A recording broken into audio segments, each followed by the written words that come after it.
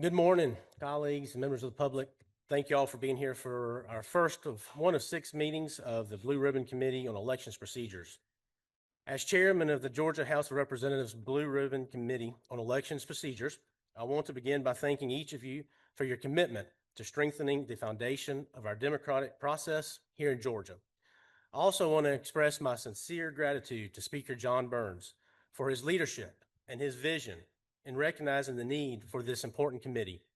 His decision to establish this body and his confidence in asking me to serve as chairman reflects a clear understanding that safeguarding Georgia's elections is not only a legislative responsibility, but a moral imperative. I appreciate his trust and his support, and I take this responsibility with great seriousness and humility. Elections are the cornerstone of our republic. The legitimacy of our government, local, state, and federal, rests squarely on the public's trust in the electoral process.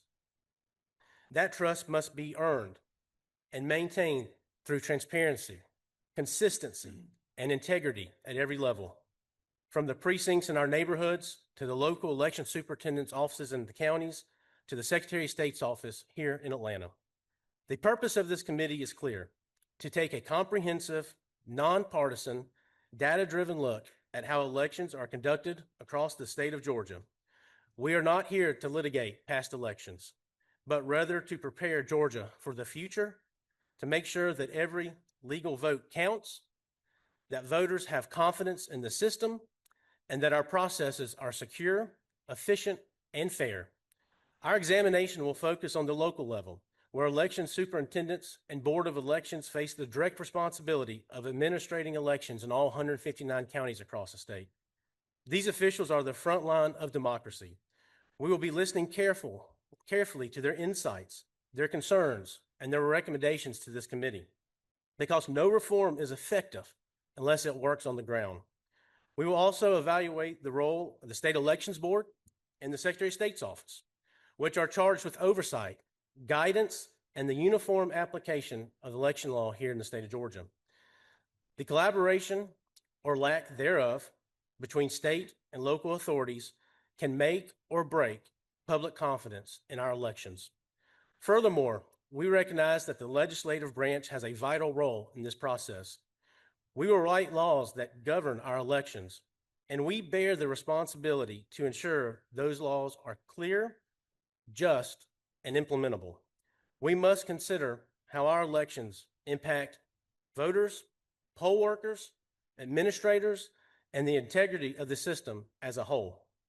This committee will look at every part of that system, including voter registration and list maintenance, absentee and early voting procedures, election equipment and cybersecurity, chain of custody of ballots, training for poll workers, and post-election audits and recount protocols. Our guiding principle throughout this work will be simple. The right to vote must be protected, and the value of that vote must never, ever be diluted, whether by error, negligence, or misconduct. We will be conducting public hearings, soliciting testimony from experts and stakeholders, and visiting local elections offices across the state. Our process will be thorough, transparent, and inclusive. Let me be clear. This committee is not here to advance partisan agendas. We are here to do the work of Georgians of every political background and asking us to do, ensure their voices are heard and their votes are secure. In the coming months, we have a responsibility and an opportunity to demonstrate that Georgia can lead the nation, not just in turnout or innovation, but in trust. We owe it to the voters, we owe it to our institutions, and we owe it to future generations. Thank you for your dedication to this important work. I look forward to working with my colleagues up here in service to our great state and its democracy. Now I will turn it over to Vice Chairman of this committee for opening comments, Chairman Victor Anderson. Thank you, Mr. Chairman. When I look out over the audience, I see a lot of familiar faces. A lot of you came before our committee this past year and testified, and the stance of this study committee is pretty much the same as our governmental affairs elections subcommittee and the governmental affairs committee as a whole. I did want to mention that today is the first of 6 hearings that we're going to hold Today is what we kind of term as an educational day, so that all the members of this committee and anyone who is watching can kind of see where we are, how we got here, and how our systems work now. Subsequent meetings, with the next meeting, we will actually be working with local government officials. We'll have representatives from several different size counties, several different makeups, that sort of thing, come in to talk about how elections work for them. What works, what do they have to make work, and what just doesn't work. So that's the way that we're approaching this. There are no predetermined conclusions for this committee whatsoever. Everybody here is coming into this with the intent to study and to learn the process and to try to reach a level to where we can determine what type of legislation going forward needs to be passed. We do have, as the chairman said, we do have a sign-up sheet for public comment. Public comment will be allocated as time allows. We did put a 4 o'clock firm cutoff date today. So once we finish the presentations and discuss, we will begin working in order of sign up through the public comment list. If for some reason that gets pushed off, we'll carry over anyone else to the next meeting, which will be in August. Written comments and testimony are highly encouraged, especially if you have particularly detailed information and consideration you'd like to present to the committee. We've already received several over the last few days and the last week that has been disseminated to all the members of the committee, and we will continue to do that. If you have written testimony or written comments you want to make, send them to the chairman, myself, and to Molly, our analyst, and we'll make sure that all that information gets to every committee member.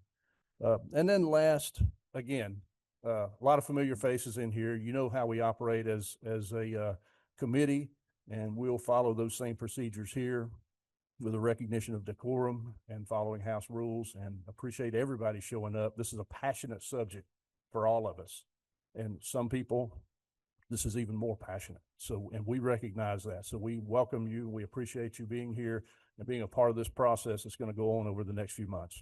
Thank you, Mr. Chairman. Thank you, Chairman Anderson. Now we'll start with member introductions and brief comments. We will start with Chairman Leverett. Mr. Chairman, I don't have any comments. Thank you. Representative Draper.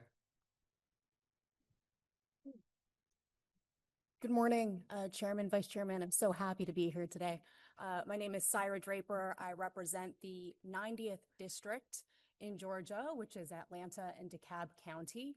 And as someone who's been involved in the election world, election law, voting rights for quite a few years, I'm thrilled to be a member of this committee. One of my great frustrations with election legislation is that it seems often rushed through.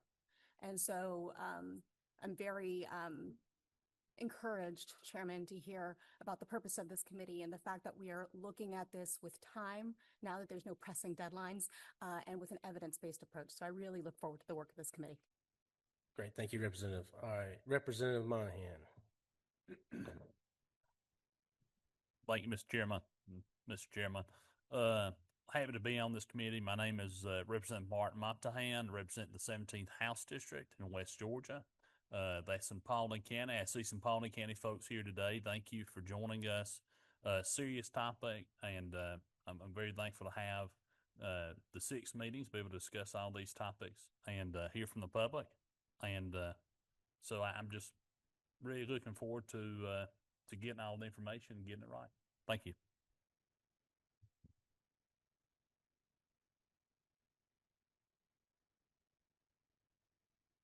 Thank you, Representative. Representative Kelly. Thank you, Mr. Chairman. I just want to say that I'm honored to have the opportunity to serve on this committee with you and our Vice Chairman. I appreciate the Speaker's confidence in allowing me to be here and for the wisdom that he saw to stand up this committee. There is nothing more fundamental and foundational to our republic than safe and secure elections. I think what we're doing here by taking a measured and studied approach will benefit our state and our system as we move forward to our next legislative session. I'm proud to see my local elections director, Noah Beck, here with us. I certainly appreciate the work that him and our election supervisors do across our state. So honored to have some people from back home here. Mr. Chairman, look forward to serving with you. Look forward to hearing the input from all the citizenry in Georgia as we move through the process. Thank you. Thank you, Representative. Well, we will start this hearing this morning, hearing from Mr. Blake Evans. He is the Elections Director, State Elections Director for the Secretary of State's Office. He's going to be presenting a presentation on elections procedures and processes. Mr. Evans, we do appreciate your time today. We do know there is a special primary runoff today, so we know your time is very valuable, but thank you very much for being here. Members of the committee, I ask that we let Mr. Evans get through his presentation and hold all of our questions to the end. Mr. Evans, you have the floor. Thank you. And members, his presentation is also in our packet. All right, Mr. Chair, thank you very much. And committee members, thank you all for having me. I'm excited to be here today. And I want to start, you made reference that today's primary runoff day for the Public Service Commissioner special contest. So I want to start by acknowledging all the hardworking election officials that we have. I know Noah was able to make it in the room, and there might be a few others, but I know there are many that are watching online and very interested, and I'm happy that they're going to have the opportunity to talk with y'all in future meetings. But I want to acknowledge their hard work. I think one of the things that we'll talk about today is our election management system that we refer to as the Georgia Registered Voter Information System, or JARVIS for short. And one of the things we have built into it is we know at the state level if somebody logs in at an odd hour. And I think the first login from a county today was 4:46 a.m. So they were up and early and getting going, and they're working hard. And so very thankful for their diligence and dedication. I also want to thank the Secretary of State's election staff and information technology staff and all those that work on elections. I get to be the one that stands up here and talk about our processes and county processes, but it's really me standing on their shoulders, and they're the ones that make all this happen. And so I'm very grateful for them. And I'll say one thing about our staff and one thing about county election officials is we tend to be a very competitive bunch. And we not only want to be good, but we want to be great. And we want to be competitive. We work with our colleagues around the country, and we want to have the best processes possible. And one of the things that we say frequently is that Georgia leads. And so the way that I've broken out today's presentation is into 4 buckets. We're going to talk through voter registration, voter list maintenance tools, how we vote in Georgia, and also audits that we have in Georgia. And I think one of the things as I was thinking about this presentation and how to divide it up is that over the past several years, we've had recent legislation with House Bill 316 in 2019, SB 202 in 2021, and then more recently, Senate Bill 189. And with that, with technology upgrades that we've had, with processes that we've put in place, Georgia really has become a leader in elections. And even if you look at last November, we saw average wait times on election day of 2 minutes or less. And you think about that in terms of it was the highest turnout in our state's history, just under 5.3 million ballots cast. And we saw wait times on election day of under 2 minutes. Also, one thing to note, the U.S. Election Assistance Commission recently put out their EVE survey, which looks at data across all states in the country. And it looked at turnout percentages in relation to citizen voting age population.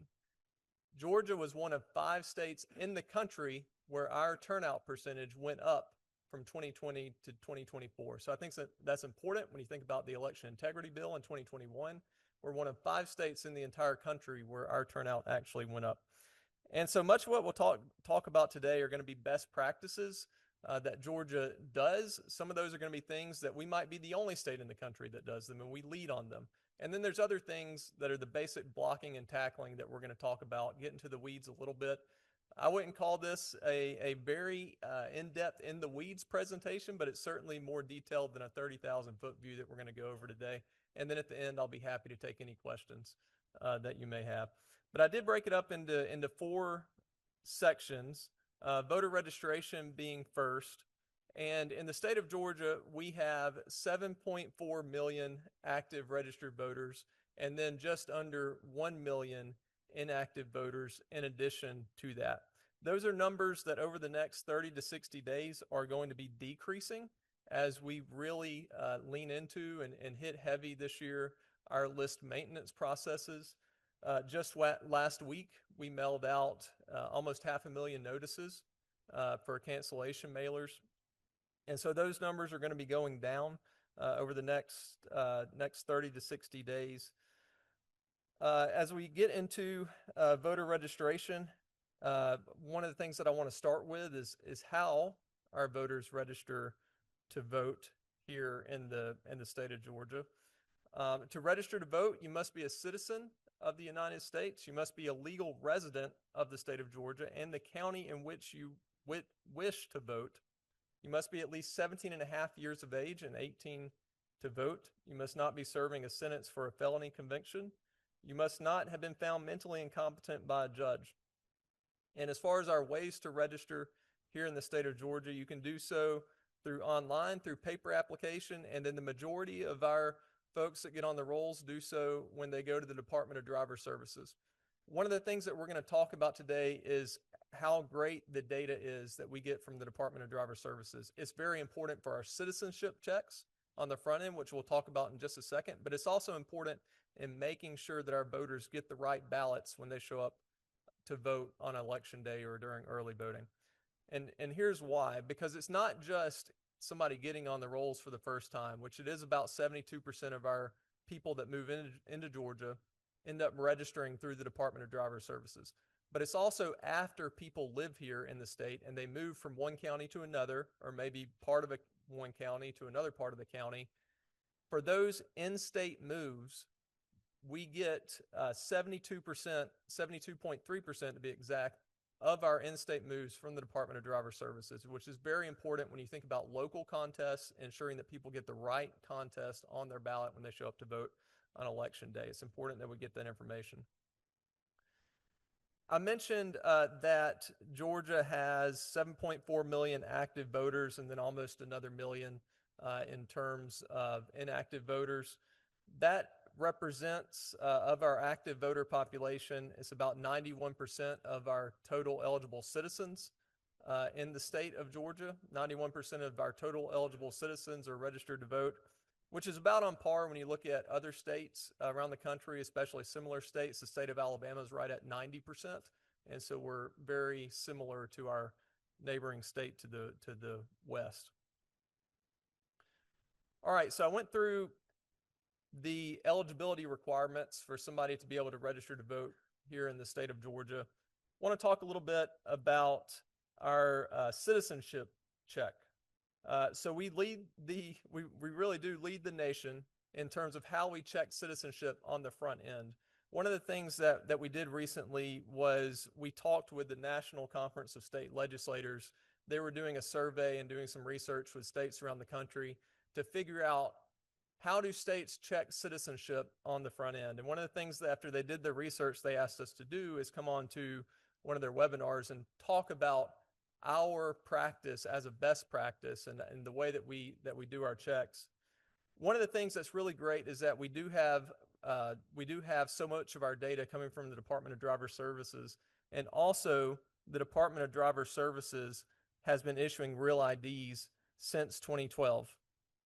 What that means is anybody that comes into the state of Georgia, they go to the Department of Driver Services, they have to prove their citizenship. And anybody who may have already been living here by the time that DDS started issuing those real IDs has since had to renew their driver's license, and they have gone and have had to prove their citizenship. So if anybody goes to DDS, they at the point of the transaction are showing that they are a citizen. Then and only then does their information get sent to us. If somebody goes to DDS and they are not a citizen, then their information never comes over for the purposes of voter registration to us. We never see that information. They can still get a driver's license from the Department of Driver Services, but it's going to say on that license limited term, and we're never going to get their information. So that's if somebody goes to the Department of Driver Services. Let's say somebody registers on a paper form. Our state law says that anybody who has a driver's license or an ID issued by the Department of Driver Services must put that number on their paper application. we have built in a systematic automated check that when we get that information put into the voter registration system, it sends it over to the Department of Driver Services and will check in a nightly batch. It will check for citizenship. And if we determine that that person is a citizen, then they can then go on the rolls as an active voter. If they are determined to not be a citizen, then they go into what we call a pending citizenship category. And they stay in that until they show that they are a citizen, until they provide evidence to their local registrar that they are a citizen. If they don't provide that evidence, then they sit in that pending category and they cannot vote. If they do provide evidence, then they do become a citizen. We do use the SAVE database, and so anybody that's through the Department of Homeland Security, anybody who does end up in that pending citizenship category, they do get run through the SAVE database to check their citizenship through that as well. And I mentioned that National Conference of State Legislators video. I put the link in the slide in case you want to go back later and view that, where we go into more detail for other states to know how we do our citizenship checks on the front end. All right, Georgia leads in list maintenance. So this is one of the things that our staff really prides ourselves on is, and we've taken the Secretary's leadership on this, is really pushing to find new, innovative ways to have the cleanest rolls that we can possibly get in the state of Georgia. And there's a lot of different tools that we use to do that. And it's not just one tool that makes our lists great or clean, but it's all these tools combined in our continued efforts to try to look for the next great thing. And so we're going to go through several of these tools because I want to provide a broad overview of all the different ones that we use. The first one being the system that I already mentioned, but that's Jarvis, the Georgia Registry Voter Information System. And we'll go into some pretty significant detail on Jarvis in just a second. The second being the Department of Driver Services and the updates that we get from those. As I mentioned earlier, we get frequent updates from them daily whenever somebody moves. If they come and they register to vote, we get that information daily. We also get periodically information on cross-state movers from them. If somebody goes to another state and gives up their Georgia driver's license in order to get a license in another state, we get that information and we'll be sending out a mailer to several thousands of individuals later this year that fall into that category. We also work with other state agencies to get valuable data. So the Department of Public Health gives us deceased data. We get felon data from the Department of Corrections, the Department of Community Supervision, the Georgia Bureau of Investigation's Georgia Crime Information Center. We also get other cross-state data. So when people move from the Electronic Registration Information Center, otherwise known as ERIC. From ERIC, we also get data from the Social Security Death Master File when people die in another state. We also get from ERIC data from the United States Postal Service when somebody files a national change of address. And again, that's another mailer that we will be conducting this year. Other tools include the Department of Homeland Security's SAVE database, which I mentioned earlier.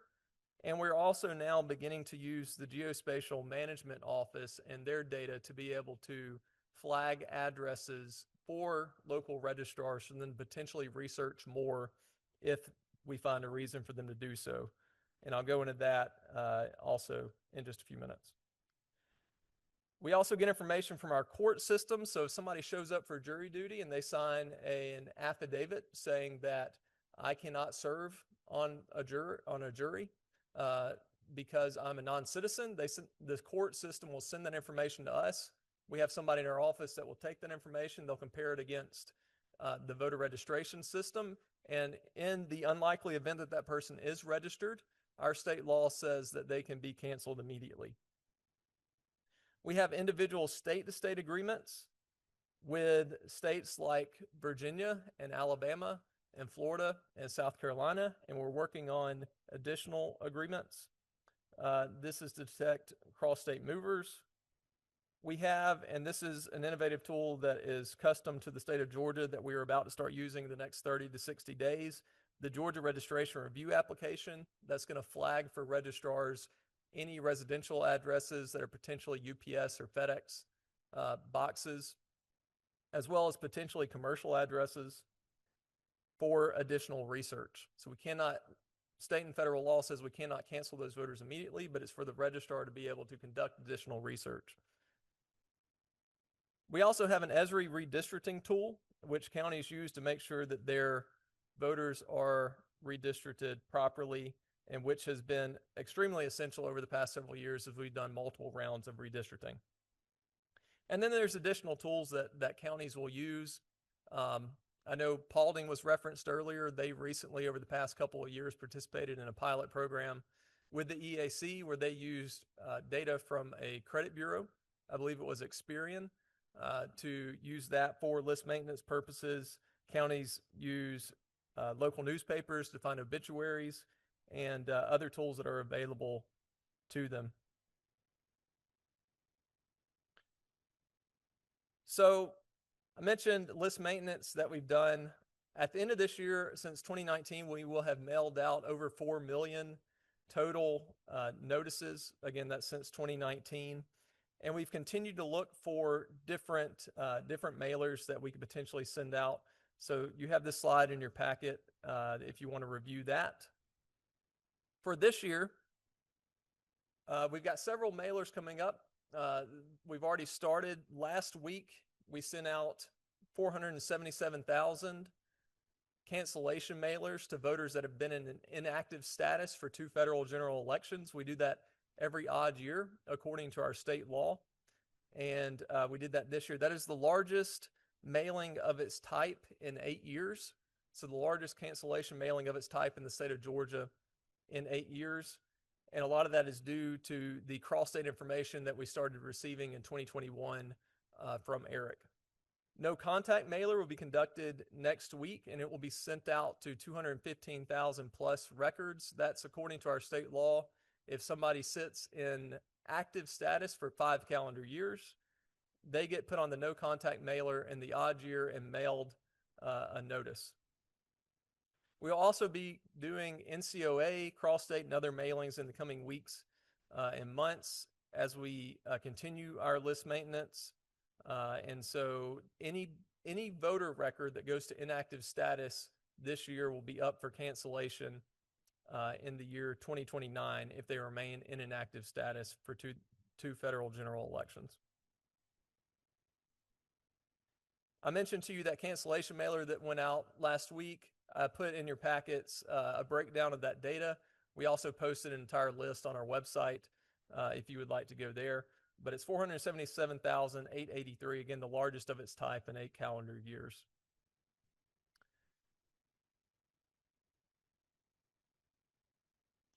All right, I want to go through a couple of the tools that we have rolled out to help with our list maintenance over the past several years, and then also look to an upcoming tool that we have. So one of the things, we're not the only state in the country to do this, but there's not many that do. There's about a handful that do, but we do have a voter cancellation request portal. The idea being that a lot of the times when we send out these notices, if all we're doing is asking voters to respond via mail, our response rate is going to be much lower than if we give them an option to be able to respond online. And so we built out a voter cancellation request portal.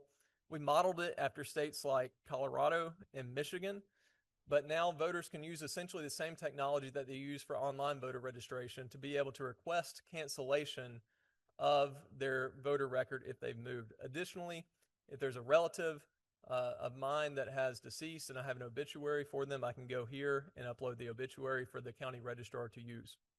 Again, it's about increasing that response rate to the mailers so that we don't have to rely on that record to sit in an active status when the person no longer lives here for 2 federal general elections.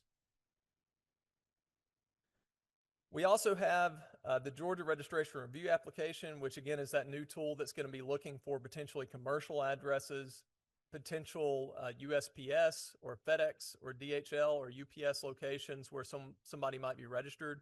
We're going to flag those for the registrar to conduct research on. And what they might find is that it's a FedEx store, where above the store is apartment complexes, and that's going to be perfectly fine. But we are just simply flagging the addresses for them to get that list maintenance process started if the person does not live at a location, if it's not an actual residential location. We're also flagging for registrars to research any residential addresses that are not apartment complexes and have 10 or more records at them. That would mean potentially that maybe it's a rental and people have moved in and out frequently, and there's some stale records there that need to get in the list maintenance process. And then we're also looking for general clerical errors. So like if a contact date is before a date of birth or something like that, maybe there's something unusual with the voter's name. We're trying to clean up the data that way by flagging that for registrars. All right, at this point, I want to go into detail on the Georgia Registered Voter Information System, which we know as JARVIS. So JARVIS is a secure statewide tool for counties to utilize as a database for voter registration and elections data. Our counties work in this tool every single day. I mentioned to you earlier that the first county logged in today at 4:46 a.m. to begin their work day on this election day. It's housed on FedRAMP compliant servers, which means it's a very high standard of security for us as a government entity. Our staff, our IT staff, and our election staff collectively work to maintain the system, and then the counties work on the data within that system. And it's more than a voter registration system. It's a complete election management system that we have built out as a custom solution. And one of the benefits of our model as a state is that we are very much a top-down state. If you look at other states around the country, many of them are going to have, each local jurisdiction might have a different voter registration system vendor, and that can potentially cause issues as voters move within that state and they're having to work across multiple vendors to prevent things like duplicates and other things. But we have one statewide system that every single of our 159 counties use, and it has many parts. So it's used as a voter registration system or a voter roll database. We use it for voter credit and an election history database. So it stores for all of our voters information on whether or not they voted in elections going back through the history of their record. It's used as an absentee ballot management system. So our counties use it as they are issuing and receiving absentee ballots to verify those ballots when they're returned and to issue them when they receive applications. We have an elector list maintenance module that's used to process confirmation notices that get sent out. It's used as a candidate module for candidate qualifying.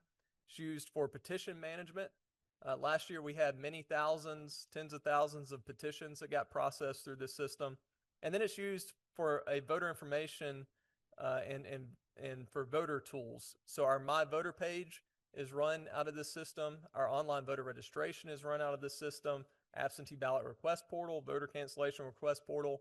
And then many of you may be familiar that if you go to our website, you're able to download particular data from our website, like an absentee voter file or a voter history file. All that is generated out of JARVIS.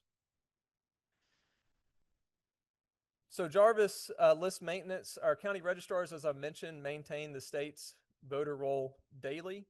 We get real-time updates and requests from our online voter registration and My Voter page. If a voter goes on there and requests a change of address, they can submit it and it appears on the voter or on the county's dashboard immediately. We also get real-time updates from the voter cancellation request portal, the absentee ballot request portal, and then there are other functions that it serves as well, like issuing letters or preparing letters to print for county registrars. On a nightly basis, our system will check against the Department of Driver Services. It will run citizenship checks. It will also grab any information that came in the previous day from the Department of Driver Services. Our system checks for duplicates. And so if a registrar has processed a paper application and they conducted some searches and didn't realize that that person was already registered in another county, the system will check and prompt the registrar to merge those two records so that any one individual only has one record. On a weekly basis, we process vital records, or our counties process vital records from the Department of Public Health. And then on a monthly basis, we process felon records as well. And so when a county logs in, this dashboard view is what they see.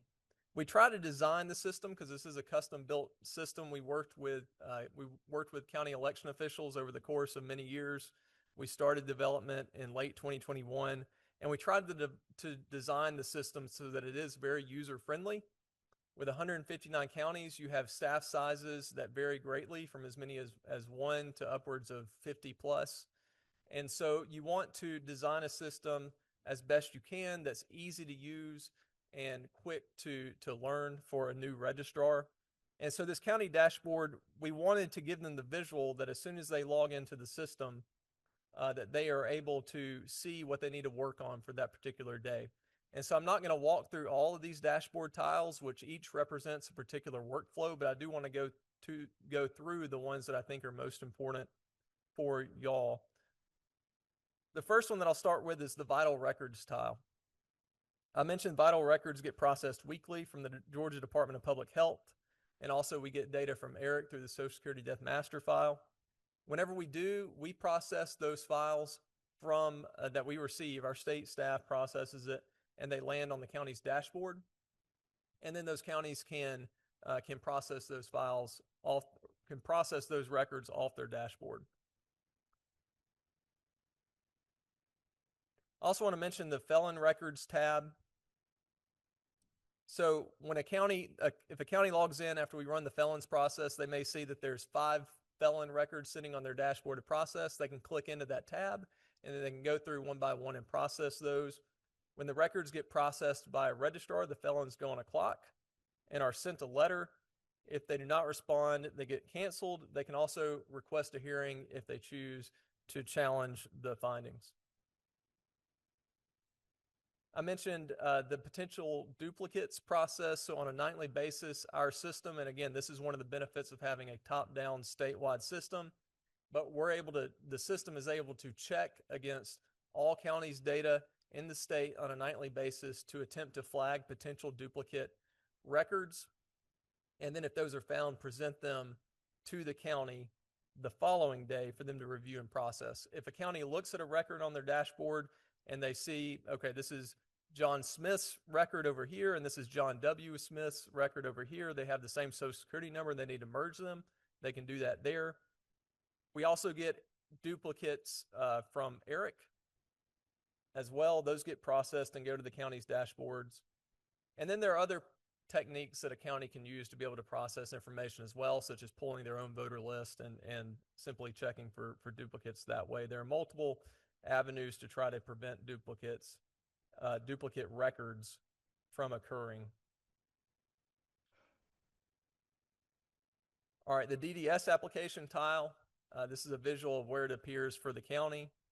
When someone goes to the Department of Driver Services and they do not opt out of getting their information sent to us, if they are a citizen, then their information gets sent to us. And it'll go on the county's dashboard here. Again, 72.3% of voter registration updates come through the Department of Driver Services. That's not new applicants, but that's within state moves. So 72.3%, again, that's making sure that when somebody shows up to vote, they're voting in the proper local elections and getting the proper ballots. And that automated process that we have with the Department of Driver Services does that and is the best source of data in the state that we have for within state movers. And also, one of the great things about our automated process that we have built out with the Department of Driver Services is because it's presenting the data to the county registrar within the Jarvis system, the counties are able to review, and then if it is accurate, simply accept the information and simply accept the information and simply accept the information. They don't have to manually enter it as well. We have the online voter registration application process. If somebody has a driver's license, then they can use our online voter registration process. Again, they have to swear that they meet all the requirements of a voter that's presented on this slide. They have to swear to those things, and if they have a driver's license number, they're able to use our online voter registration.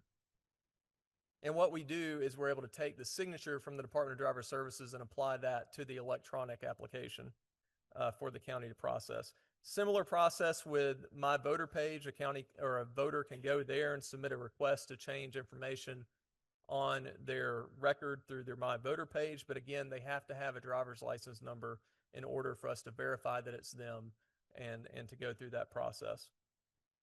And then there are a few other checks, like their name has to match exactly what's on their record in order to submit that information to us. So another tile that we, as building out our custom solution and working with county registrars, we built out a tile that we call records to review. Because what we found with our older voter registration system, our legacy voter registration system, is there were always anomalies that we would find at the state system, and we would need to send out some Excel files to counties for them to review particular records. So what we did is we built in a process with Jarvis where we can populate counties' dashboards with records that we've identified for them to review. That when we get records that we identify as potential UPS or FedEx stores, or potentially a DHL store, this is where they're going to populate on the records to review tile. And a county can review these. We also, within this tile, have built in SOS guidance from our attorneys that they have reviewed. So if a county's wondering, okay, I've got this record flagged to me, what do I need to do with it? They're able to read that guidance tab and process the record accordingly. And then finally, this is the newest part of our dashboard, but it's a potentially ineligible voters application within Jarvis. Because what we found is we will periodically get information from, say, the court system of somebody who has been found to be mentally incompetent, or somebody who has declared that they are a non-citizen, and they're not registered to vote at that moment in time. But the question that we got from registrars is, how do I prevent this person from registering in the future? Because they didn't want to have to reference a stack of paper every time that they got an application in. And so we built this module out called Potentially Ineligible Voters, where a county, if they get one of those documents in from the court system or from us, where somebody is ineligible, they can put that person's information in here. And then if that person applies in the future, they'll be flagged and prevented from voting. All right, so that's the high-level overview of the Jarvis system. That is a custom solution that we have built out, again, with the help of our county election officials. At this point, I want to go into how Georgia votes. I mentioned that last year in November, we were one of only 5 states in the country that saw our turnout increase in comparison to our citizen voting age population.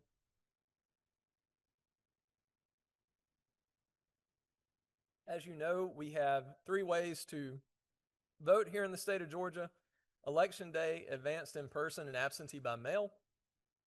On a typical statewide election, we will have about 2,300 Election Day locations open statewide. On a typical early voting period for a statewide election, particularly a larger one, we'll have about 360 advanced voting locations statewide.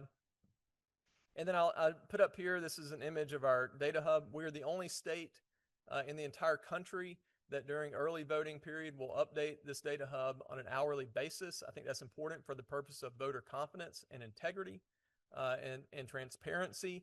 Anyone who wants to, no matter where they're at in the country or within the state, can go to our webpage during an early voting period for a state election, and they can drill down, find demographic information about who's turning out to vote. They can see what areas of the state or the jurisdiction that's getting the most turnout, and drill down and send the information that way. Here's a breakdown of what we saw in November. So this pie chart here, 71% of people that turned out to vote in that election voted during advanced voting. On election day, we saw 23% of the turnout, and then absentee by mail was at 6%. If you were wondering, 6% is right on par to what we were pre-COVID. So we didn't really see an increase after COVID. It went right back to what it was before. again, this is that data hub that I mentioned to you. I would invite you to go to our website. You can drill down even to see the statistics from last week as counties were conducting early voting for our special election runoff. You can see the day-by-day breakdown. You can see demographic information. And then our voting system. We've got four main components of the voting system that I put on here. One is our no-ink poll books. So no-ink poll books are what, when a voter goes to vote at their polling location, either during early voting or on election day, they present their photo ID and they are able to check in to vote. What we found last November is about 96 to 97% of people will present their driver's license and will get scanned by the poll book, which is essentially an iPad, and their record will be pulled up. One of the great things about that is since it's scanning a driver's license number, we don't have to rely on data entry to be able to pull up the correct person. So it ensures accuracy. It is also a big reason why we're able to have those small wait times, especially during advanced voting. It's the poll books. And as soon as somebody checks in, within about 5 minutes of them checking in, their information goes up to Jarvis, and that prevents potential double voting from somebody potentially trying to get in an absentee ballot or something like that. So the other components of the system, the Dominion ballot marking devices, which all know very well, essentially a fancy pen, a Dominion ImageCast precinct scanner, and a Dominion ImageCast central scanner. A central scanner is the scanner that's a high-speed scanner that's at county election offices that they use to process absentee ballots. All ballots produced by the voting system in Georgia are on security paper with a unique watermark. It's one thing I'll note for you. If you see or read anywhere in the news that another state is the first state to use security paper, that's not true. We are the first state to use security paper statewide in our elections. All right, I want to talk about audits. So Georgia leads in audits, and a lot of this is the great legislation that we've had and that has built out our audits, starting with House Bill 316 and then being expanded with subsequent legislation that we've had, and also the hard work and dedication of our election officials. But one of the part of the reason why we lead in audits is that we don't just do one type of audit. So I worked in Escambia County, Florida, which is Pensacola, and one of the things, or the way that Florida audited at that particular point in time, was they would randomly select 2% of their precincts, and that was it. But what we do are multiple styles of audits, and we use math and statistical information to be able to determine how many ballots we need to audit for a risk limiting audit. And if it's a smaller margin, of course, you're going to need to audit more ballots because it's a smaller contest, and we're not on a fixed percentage. And even if you go back to 2020, we audited all the ballots because it was a very tight margin. We also did, for the first time in November 2024, a ballot image audit, and we included in your packet the printout of that report. And then other audits that we've conducted include equipment, health checks, parallel monitoring, and site assessments, which I'll detail a little bit in just a minute. So risk limiting audits, the code section for those that has been expanded over the years is OCGA 21-2498. RLAs are required after statewide and or federal elections. And so since this is a statewide runoff election, counties will be auditing this contest in the next 2 weeks. Georgia's first statewide RLA was in November 2020 following that general election. Georgia has one of the lowest risk limits in the country for our RLAs at 5%.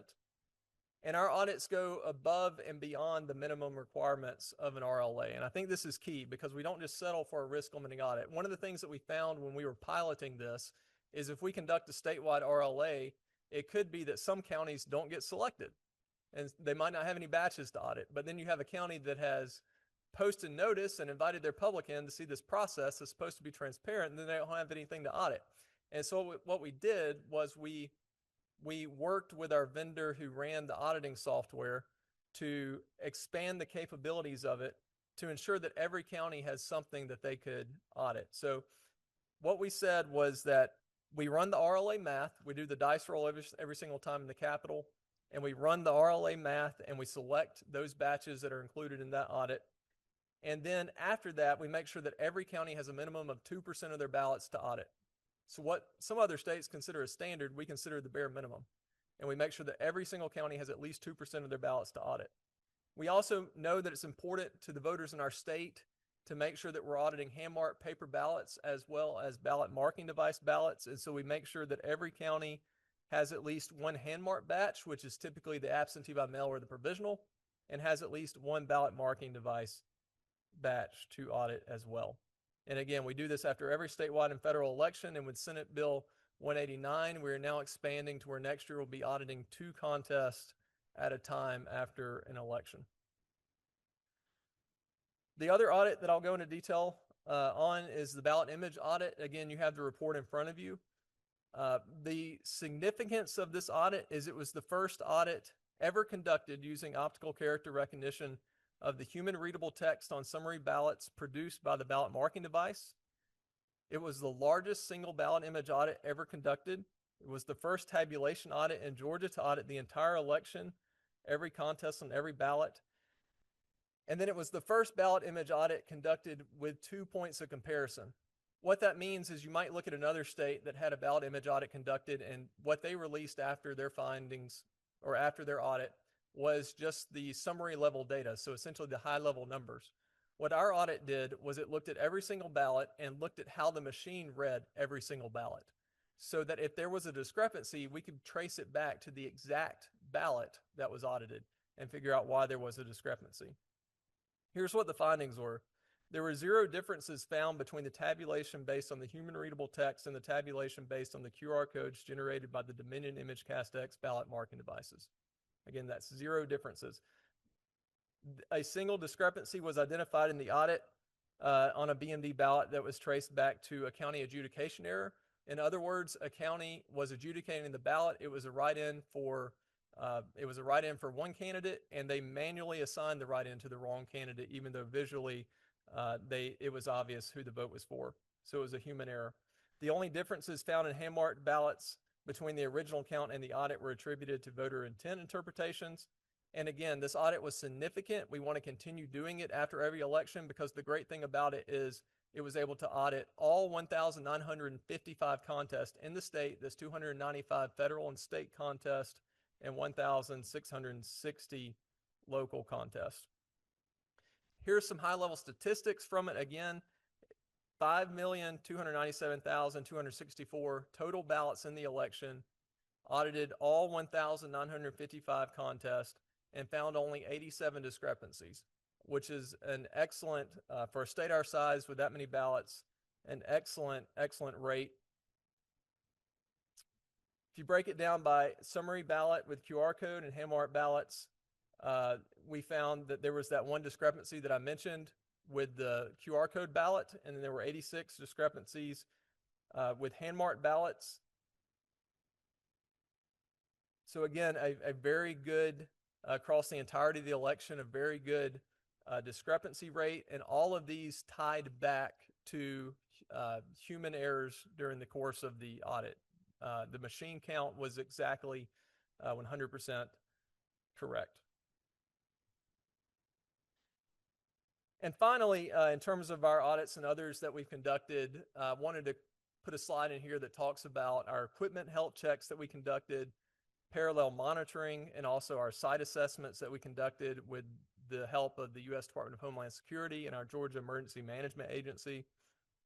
So before the November 2024 election, all counties were visited by Secretary of State staff members to assess the health of their equipment.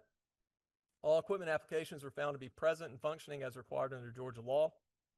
We conduct parallel monitoring in our state, which means that after voting has started, county equipment is randomly selected and tested on day of voting to confirm continued accuracy of the equipment.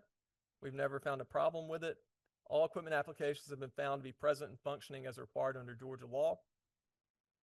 In 2023 and 2024, our office also partnered, again, as I mentioned, with the Department of Homeland Security and GEMA to conduct security assessments of the storage facilities all across the state. So every single county storage facility was part of this check. In 2020 and 2023, we had a voting system testing laboratory come out and conduct on-site hash validation of equipment post-election. And then we also have given counties a hash validation tool that they can run before any time that they begin logic and accuracy testing to ensure that the equipment that they have in their office is proper before they begin conducting the election. Again, no anomalies have been found from that. All right, so in conclusion, as I mentioned, our staff and our county election officials are very competitive. We work very hard to make sure that the citizens of our state, of our voters are able to, and our voters are able to participate in elections that are secure and accurate and are the most audited in the entire country. We lead the country in accurate voter lists and keeping non-citizens off the rolls. We utilize all available voter list maintenance tools to keep our lists clean. Again, by the end of this year, we're going to have over 4 million notices sent out from our mass mailings since 2019. And Georgia's paper ballot system is secure and accurate, and that's been proven by multiple audits over the course of many years. One thing I'll mention again on the audit portion of things is it's one of the unique things that we do is we don't just audit one thing. We audit both the ballot images. We did that by looking at all 1,900 plus contests. And then if there's anybody out there that doesn't trust the ballot images, we also audited the ballots themselves, which is a completely public process through our risk limiting audit. So that's a belt and suspenders approach, a very thorough way of doing it. So with that, that concludes my slides, and I am happy to take any questions from the committee. Thank you, Mr. Evans. We really appreciate your time today. And before we get to the committee questions, I saw a lot of people in the audience taking pictures of the slideshows. Just want to let you know, all video of committee hearings and documents presented will be posted on the committee's website after the meeting. So this presentation will be posted, if not later today, tomorrow, along with full video from the hearing today. So just want to let everybody know that. All right. Thank you, Mr. Evans. Members of the committee, do you have any questions? Mr. Monahan. Thank you, Mr. Chairman, and thank you, Mr. Evans, for your testimony and presentation today. Tell me a little bit about ERIC. So what is ERIC today? How many member states does it have? So ERIC is the Electronic Registration Information Center and has about 23 or 24 states, plus the District of Columbia. And we are one of the member states of it. Our neighboring state in South Carolina is one of the member states of it. And what we are able to do, what we do in our agreement with them is every 30 to 60 days, we will send to them a hashed voter list and a hashed driver services list, and they're able to take it and produce certain reports for us. The reports they produce are cross-state movers, so between our state and any of those other 23 or 24 states, they check for those, they send those back to us. We're able to conduct a mailing off of that and get those people in the list maintenance process. They also check for duplicate registrations. They check for against the NCOA database and can send us back a list of anybody that's filed an NCOA. And one of the cool things that they're able to do as well is efficiently, after a federal general election, we participate in what we call their voter participation report program. And so they take our voter credit and compare it against the voter credit from other states and are able to find potentially people that broke the law by voting in multiple states. That's never a large list, but it is, even one is one too many. And so we get that list back from them and we're able to get to our investigators and be able to track down if a crime was committed. So again, that's cross-state movers, NCOA, duplicates, and then they also send us back deceased data from the Social Security Death Master File as well. Thank you. And what is your role at ERIC? So they have an executive committee. So essentially from the member states that are there, there's an executive committee that can meet and potentially propose to the larger body bylaw changes or agreement changes if we think that there is any. I am currently the immediate past chair of that committee. For the past year, obviously, I served as the chair. Other members of that committee, the elections director of South Carolina is on that committee. But it really just gives additional insight into making sure that ERIC is following the proper security standards and doing the things that they need to do. And when did your term end as chairman? It was in the spring of this year. Okay. So about March, would you say? Yes, sir. Okay. And when did the state of Georgia join ERIC?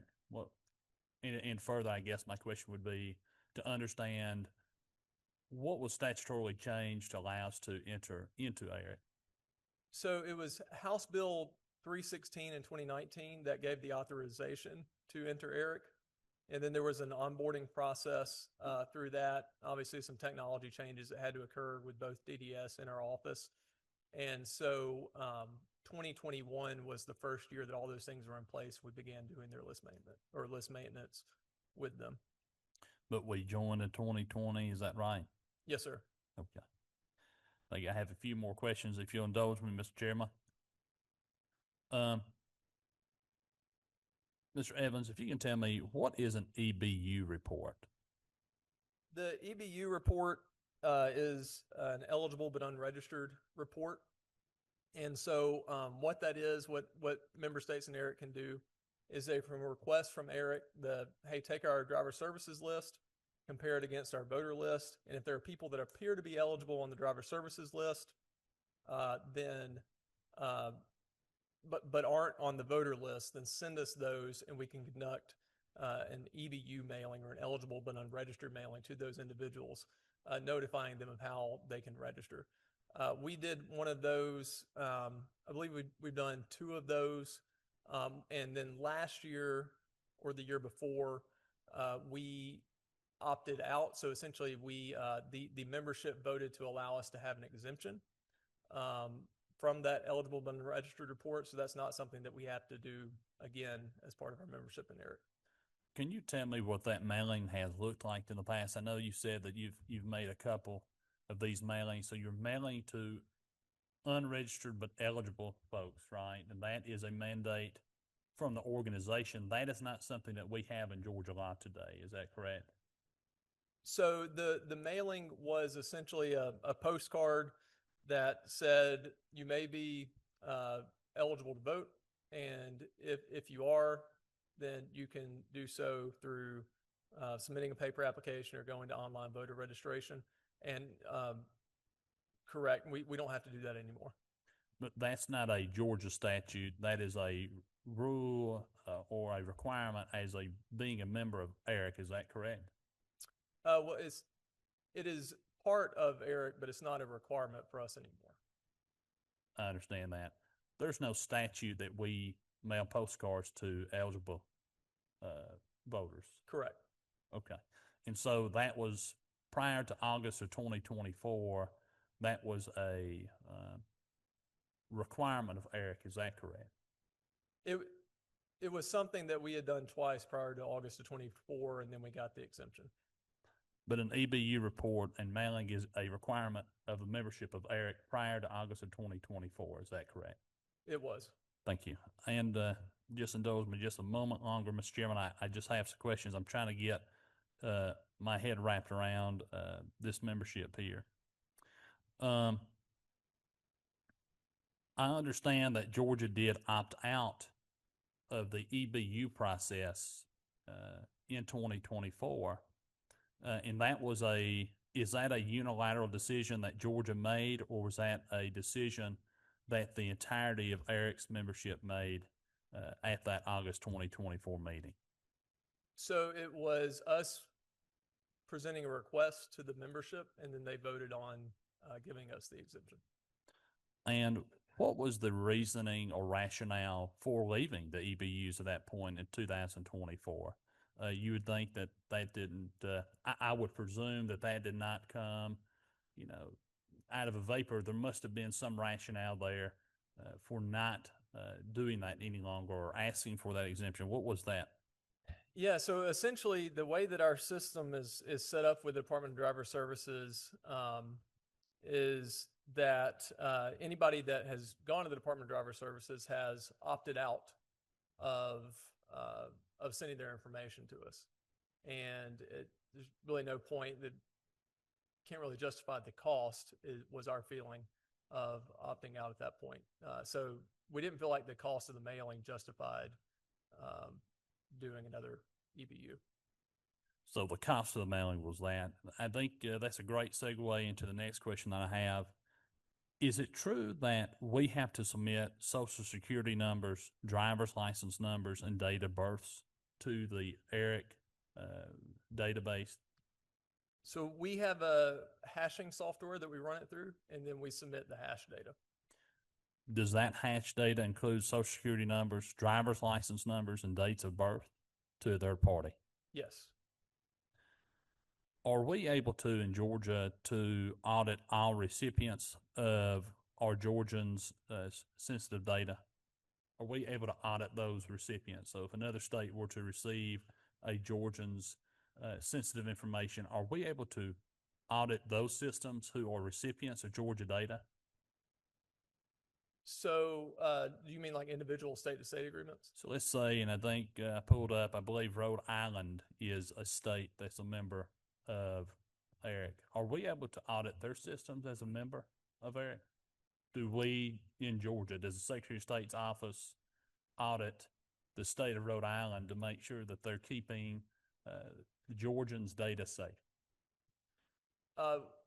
So one distinction that I'll make is that they never get our raw data. So what they might get might be a string of characters or numbers, but they're never getting social security numbers from Georgia in the state of Rhode Island. So there's no identifiable information that Rhode Island receives from Georgia. They're getting names and then mailing addresses so that they can conduct mailings to our voters. It only if our voter record is appearing on our list and their list, and the more recent activity is in our state, then it would appear on Rhode Island's list because it would look to them like that voter had moved to Georgia. But outside of EBUs, even for voter list maintenance, we're not sending information like social security numbers. They're not receiving identifiable information. They are not. Okay.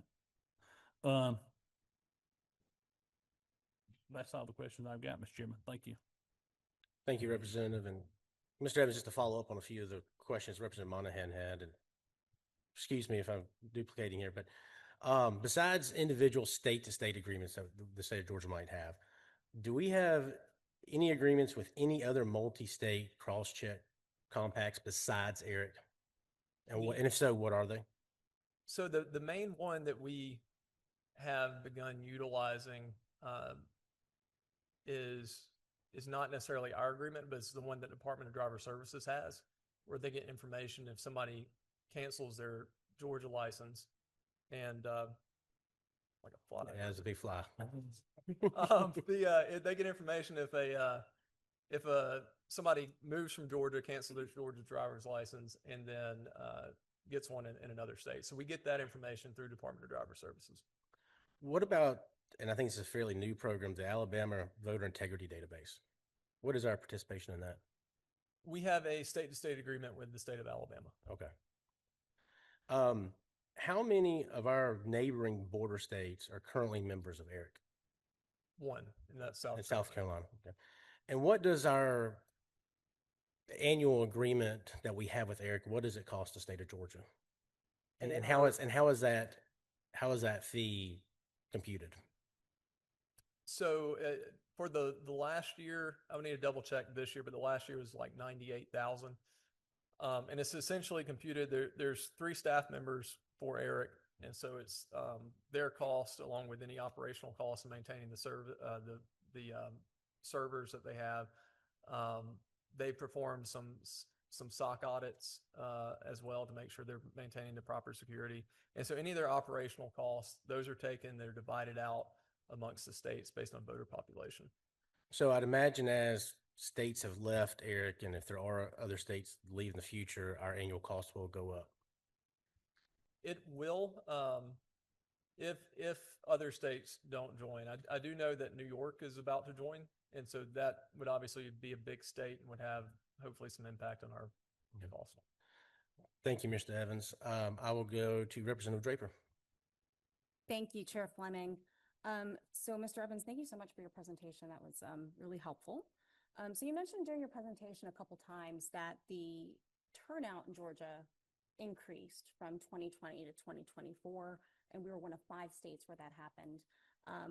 My question is simply, does that increased turnout account for the increase in population in Georgia? So it would be based off of citizen voting age population from the EVE survey. And so it says citizen voting age population was calculated as, for 2024. So it would account for I would presume from that it would account for the population growth. Okay.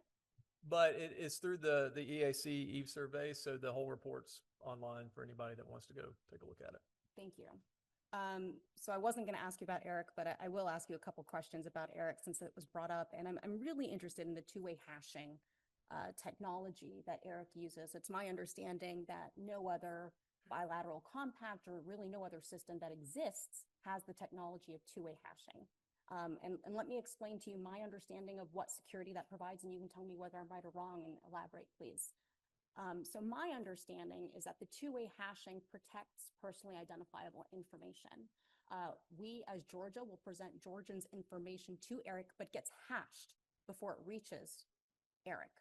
So ERIC never actually has my social security number. They basically have a combination of digits or letters or something that represents my social security number that only an algorithm can read, that a person cannot read. So even if that information were hacked, and ERIC has never been hacked, but even if it were hacked, what the hacker would receive is these hashed codes as opposed to my social security number.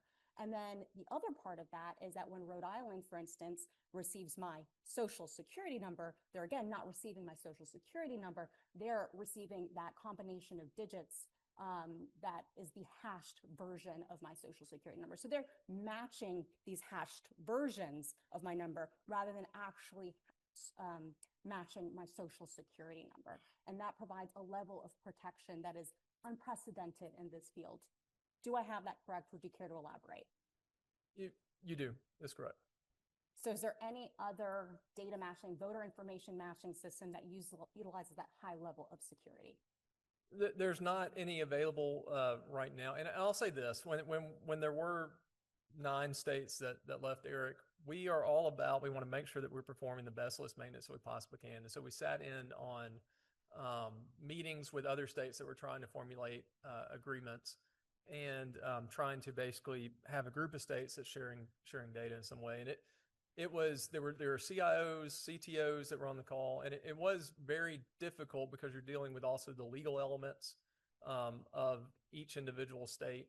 For example, Florida doesn't protect full dates of birth. We do protect months and day. And so if we send them our full dates of birth, there was a question about whether or not they can protect it. And then on the technical side, some states' laws are different on what if an IT vendor comes in and wants to, one state wants to outsource the analysis from the data to from an IT vendor. Some states don't allow that vendor to be a part of the process. And so it's a lot of technicalities that don't exist anywhere other than ERIC right now. So what I hear you saying is that to do one-on-one bilateral agreements with different states, you have to account for all these different laws in the states. You have to account for all these different conditions in order to properly secure our data? You do. And we do for the states that we have state-to-state agreements for. Okay. So let me ask you about cost then, because you said to be in ERIC last year, it was $98,000. Was that for Georgia specifically? Yes. Okay. So how would you compare that to the cost of effectuating bilateral agreements with states that are not in ERIC? It's much more cost effective to do the analysis with 23 states through ERIC than what it is to do one comparison with one other state. Do you have a example of a number? Like what is the cost with Florida, for instance? Well, so I know in the two states that we've done a comparison with so far, Virginia and Alabama, for each state, it took a series of meetings and, probably about a week's worth of work to be able to get both IT departments to where they were comfortable with the way each other was going to share the data, and then share it and then conduct the analysis on top of it to be able to get the information. And then you have to essentially scrub the data and provide evidence to the other state that you have cleaned it. And so, I mean, you're looking at about a week's worth of data, whereas it takes, 3 or 4 hours to be able to prep a file to send it off to Eric. So what I'm hearing is a bilateral agreement is more expensive, less secure, and less efficient than doing that work through the ERIC compact? For any state-to-state agreements that we do, we make sure that we are securing the data. So I want to be clear on that. With that said, it is much more costly to do a state-to-state exchange, and much more difficult and more time-consuming than what it is to do it through ERIC. So I certainly understand that you are being as secure as you can be with the bilateral agreements, but for instance, you said with Florida has a law that they have to release the social security numbers, right? So that Full dates of birth. full dates of birth, excuse me. So that if you have this interstate compact with state-to-state compact, excuse me, with Florida, does that mean that my full date of birth gets released in Florida, or is? So we have an agreement with them, but we've not done an exchange because that has been the issue. We will not sacrifice security of our voters' data. So is the other side of that then that the data is less reliable because you are not exchanging full dates of birth? It could lead to looser matches, which is part of the reason why we haven't done an exchange yet. Okay, and just to reiterate, none of these bilateral compacts use the double hashing that secures the data within ERIC, is that correct? We do make sure proper procedures are in place. Both IT departments make sure that they're comfortable with the secure exchange of the data. So I don't want to get too much into the weeds there. But it's not the double hashing technology. It's not the same technology, but it is a secure method that is used to transmit the data. Okay, thank you. And then last question on a different topic, if you don't mind, Chair. You mentioned the audit that you conducted this year, the ballot image audit that I understand was new this year. Could you tell us the cost of that audit and what it would cost to do every year from here on out? So the cost of that one for the initial implementation was and all of the services that came along with it was between $1.7 and $1.8 million to conduct it for the November election. For future elections, we'd be looking at between $300,000 to $400,000 per election. Million? 300 to 400,000 per election, since we already did the upfront implementation. Thank you so much.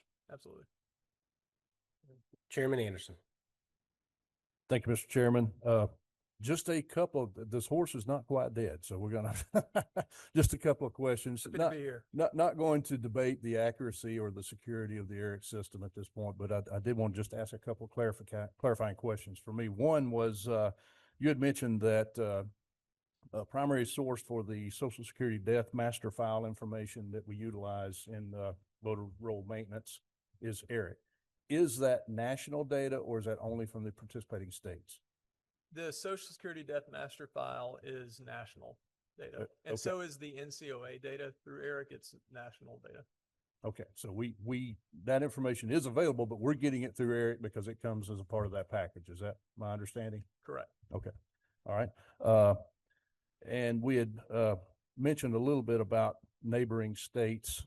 Just a question did I hear you say that New York is considering entering into ERIC? My understanding is their legislation is passed, so they will be entering, but there is an onboarding process. So they're on the front end of starting that onboarding process. Okay, just from when we started having some discussions around this, pulling some simple data, migration data from the Census Bureau, the top 8 states that people move to Georgia or from Georgia to: Florida, Texas, New York, California, North Carolina, Tennessee, and Alabama.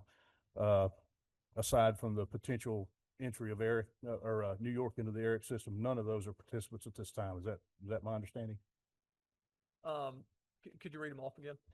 Florida, Texas, New York, California, North Carolina, Tennessee, and Alabama. That's correct. Okay.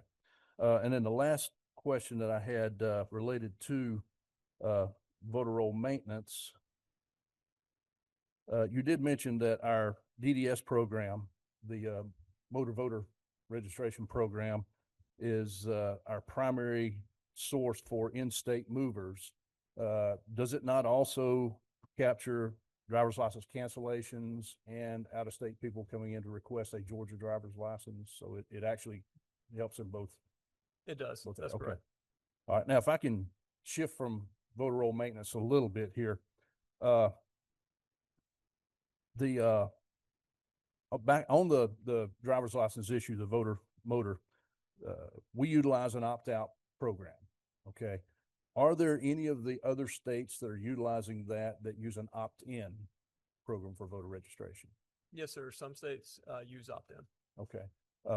And is there any data that we've seen stating whether that option is comparable to the opt-out version or vice versa as far as accuracy?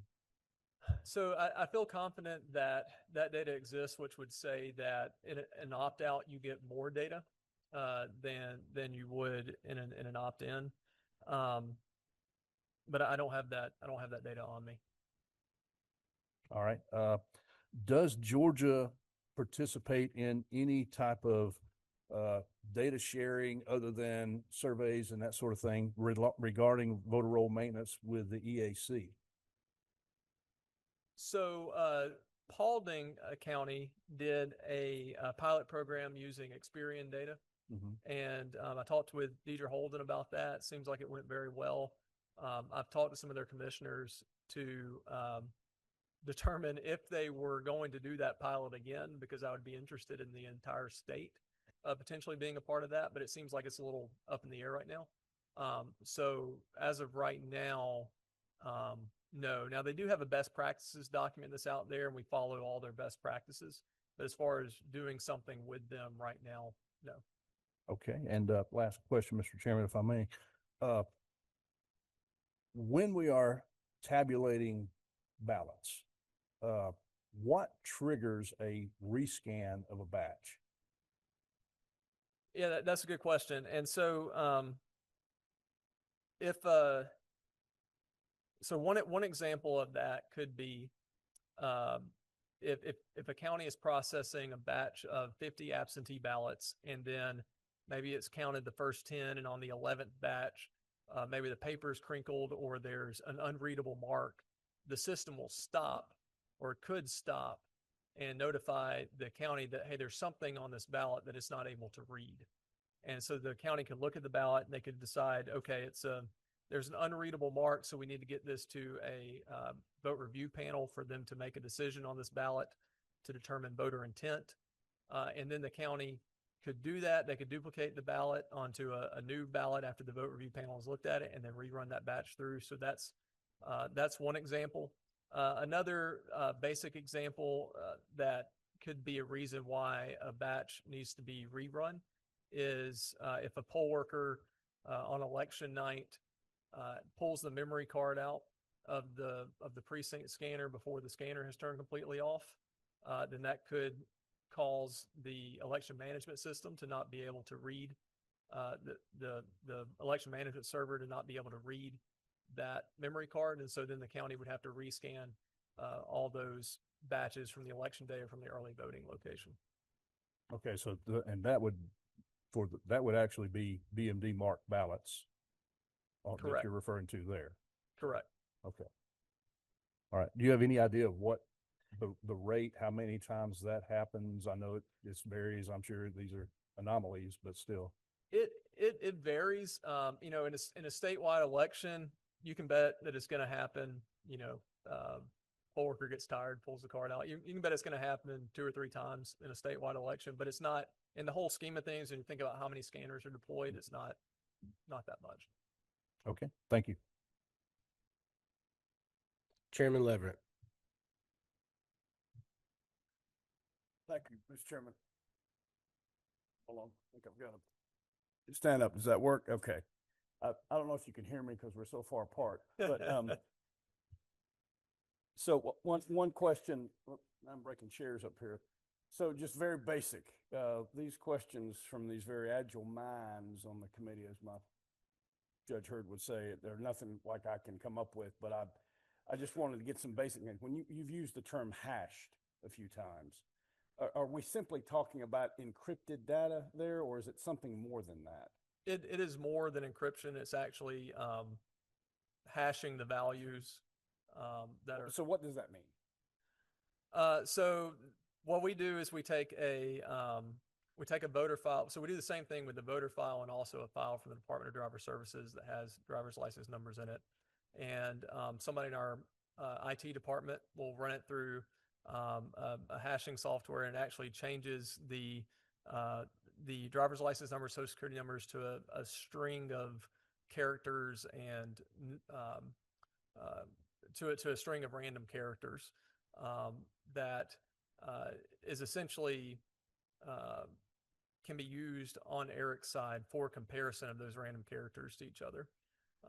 And so for a more technical answer, I can connect you or with somebody in our IT department, but that's my understanding of it. So I suppose essentially it's just a type of process that ensures that when that, I'm assuming it's transmitted as electronic data to them, if it's intercepted, unless you've got special keys or other, what was done on this end, the data is just gibberish.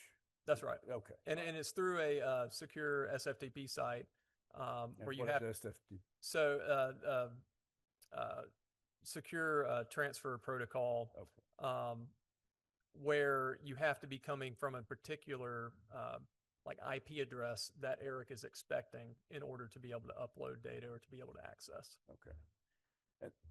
So my understanding is, at least now, there is an argument that Eric is the sort of the best option you have for running voter list maintenance with using sort of recognize the fact that people don't just always move within one state. They sometimes move from state to state. And I would assume your office feels that that is the best system of the options available out there at this point. Well, so I do want to make sure I'm clear on that, in that it's not an either or to us. We want to do it all. We want to get all the data. We want to capture all the cross-state movers. And right now, that's the most efficient way to capture 23 states at one time. Now, the more efficient we're able to do those, the more time that we have to spend on doing state-to-state agreements with Alabama and Virginia, because we still want that data too. It's just that the reality is it does take more time to do those individual agreements and exchanges than what it does through Eric. And would not some of the problems you've mentioned with like Florida or Alabama, because of differences in our law, also apply across the sort of platform of Eric, because you've got all these other states with different laws as well? Well, so they're not getting our actual dates of birth or our actual social security numbers. And so they're just getting that string of characters. So it's partly, I think, because then of the technological system that is used at that level. That's correct. Okay. One other question, or one or two other quick questions, Mr. Chairman, I hope. With respect to audits, you've got risk limiting audits, and then there were some other types of audits you mentioned. So when you're running an audit, we talk about that a lot, but I'm always curious, what exactly does that mean is happening? Is a set of human eyes looking at a bunch of pieces of paper, or are humans processing paper through the same machines they were processed through on the night of the election? Or is that not fairly characterized it either way?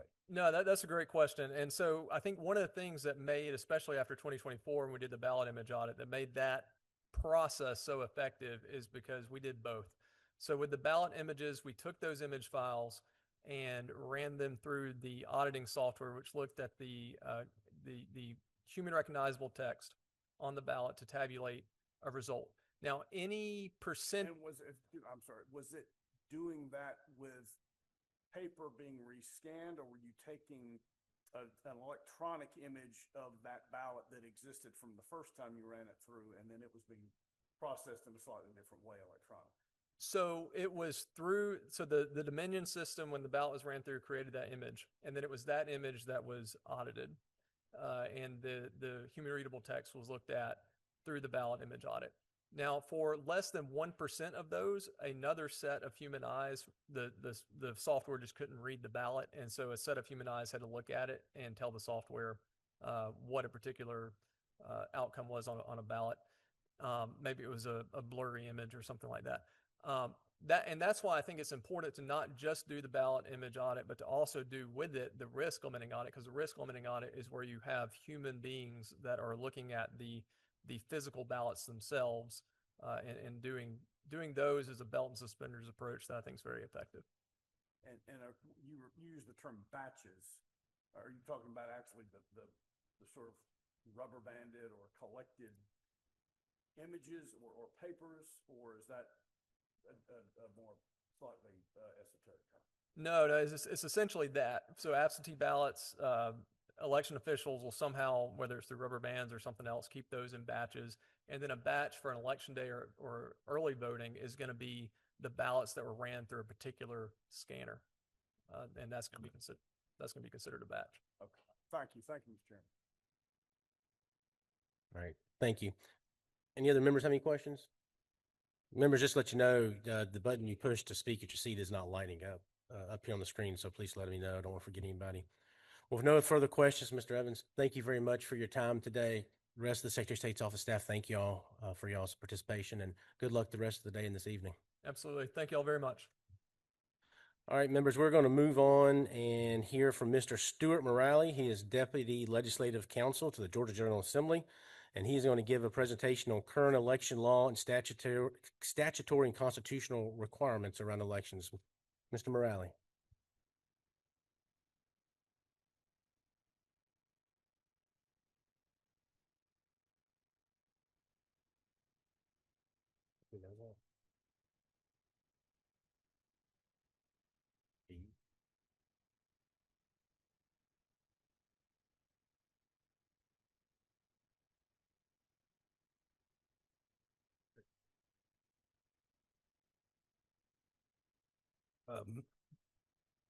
So committee members, the chairman has asked me to kind of give y'all a overview of the various constitutional and statutory authorities that kind of govern the procedures of conducting elections within the state.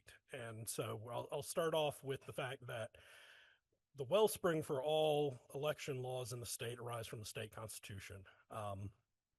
Article 2, Section 1, Paragraph 1 of the Constitution provides that elections shall be by the people, but elections by the people shall be by secret ballot and shall be conducted in accordance with procedures provided by law. So those are kind of the two big constitutional issues that, outline the right to vote, election procedures in the state. Ballot secrecy must be maintained, and the elections must be conducted in a manner provided by law. Article 2, Section 2, Paragraph 1 then provides that the General Assembly shall have the power shall provide by law procedures whereby returns of all elections of the people shall be made to the Secretary of State. And then it also provides for the General Assembly to provide for the registration of voters. The Constitution also outlines the basis of the right to register and to vote in the state, providing that any citizen of the state who is a citizen of the United States, at least 18 years of age, and meeting the residency requirements that may be outlined by the General Assembly, shall have the right to register and to vote unless that person is otherwise disenfranchised. Then the next section goes on to provide that the only persons who would be disenfranchised would be felons who are still serving who haven't completed their sentence, and then persons who have been judicially adjudicated as being mentally incompetent. Article 2 then further authorizes the General Assembly to provide procedures for recall elections and setting the procedures for how voters are to register to vote. So the basis of the constitutional provisions governing elections are to place a huge amount of powers in the hands of the General Assembly to set those by law. And then, so that is kind of, what those are our state constitutional provisions that are governing election laws and procedures. One thing to keep in mind, of course, is that the supremacy clause of the General Assembly is authorized to adopt all laws that are not inconsistent with the state constitution or repugnant to the federal constitution. And of course, the supremacy clause is a provision of the federal constitution. So any provisions of the federal constitution or federal law that govern election procedures or election rights, of course, are going to, take primacy over any, conflicting provision of Georgia law. Since the Constitution provides that election laws are to come from statutory law, that primarily has been accomplished by the General Assembly through the enactment of the Election Code, Title 21 of Chapter 21. The Election Code was first adopted in 1964 by the General Assembly as a means of providing a more uniform system of running elections in the state. Prior to that, there had been haphazard laws that governed elections to certain offices, elections in certain counties. The intent of the Election Code was kind of to establish a uniform procedure for running state, federal, and county elections in the state. Until the early 2000s, municipal elections were actually governed by a separate election code. But in the early 2000s, the municipal election code was repealed, and provisions governing municipal elections were merged into the election code itself. So now the election code provides for the regulations that are used for all elections, federal, state, county, and municipal elections. The election code outlines the election duties of the Secretary of State. It creates the state election board and outlines the duties of the election board, and it outlines the duties that are to be carried out by local election superintendents and local registrars. Furthermore, the election code kind of also establishes procedures for the registration and the adoption of rules by political organizations, political parties, and political bodies, which play minor roles in the primary process in the state. So, Ms. Morales, excuse me, would you mind pulling the mic a little closer to? Sure. Thank Sorry. you. So moving on to kind of the provision, some of the election code itself is massive, so I'm not going to go in and detail every single statutory provision outlining each.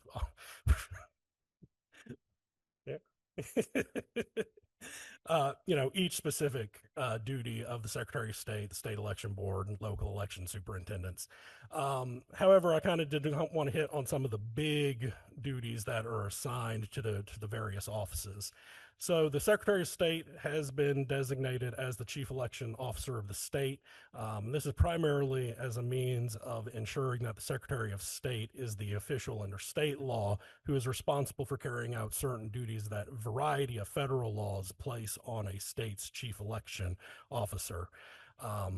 So in particular, some of the main federal laws that we're going to, be responsible for in making sure that are complied with are, the Help America Vote Act, the National Voter Registration Act, the Uniformed and Overseas Citizens Absentee Voting Act, the Voting Rights Act, and various aspects of various, civil rights acts that have been adopted over the years. So the Secretary of State, as the chief election official, is the official who we have designated as kind of filling the role of the chief election official for duties that arise under a number of these federal laws. As Blake did a great job of discussing, the Secretary of State's office is also responsible for maintaining the lists of active or registered and inactive voters across the state, based upon information that is provided by the local registrars to the Secretary of State's office. The Secretary of State is also responsible for carrying out a number of duties when it comes to nominating petitions, candidate qualifying, the acceptance of paperwork, acceptance of qualifying fees for all of the federal and state offices that are elected by the people. So, federal and state offices, of course, that's going to be your U.S. Senate, the U.S. House, presidential elector, all of the statewide elected executive officials, as the judges of the Supreme Court, the Court of Appeals judges, as well as all of the members of the General Assembly. And then we get Superior Court judges and district attorneys. So those are the variety of, quote, state offices that the Secretary of State's office has a role in, kind of the person to whom, or the office to whom nominating petitions, candidate paperwork is sent. Secretary of State's office is kind of also then going to, once local election returns have been forwarded from the local election superintendents, the Secretary of State's office is responsible for canvassing and tabulating the local returns to get statewide returns or state returns for those various state offices. Secretary of State's office is also tasked with receiving the charters and rules that the political parties and political bodies adopt for their internal operations. Secretary of State's office is responsible for providing a wide array of documents and forms to the local election superintendents that will assist them in carrying out their duties. Secretary of State's office is tasked with testing and certifying various types of voting equipment and voting machines. And for the past 2 decades, that has also included the Secretary of State's office selecting the ultimate type of uniform voting equipment that is used in statewide elections. So the Secretary of State was responsible for testing and then selecting the specific DRE machines we used, and now for the ballot marking devices that are used for all federal, state, and county elections. Secretary of State's office is also responsible for assisting local election superintendents in the building of their ballots. Finally, the Secretary of State's office is tasked with providing training support to local election superintendents and the poll workers. And the Secretary of State is tasked with setting the date of the official date of the presidential preference primary every 4 years within a time frame that the General Assembly has outlined. The other entity at the state level, which the election code has given a variety of election duties to, is the State Election Board. State Election Board, which is made up of members appointed by various members appointed by the General Assembly and then members appointed by registered political parties, is tasked with obtaining uniformity in election practices and procedures between local election superintendents, registrars, poll officials, and other local officials. And through that, the State Election Board is authorized to promulgate rules and regulations that are consistent with law for the fair, legal, and orderly conduct of primaries and elections. State Election Board is tasked with the duty of providing local election officials with updated copies of all state election laws and election regulations. The State Election Board has also been tasked with investigating or authorizing the Secretary of State to investigate the administration of election laws, and as well as the investigation of potential frauds and irregularities in the conduct of primary and elections. To ensure that local election officials are carrying out state election laws, the State Election Board has been empowered to institute or intervene in court actions in either state or federal court to ensure that local election superintendents comply with state election laws. And with some of the more recent election bills over the years, the State Election Board has also been empowered to investigate and perform performance reviews of local election superintendents. In extraordinary circumstances, the State Election Board can actually remove a local election superintendent from office and replace them with a temporary superintendent to carry out the county or municipality's elections. Finally, the State Election Board is tasked with making recommendations to the General Assembly for changes to state law to better, conduct or administer primary elections. So those are our state entities responsible for carrying out various election duties. I mean, technically the governor also has a handful of election duties. He is tasked with calling special elections when certain vacancies occur in state offices, and the governor, of course, signs the commissions for officials elected to state offices. local election superintendents are the entities who are responsible for carrying out elections at the local level. For the most part, when I'm talking about election superintendents right now, I'm just going to be focusing on the county election superintendents. Each municipality will also have an election superintendent that is tasked with carrying out the city's elections. The duties are mostly the same, and for a large variety, from very many cities, those cities have actually contracted with the local county election superintendent to run their elections. So I'm mostly going to be focusing when I reference election superintendents to the county election superintendent. The election code, as I said, establishes the office of an election superintendent to carry out duties related to primaries and elections occurring within each county. Originally, under the 1964 election code, the office of the county ordinary was assigned to be the election superintendent. That office is what we now call the judge of the probate court.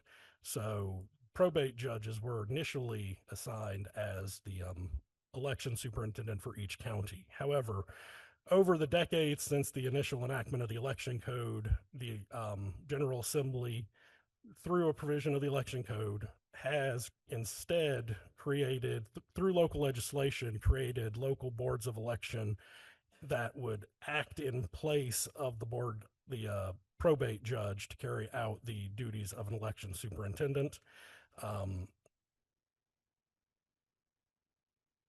As I'd said, for decades, the General Assembly has been creating these boards of election so that about 2 years ago, there were only about a dozen probate judges who were still filling the role of election superintendent.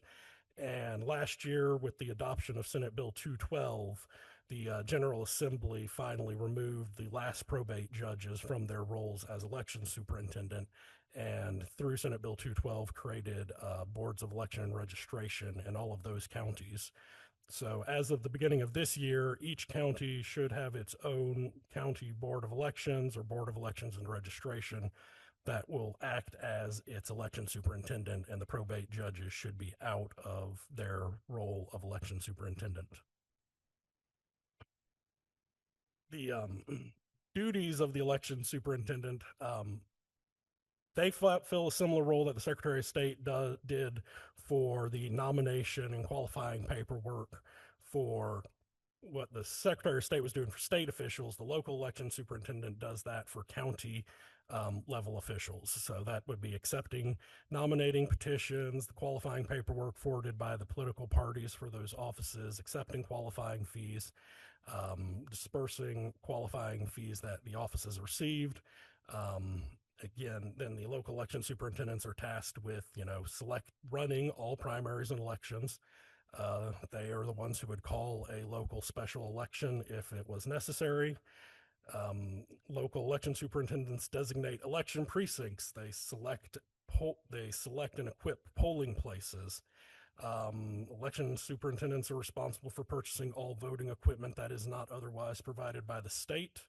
Local election superintendents appoint and train all of the poll officers. So those would be your poll managers, assistant managers, clerks, all the people who the public is interacting with at the polling place. Those are individuals who are selected by the election superintendent and trained by the superintendent to carry out those duties at the polling place.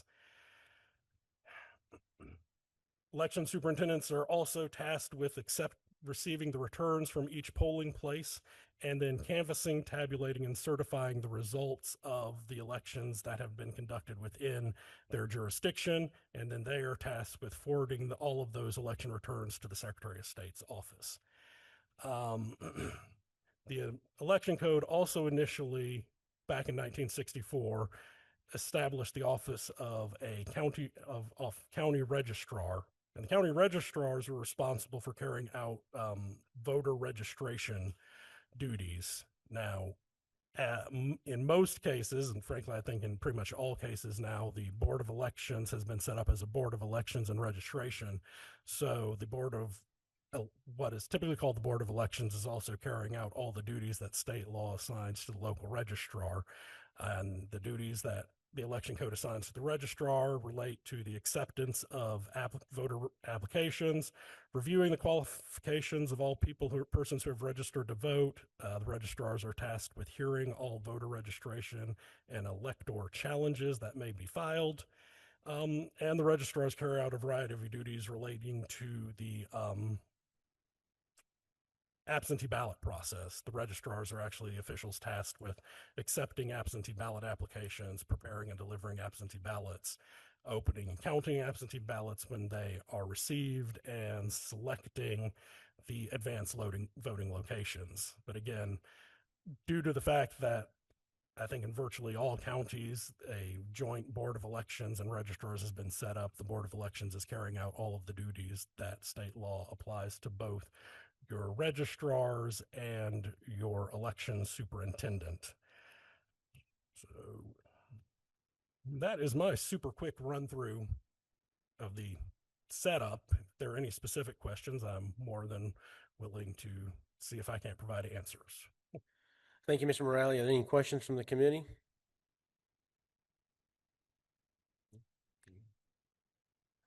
Think we're good. Thank you very much for your presentation. I know you'll be joining us later on with some other topics as well. So thank you for always being here to assist us.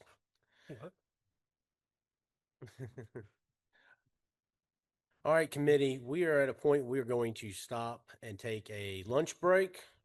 We will reconvene at 12:45.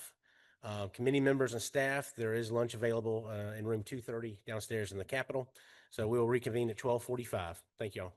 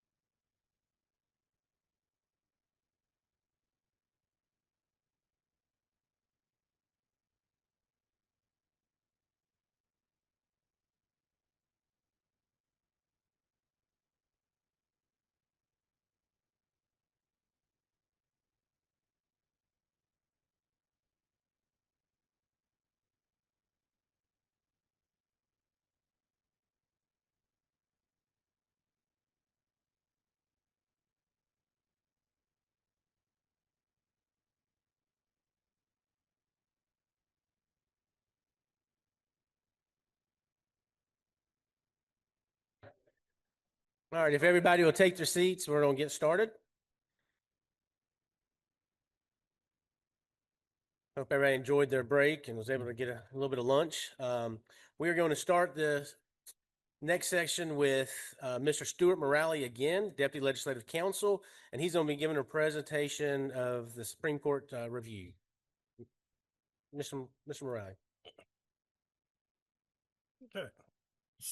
So as I think most people are aware at this point, last month the Georgia Supreme Court issued a ruling that kind of represented a sea change in how the court has interpreted certain separation of powers provisions, especially as it applies to the ability of executive agencies of the state government to enact certain rulemaking provisions that would are designed to implement or in legislation that had been adopted by the General Assembly.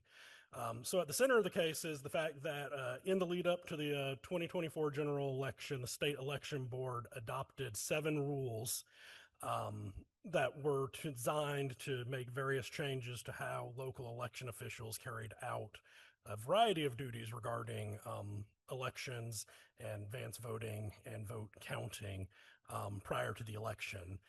Just to give a quick rundown, the 7 rules were the reasonable inquiry rule, which required local superintendents to conduct a reasonable inquiry, or allowing local superintendents to conduct a reasonable inquiry prior to the certification of election results. The examination rule, which authorized local superintendents to inspect all election-related documents before certifying an election. The hand count rule, requiring precinct poll workers to hand count ballots that were cast upon the closing of the polls.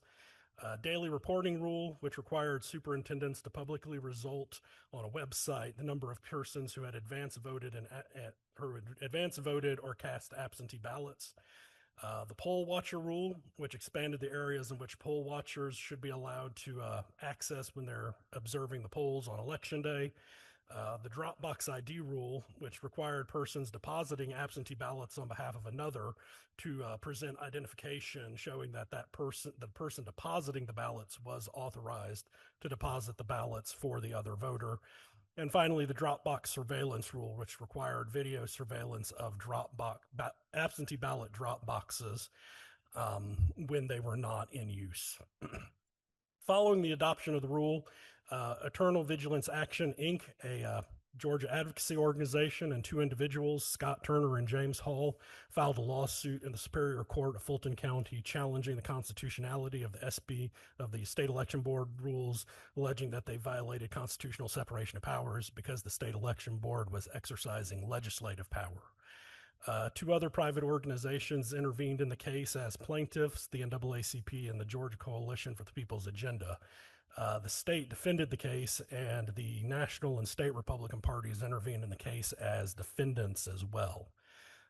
So at the heart of the argument is the position that the Georgia Constitution provides for a strict separation of powers between the branches of government. Article 1, Section 2, Paragraph 3 of the Constitution provides that the legislative, judicial, and executive powers shall forever remain separate and distinct, and no person discharging the duties of one shall at the same time exercise the function of either of the other except as herein provided. So the basis of this provision leads to the Constitution, the non-delegation doctrine of Georgia constitutional law, which pretty much provides that one branch not only can't exercise the powers of another branch, but the first branch cannot purport to give its powers to the second branch. As it relates to the rulemaking provisions, the non-delegation doctrine would prevent the General Assembly from giving a branch of the executive government the power to write laws, to make laws, to legislate. The legislative power is largely is the power to say what the law is. Executive power is the power to enforce or implement the law, and the judicial power is the power to interpret the law as it's being applied in specific situations. So the Superior Court of Fulton County ultimately found that the 7 rules violated the separation of powers and enjoined their use in the 2024 election. The defendants and the defendant interveners appealed the case to the Georgia Supreme Court, which refused to issue an injunction of the trial court's order. So none of the rules were in place during the 2024 election. About a month ago now, the Georgia Supreme Court issued its opinion in this case. It's a very long opinion, 96 pages. About 40 of those pages deal with the Supreme Court analyzing the standing of the plaintiffs and the plaintiff interveners to challenge the various rules. And while those 40 pages represent an interesting overview of Georgia practice and procedure, they aren't particularly relevant here today. Long story short on that, none of the organizational plaintiffs were found to have standing because the Supreme Court said that Georgia Constitution does not recognize organizational or associational standing. The only standing recognized by Georgia law requires an individual to have suffered a concrete injury to bring the case. However, the Supreme Court did find that the two individual plaintiffs did have standing to challenge 5 of the rules that were adopted by the state election board. The other 2 rules, the daily reporting rule and the poll watching rules, were found not to directly implicate the right of a voter to cast their vote or have their votes counted, and therefore no individual plaintiff could have an injury through the implementation of those rules.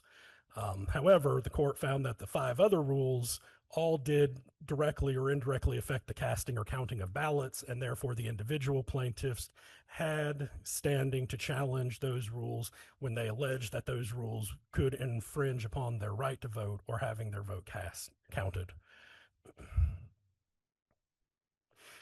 There was some analysis initially in the trial court on whether one of the individual plaintiffs, Mr. Hall, had standing to challenge the daily reporting and poll watching rules in his capacity as a member of the Chatham County Board of Elections. However, the Supreme Court decided that the trial court did not properly analyze that matter and sent the case back to the Superior Court to analyze standing on that regard. So the poll reporting and poll watching rules were just not addressed by the Supreme Court any further in the case. But when it got to an analysis on the merits of the case, the state and defendant interveners argued that a Supreme Court case from the 90s, DOT versus City of Atlanta, provided that the proper means of analyzing delegation issues was decided by this DOT case, where it had provided that where the Supreme Court upheld the ability of the General Assembly to delegate certain legislative powers to the executive branch by providing, quote, sufficient guidelines to the executive branch, and further providing that the delegation was was reasonable and necessary to the public interest. Under the DOT standard, the Supreme Court admitted that if that was the proper standard to use, then the defendant interveners would have won their case, and that the state election board would have had the power to adopt the challenge rules. However, the Supreme Court found that DOT versus Atlanta was wrongly decided. It went contrary to the much older precedent the Supreme Court had adopted regarding separation of powers, and therefore the Supreme Court overturned DOT versus Atlanta. In its place, the Supreme Court outlined a 3-step process that the court should take in evaluating delegation claims when a delegation claim is brought before the courts. The first step is to determine whether the General Assembly actually had delegated the authority at issue. The second step is, did the General Assembly actually possess the authority that was allegedly delegated? And then the third step was the delegation permissible? And the third step is kind of the real center of the, quote, delegation issue. Ultimately, what it came down to is the Supreme Court held that there's not going to be a unconstitutional delegation where a statute is complete when it leaves the General Assembly so as there is no question as to what the law should be, but where the statute has delegated responsibility to a particular agency to implement and enforce a statute within prescribed, objectively and judicially enforceable guidelines that direct and cabin the agency's discretion in the implementation and enforcement of the statute. So that is kind of where we're at now with how the Supreme Court has interpreted agency rulemaking. The General Assembly must have delegated or must have given an agency the ability to make rules, but those rules are limited to rules that are designed not to say what the law is, but to assist the agency or board in its implementation or enforcement of the laws within prescribed, objective, judicially enforceable guidelines. Of the 5 rules that the Supreme Court found that the individual plaintiffs had standing to challenge, the Supreme Court threw out 4 of them for finding that the rules did not meet the first step of the test, in that the General Assembly had not given the state election board power to make rules over those matters. The only rule that the Supreme Court upheld as constitutional was the Dropbox surveillance rule. In making its finding that the Dropbox surveillance rule was valid, to get to the first step of the test, the General Assembly had found, the Supreme Court found that the General Assembly's enactment of OCGA 22-231, paragraphs 2 and 10, which gave the state election board the authority to draft rules and regulations that are, quote, consistent with the law for the, quote, fair, legal, and ordinary conduct of primary and elections, was sufficient to allow the state election board to adopt rules for the implementation and enforcement of the election code. But such rules cannot go beyond, change, or contradict the statutory scheme that was established by the General Assembly. When it got to the second step of the test, the Supreme Court found that it was unquestionable that the General Assembly possessed the power to regulate elections. As I discussed in my presentation this morning, that is a constitutionally guaranteed power of the General Assembly. Finally, when it got to analyzing the Dropbox surveillance rule itself, the Supreme Court determined that the General Assembly, in enacting OCGA 21-382C, which is the law that governs the placement of drop boxes, that statute specifically required that a certain number of drop boxes, that at least one drop box be placed in each county, authorized certain additional drop boxes through a set formula that the General Assembly had laid out based on county populations, and then provided that all of the drop boxes must be at an advanced voting location under constant surveillance by either election officials, law enforcement, or licensed security guards, and that the drop boxes be closed outside of the hours of advanced voting. So the Supreme Court found that that statute set a kind of uniform, complete set of rules governing the use of drop boxes. The Dropbox surveillance rule adopted by the state election board required that local election superintendents use video surveillance on any drop box that was closed, or that if a drop box could not be subject to video surveillance, that it be removed from public access during those hours.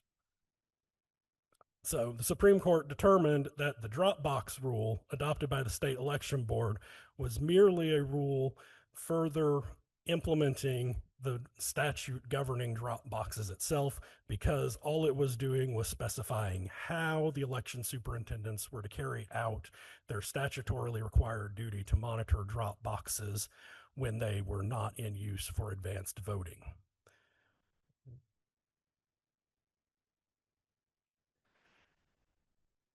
The other rules, as I said, the Supreme Court ultimately threw them out because the Supreme Court found that all of those rules did not meet the first step of the 3-step process, because in each one of those rules, the state election board had either went beyond what was specifically outlined in statutory law, or had created new regulations that were directly contrary to the provisions of statutory law. So the Supreme Court found that the 4 rules that were thrown out were all unconstitutional exercises of legislative power by the state election board, because those rules were not, they went beyond, those rules were attempting to say what the law was, and they went beyond merely providing concrete rules for how local election officials should enforce various provisions of the state election law. And so that is my very brief overview of the Eternal Vigilance Action case that was handed down by the Supreme Court just over a month ago. Thank you, Mr. Morale. Is there any questions for Mr. Morale from committee? Chairman Anderson. Thank you, Mr. Chairman. Mr. Morelli, just a couple of things for clarification. And we've had a little bit of discussion around this. The Supreme Court's overturning of DOT versus Atlanta is significant to this case, but it has far-reaching implications beyond that. Can you explain a little bit about what that could mean to other jurisdictions within the state? So the overturning of the DOT versus Atlanta case does represent I would say, seismic shift in how the courts, the General Assembly, and the executive branch have all kind of been interpreting rulemaking authority, agency rulemaking authority for the past 35 years. So the DOT case was handed down in 1990, and up until last month was considered good law. So what that really means is that for 35 years, potentially we've got a number of statutes on the books where the General Assembly just said, we give X agency the ability to do rulemaking, and maybe we have cabined that rulemaking to a specific topic, but it definitely would seem that their potential grants of rulemaking authority in the entire code, which do not meet the new test that the Supreme Court has emphasized is the proper way of determining whether or not a rule by an authority is unconstitutional legislating or is constitutional enforcement of statutory laws adopted by the General Assembly. So we're probably going to need to make some changes in some law, a number of laws. Identifying those is going to be, a potential topic, task in the coming years. Hopefully we can catch a lot of them before they get to the courts and the courts throw them out. But it is probably a task that the General Assembly, hopefully in coordination with the executive branch, can undertake in the coming years to ensure that our statutory grants of rulemaking authority are not unconstitutional delegations of legislative authority, but are instead cabined to rules that allow that the executive branch uses to implement clearly established laws the General Assembly has adopted. But we can't, any rule that would have purported to allow an executive branch agency to say what the law is highly suspect. So it's my understanding that not only does this apply to state bodies, rulemaking bodies, but it could also apply to local counties, cities, that sort of thing, as far as the appointed commissions and boards and authorities. If it's not defined, their duties and tasks are not defined appropriately, it could impact them. Am I correct in that, or I mean, to the degree that state law has purported to authorize that, it's going to depend, because there is other case law that talks about how it is permissible for the General Assembly to adopt general legislation that does allow for varying degrees of local administration of those laws. I don't have the citations in front of me. I know I've just ran over a couple of those cases in the past week as I was preparing for this, but there is, when it comes to general laws that authorize local governments, local elected officials to make certain applications of the law, that has been a long-standing practice that the General Assembly has used going back well into the 19th century, that the Supreme Court has said is fine. also these, and I don't know if this is what your question was aimed at as well, but the separation of powers clause of the state constitution only applies to the state government itself and the exercise of state powers. The Supreme Court has long found that the separation of powers clause does not apply to local governments themselves, Gotcha. which is why you have many local governments, most local governments, where you have the governing authority exercising both executive and legislative powers. The Supreme Court, going way back into the 19th century, has found that the constitutional separation of powers only applies to the exercise of state legislative, executive, and judicial powers. It does not go to any exercising of executive, legislative, or judicial powers by the local governments themselves. Okay, thank you. One further question, if I may, Mr. Chairman. It's my understanding that the Supreme Court overruled the lower court on the federal elections clause implications of this lawsuit also, which kind of reaffirmed the state's right and federal constitutional abilities to conduct elections. Can you speak to that portion just a little bit? Yes. So the trial court had found that as an additional grounds of unconstitutionality, what the trial court found is that the federal elections clause, which are two provisions of the United States Constitution, which provide that Congress shall have the power to make rules governing the election of members of Congress. And it also outlines that Congress shall have the ability to adopt rules and procedures governing the selection of presidential electors.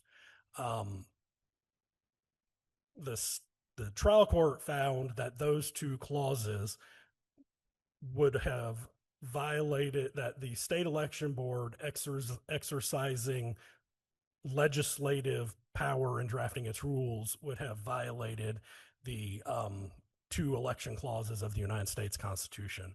The Supreme Court did overturn that particular part of the trial court's order, but on the very limited grounds, finding that the trial court itself had ignored United States Supreme Court precedent, which did say that the election clauses apply to whatever the state constitutionally considers its legislative lawmaking branch. So one of the preeminent cases in application of the elections clause deals with a voter initiated and approved constitutional amendment in Arizona, which set up an independent redistricting commission. Certain residents of Arizona challenged the federal constitutionality of that state constitutional provision. And the United States Supreme Court found that when legislature is mentioned in the election clauses of the U.S. Constitution, that means whatever that state has constitutionally designated as the legislative entity. So when Arizona adopted a state constitutional provision providing that this redistricting committee had the legislative power to draw boundaries, that met the provisions of the election code, the election clause of the U.S. Constitution, for the rules to be made by the quote unquote state legislature. Clear as mud, right? Thank you. Thank you, Mr. Chairman. And as y'all noticed, we did lose two of our members who had previous engagements, but we did pick up a lot better member with Speaker Pro Tem Jan Jones. Welcome. Thank you for joining us. And I think you had a question. I had a question. Thank you, Stuart. Could you explain in layman's terms the effect, in your opinion, of the state Supreme Court decision, it was a unanimous decision either in late 23 or 24, that led to a number of, to a whole slew of local legislation changing the appointment of local election boards? And my recollection was that the Supreme Court decision maybe it regarded development authorities, but they gave a decision that was broader than that. if you could explain that significance. Yes, ma'am. I believe you're referring to the Supreme Court's opinion in the DeLay v. Sutton case, which found that provisions of the DeKalb County Ethics Board legislation were unconstitutional because the local legislation setting up the DeKalb County Ethics Board had provided that a majority of the members of that local board were appointed by private organizations. Those appointments, and I'm doing this from memory, the local Chamber of Commerce had some appointments. The local Bar Association had some appointments. A caucus of university presidents within DeKalb County had the ability to appoint members, and the majority of the universities in DeKalb County are private colleges or universities. I don't remember if there were others, but the Supreme Court found that the Constitution, there's a separate provision of the Constitution which talks about how, and I'll just pull it up so that I got in front of me. Article 1, Section 2, Paragraph 1 of the Constitution provides that all government of right originates with the people, is founded upon their will only, and is instituted solely for the good of the whole. Public officers are trustees and servants of the people, and at all times amenable to them.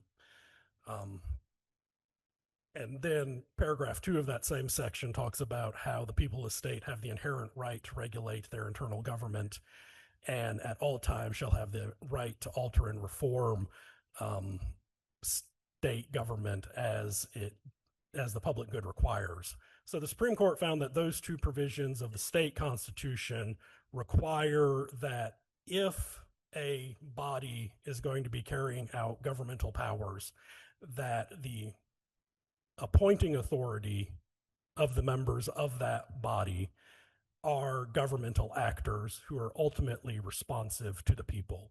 So as it applied in the DeKalb County ethics case, the Supreme Court found that no matter how responsive the Chamber of Commerce, the County Bar Association, or the college presidents were, none of them can forcibly be made to alter their positions by the people of DeKalb County. None of them are subject to election or subject to recall through their roles. So the Supreme Court in the DeLay case stated that if appointments to government bodies have to originate with somebody, some entity that is ultimately responsive to the people.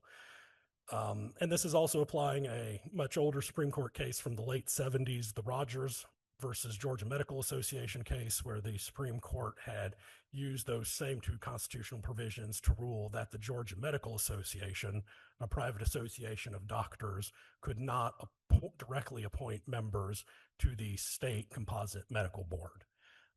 So DeLay applying at the local level, Rogers applying to state boards. But what's clear is that under the Rogers and DeLay cases, to have the ability to appoint somebody to a board that is carrying out governmental powers, the appointing authority must be a governmental actor. As it comes to state election, as it comes to local election boards, which I think was at the heart of your question, we have done a number of bills over the years revising provisions of local election boards.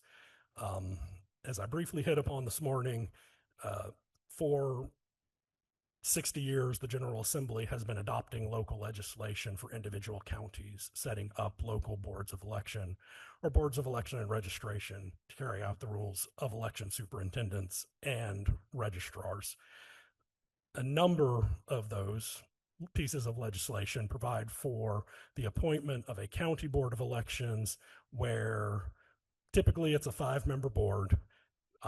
One of the major political parties gets 2 appointments to the board.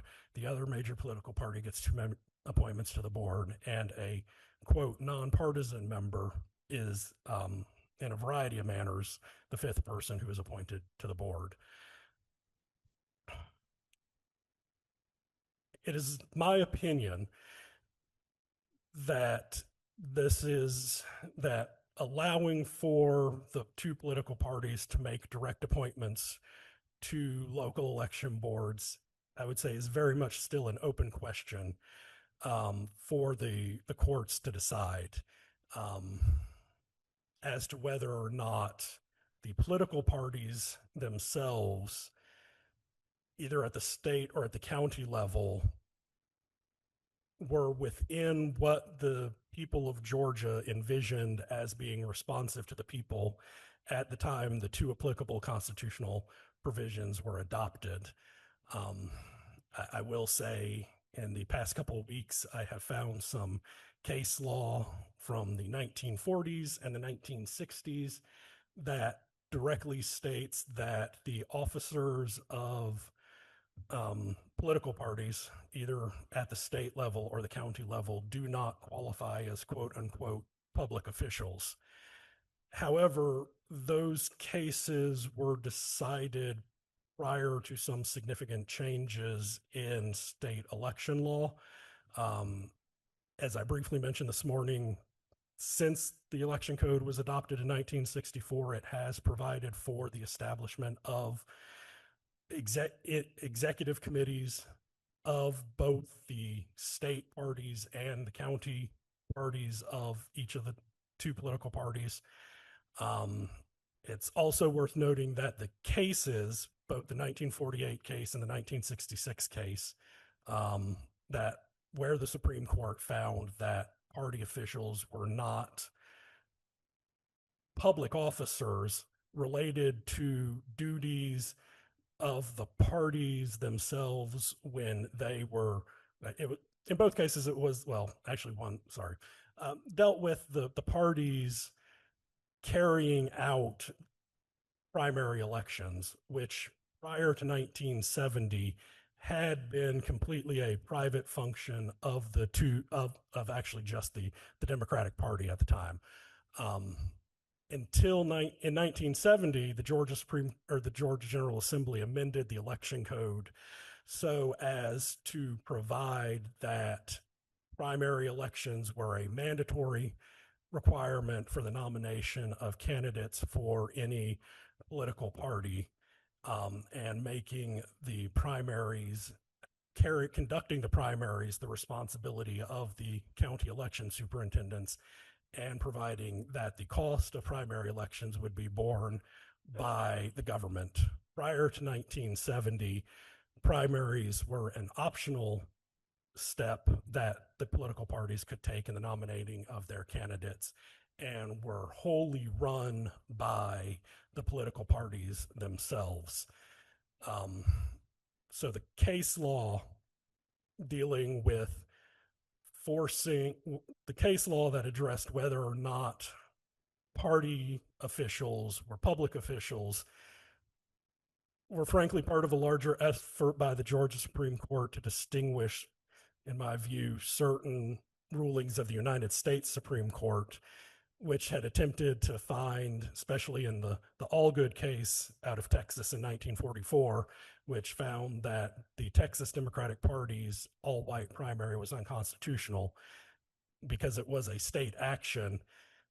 My reading of the Georgia Supreme Court cases regarding party officials seems to be a reaction to that case. And so anyway, it's very complicated. I don't think there's a simple answer as to how party officials necessarily can be viewed in regards to the delay in Sutton cases, because it's probably going to require an in-depth analysis of when those constitutional provisions were added into the Constitution, how the people of Georgia viewed them at the time, and how the people of Georgia viewed the political parties at that time as well, if we're going to use the analysis process that the Supreme Court has shown that it is using in interpreting, the Georgia Supreme Court has used in analyzing constitutional matters.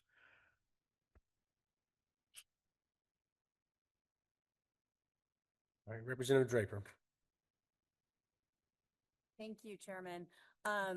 Madam Pro Tem, I appreciate your question about delay.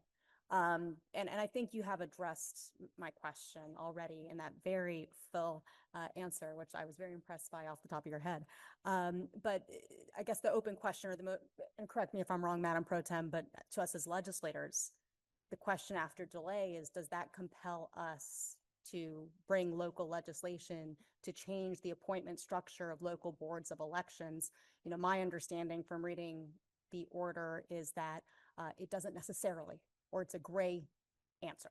But I would just love for you to touch on that. Yes, ma'am. My opinion is it is very much a gray area. I don't believe until the courts specifically rule on the matter of whether or not the political parties qualify sufficiently as being responsive to the people. Until the Supreme Court rules on that matter, I don't think there's necessarily an obligation of the General Assembly to act.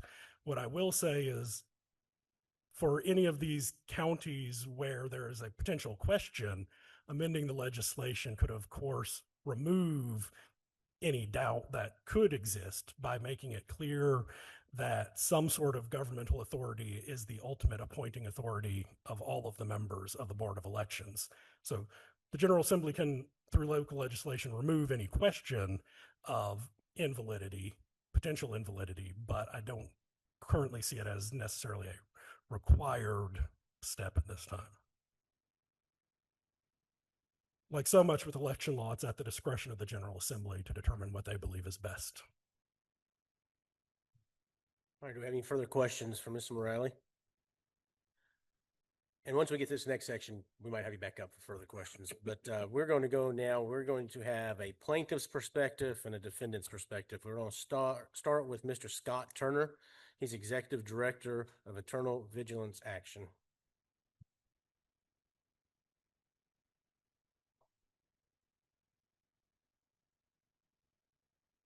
Thank you, Chairman, members of the committee. If you'll turn to your blue sheet, page 3, halfway down. I'm sorry. Kicked into it. Y'all didn't get that joke, but they did. Promise.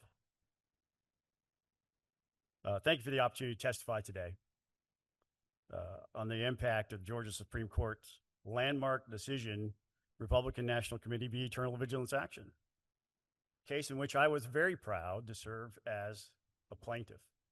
This case just isn't a landmark. It's going to be the kind of decision lawyers and judges quote for decades. And as you've already heard, in a lot of ways, the reasons go way, way, way, way beyond elections. Let me begin by stating this very plainly. This case for me was never about whether I personally liked or disliked the election rules that we contested in court. In fact, I very well may agree with some of them, but for me, this case was about something far more fundamental. Who makes the law in Georgia? At the heart of this case is a fundamental constitutional principle, which you've learned about today, called the non-delegation doctrine. And it's not some obscure legal theory.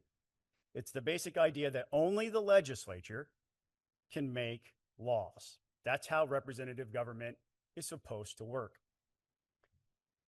The non-delegation doctrine exists to protect our system of separation of powers by ensuring that the lawmakers, you, the elected representatives of the people, are the ones who set the rules, not unelected boards or bureaucrats. It prevents the General Assembly from handing off its lawmaking power to agencies that do not answer to voters. So no, the decision wasn't just about election law. It was about restoring our constitutional form of government. I won't bore you with the reference to the section of the Constitution that clearly defined that. Stuart did a great job of already informing you. But by reestablishing the non-delegation doctrine, the court enforced that vital safeguard, one that protects every Georgian from unchecked government power. I do not believe unelected boards and commissions should have the power to create new legal obligations out of thin air. Absent clear authorization from this body, the Georgia General Assembly. And before I go further, I want to be clear about what's settled and what remains open in the case. The Supreme Court resolved almost all the issues before it. The issues that remain revolve around my co-plaintiff, James Hall, who also challenged 2 outstanding state election board rules The court remanded his claims to the lower court to determine whether or not he has standing as an election board member to sue. And here's a very important nuance that I want to make sure that members of the committee understand, that James Hall is elected.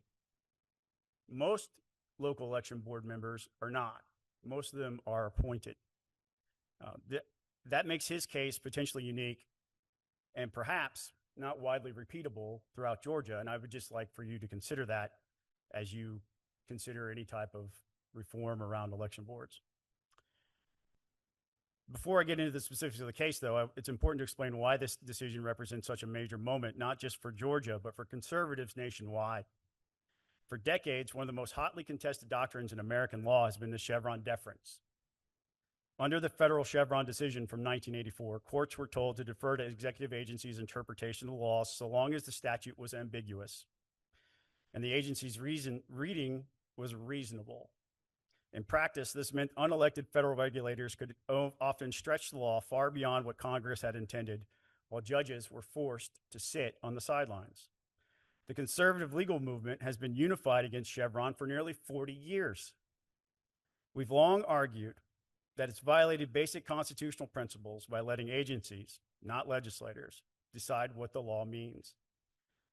And we were right, because just about a year ago, the U.S.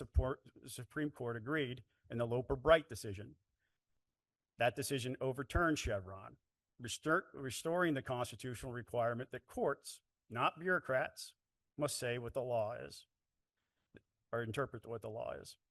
That decision was celebrated as a major victory of separation of powers and a blow against the administrative state. But here in Georgia, we had been living under our own version of Chevron for decades. That was the case that you've learned about today, Department of Transportation versus City of Atlanta, or DOT v. Atlanta for short.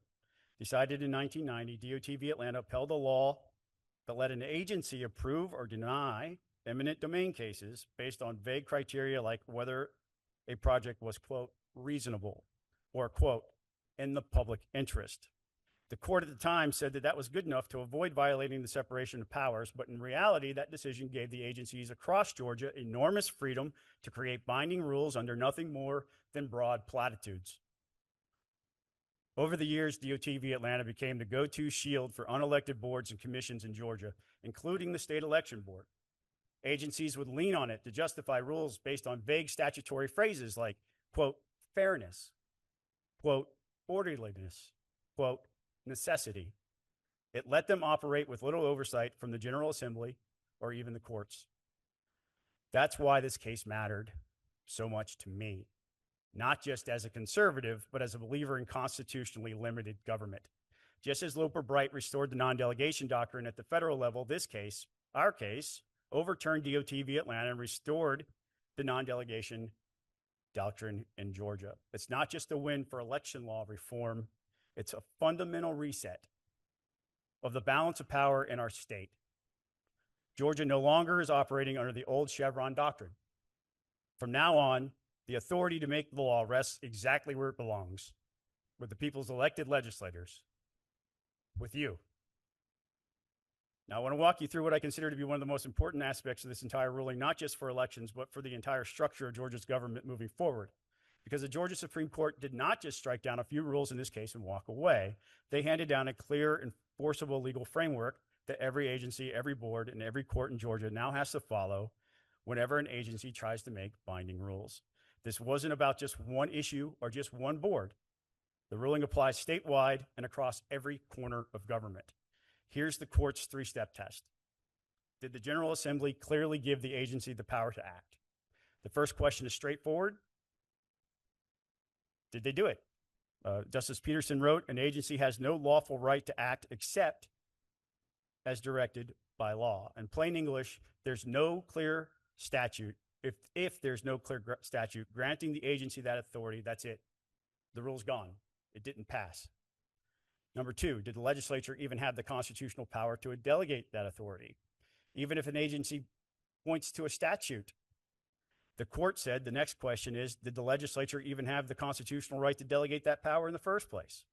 Justice Peterson wrote, the General Assembly cannot confer powers it does not itself possess under the Constitution.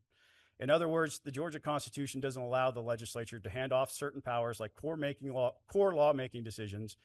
Then even a statute can't make that legal. It violates the Constitution, and therefore the rule is struck down. And step 3, does the statute include clear judicially enforceable limits on the agency's power? Even if the agency has the statutory and constitutional authority, there's still this question: does the law include those clear limits? Justice Peterson put it plainly: agencies cannot legislate. Their job is to carry out the law within clear limits set by the legislature. That means the statute must clearly spell out how far the agency's authority goes and where it stops. No more words like necessary. It's not going to cut it anymore. If the statute's too vague or leaves too much to the agency's judgment, the rule fails at the final step and it's invalid.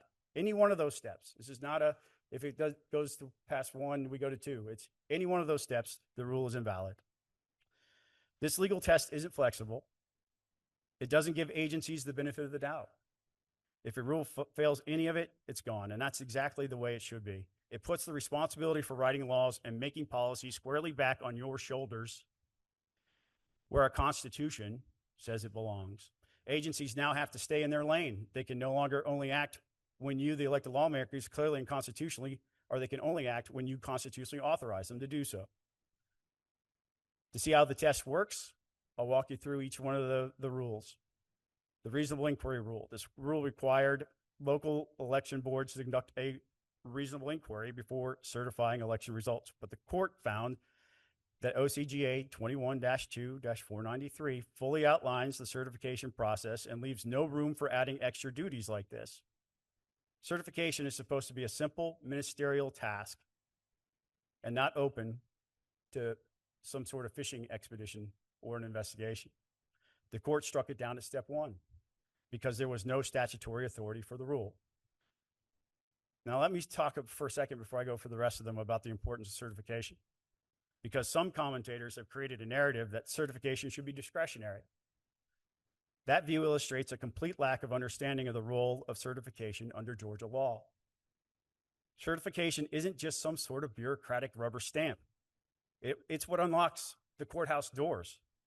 Without certified election results, nobody, no voter, no candidate, has the legal standing to challenge an election in court, even if there's been a clear error or even potential fraud.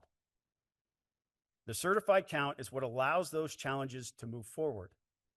Without it, the wheels of justice are frozen in place. That's exactly why certification has to remain strictly ministerial, just counting the votes and putting the official number on the books and nothing more.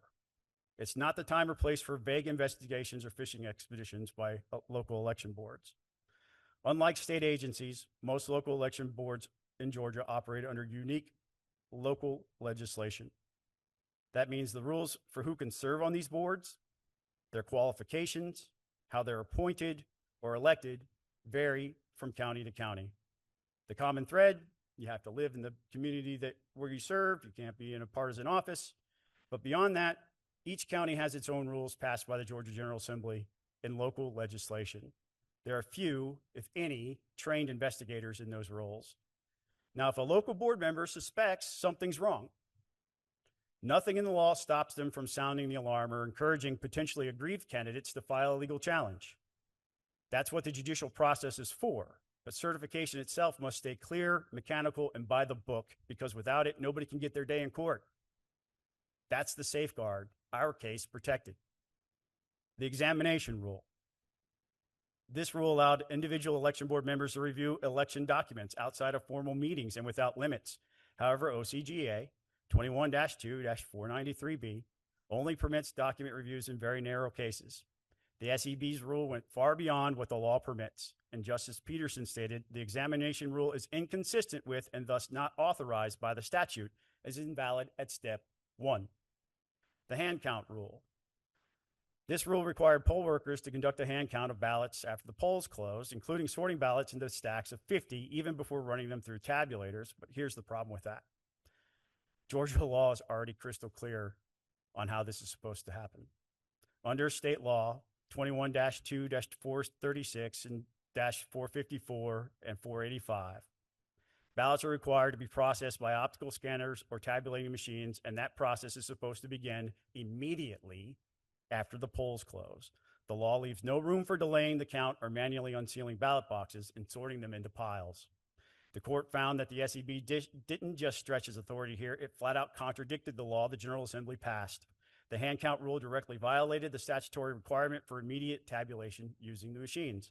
As the court put it, the hand count rule is inconsistent with the election code because it allows poll officers to delay the tabulation process until the day after Election Day, in contravention of the statute's requirement that tabulation occur as soon as the polls are closed.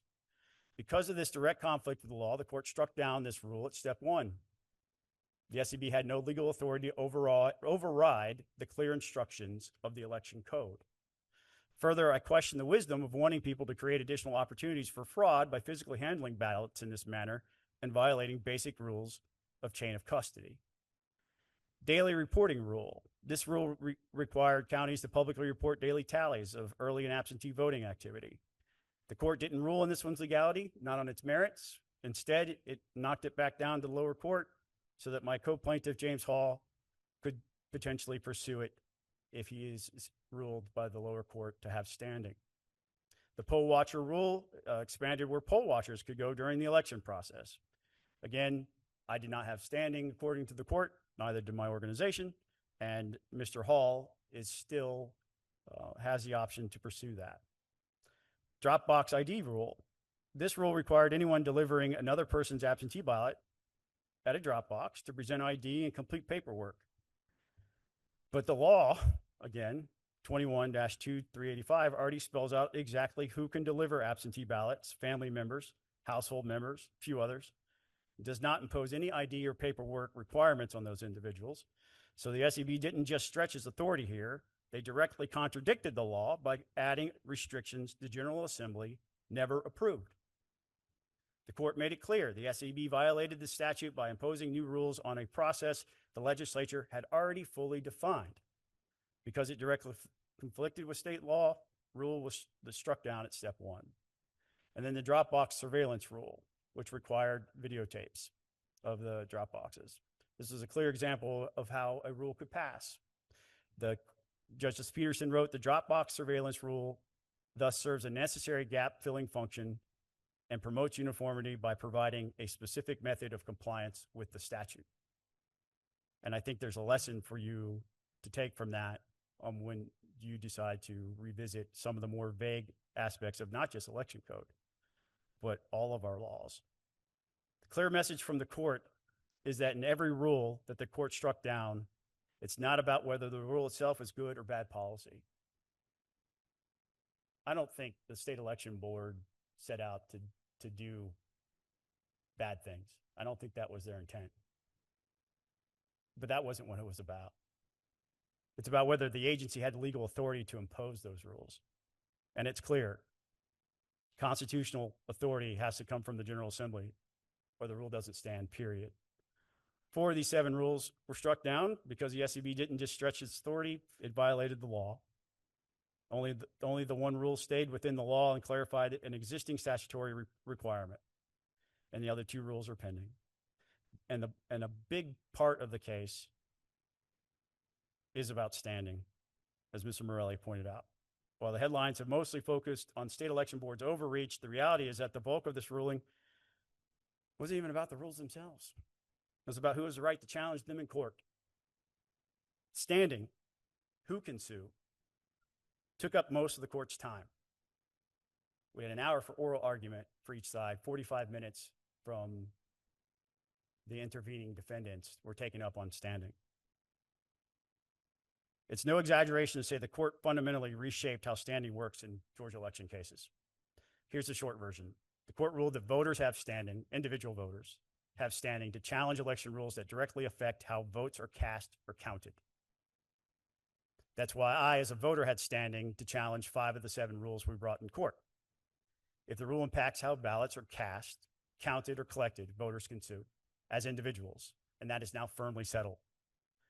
And this is key, the court also ruled that organizations can't bring these lawsuits anymore. It doesn't matter we spend money opposing a rule, file public comments, or advocate against it, that's not enough. From now on, only individual voters directly affected by a rule can sue, not organizations, no matter how passionate they are about election policy. And this wasn't just about my organization. Eternal Vigilance Action of the Republican National Committee wasn't about us. Other plaintiffs in the case, the ACLU of Georgia, NAACP, were also impacted under this ruling, and none of us, including all of us, could be able to bring these cases moving forward. And here's where it gets downright funny. The case is literally titled Republican National Committee versus Eternal Vigilance Action. And the court ruled that neither of us had standing to even be there. I guess you could say this is the first case in Georgia history where the case name itself was obsolete before the end of it. But in all seriousness, the court ruling cuts across the political spectrum. It didn't matter whether an organization was conservative or progressive or somewhere in between. The court drew a hard line. Only directly affected voters can bring these challenges moving forward.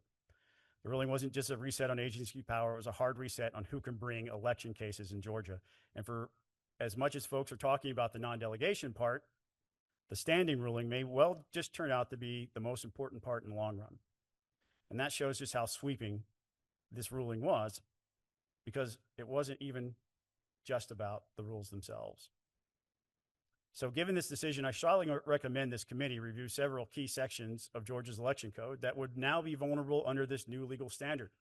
I've included these in my written testimony for your review and consideration. I hope they're in your packets. If not, let me know, I'll get them to you. Also, the list there is hardly comprehensive, and Eternal Vigilance Action will continue to look through Title 21 for examples of overly vague text that would not likely meet the three-part test that is our new legal framework. For now, I'll simply highlight 3 potentially problematic sections, with the rest of our preliminary research results in Appendix B of my written testimony. The first would be OCGA 21-2-31, which is where the state election board derives its powers. Broad language about the SEB ensuring fair, legal, and orderly elections may now require clarification to avoid future legal challenges. Chief Justice Peterson directly called out this code section 21-2-31 as potentially unconstitutional if read broadly. While the court narrowly interpreted it this time to avoid striking it down, it's clear the legislature needs to tighten the statute's language to avoid future litigation and to protect its own authority over election law. 21-2-386 deals with absentee ballot procedures. Terms like as practical or as necessary may no longer pass constitutional muster under this stricter framework. And then 21-2-70, the powers of election superintendents. That uses catch-all language, granting broad authority to elections superintendents, which also merits your review. Also, in my written testimony, I've included materials for your review, including a research paper I co-authored with the R Street Institute that was published just last week, called Lessons from the States, Building Trust in Georgia Elections. It includes some things we've done very well here and policy recommendations that are not related to this court case. You'll also find rulings from all the court cases I have mentioned or I'm about to mention here, or that you've heard about.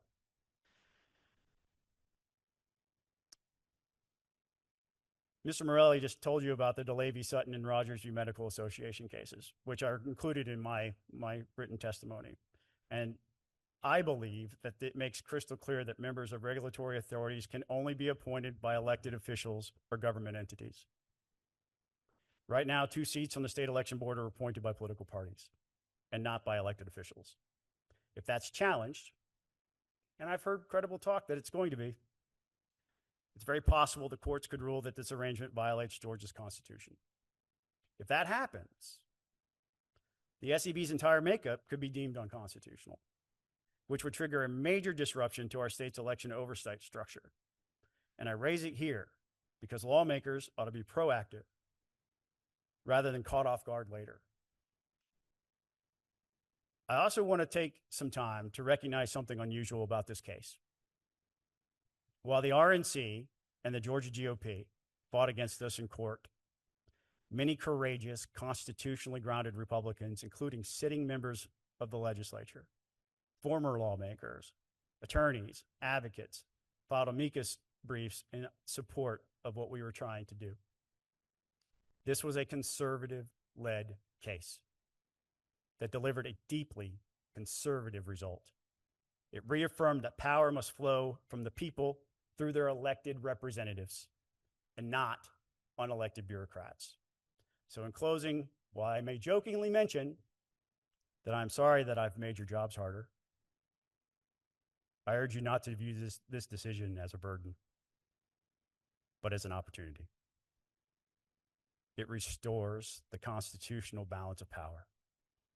It empowers you as legislators to draft clearer laws that keep decision-making where it belongs, the people's elected representatives. Georgia now leads the nation in restoring these constitutional principles. Let's finish the job by refining our laws to match this restored framework. Thank you. Happy to take your questions. Thank you, Mr. Turner, for your presentation. Any questions from committee members? All right, thank you. We appreciate it. Thank you. We'll now move to the defendant's perspective, which is Mr. Brad Carver. He is chairman of the 6th District Republican Party and chairman of the Georgia GOP Election Confidence Task Force. Mr. Carver.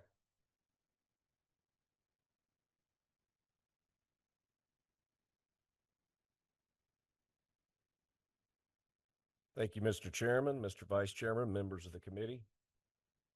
Brad Carver, I'm a resident of the city of Atlanta in Fulton County. Though I'm originally from South Georgia, and that's going to be relevant here in a minute, we have 159 counties in this state. We have a number of big urban counties, large metro suburban counties, and a lot of small rural counties.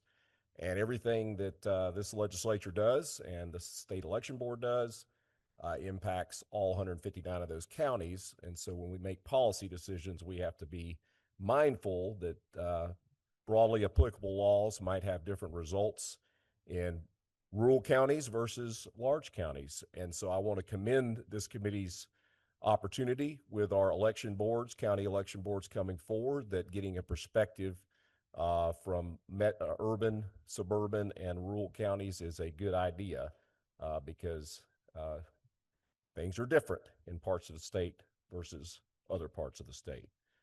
I want to thank Legislative Counsel Stuart Morelli and my friend Scott Turner, who I've known since even before he was elected to the legislature, on their very good summary of the Eternal Vigilance case. I did want to start off, I had talked to the committee members. There's been 2 other recent cases that are relevant here to consideration to this study committee as well as going forward, and specifically one of them references the Eternal Vigilance case. So the 11th Circuit ruled in the Catoosa GOP Republican Party case. This involves an issue that certainly concerns both of our major parties in the state, and that is the qualification of candidates for office by the major parties.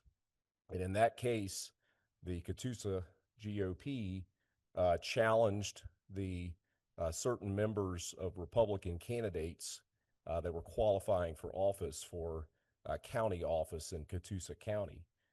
Ultimately, a Superior Court case forced them to go ahead and qualify those individuals to run for office.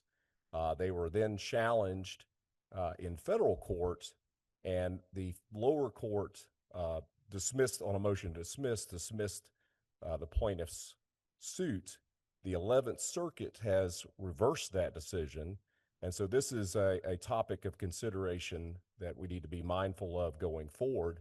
And of course, it impacts both Republicans and Democrats. We have open primaries in the state, and how we qualify candidates is going to be particularly important. I did want to point to the language. The plaintiffs in that case cited their First Amendment rights to freedom of association and freedom of speech stemming from being forced to include candidates on the Republican primary ballot, and also the rejection of their proposed ballot questions. Because again, as we have learned from Mr. Morelli earlier today, our primaries are done by private political parties, and those ballot questions are submitted by the parties, and those are included on the primary ballots of both of the major parties going forward. So, but I do want to make clear that that ruling was not on the merits. It was a procedural question. It was at the motion to dismiss stage, and of course, what that means is you assume all of the evidence that the plaintiffs assert to be true, and then based on that, they found that the motion to dismiss should not have been granted and had been reversed. But I just want to keep people mindful of that. That's something we need to consider going forward because, of course, we have decided in the state, one, that we have an open primary, but we've also decided that it's the parties that qualify candidates for office.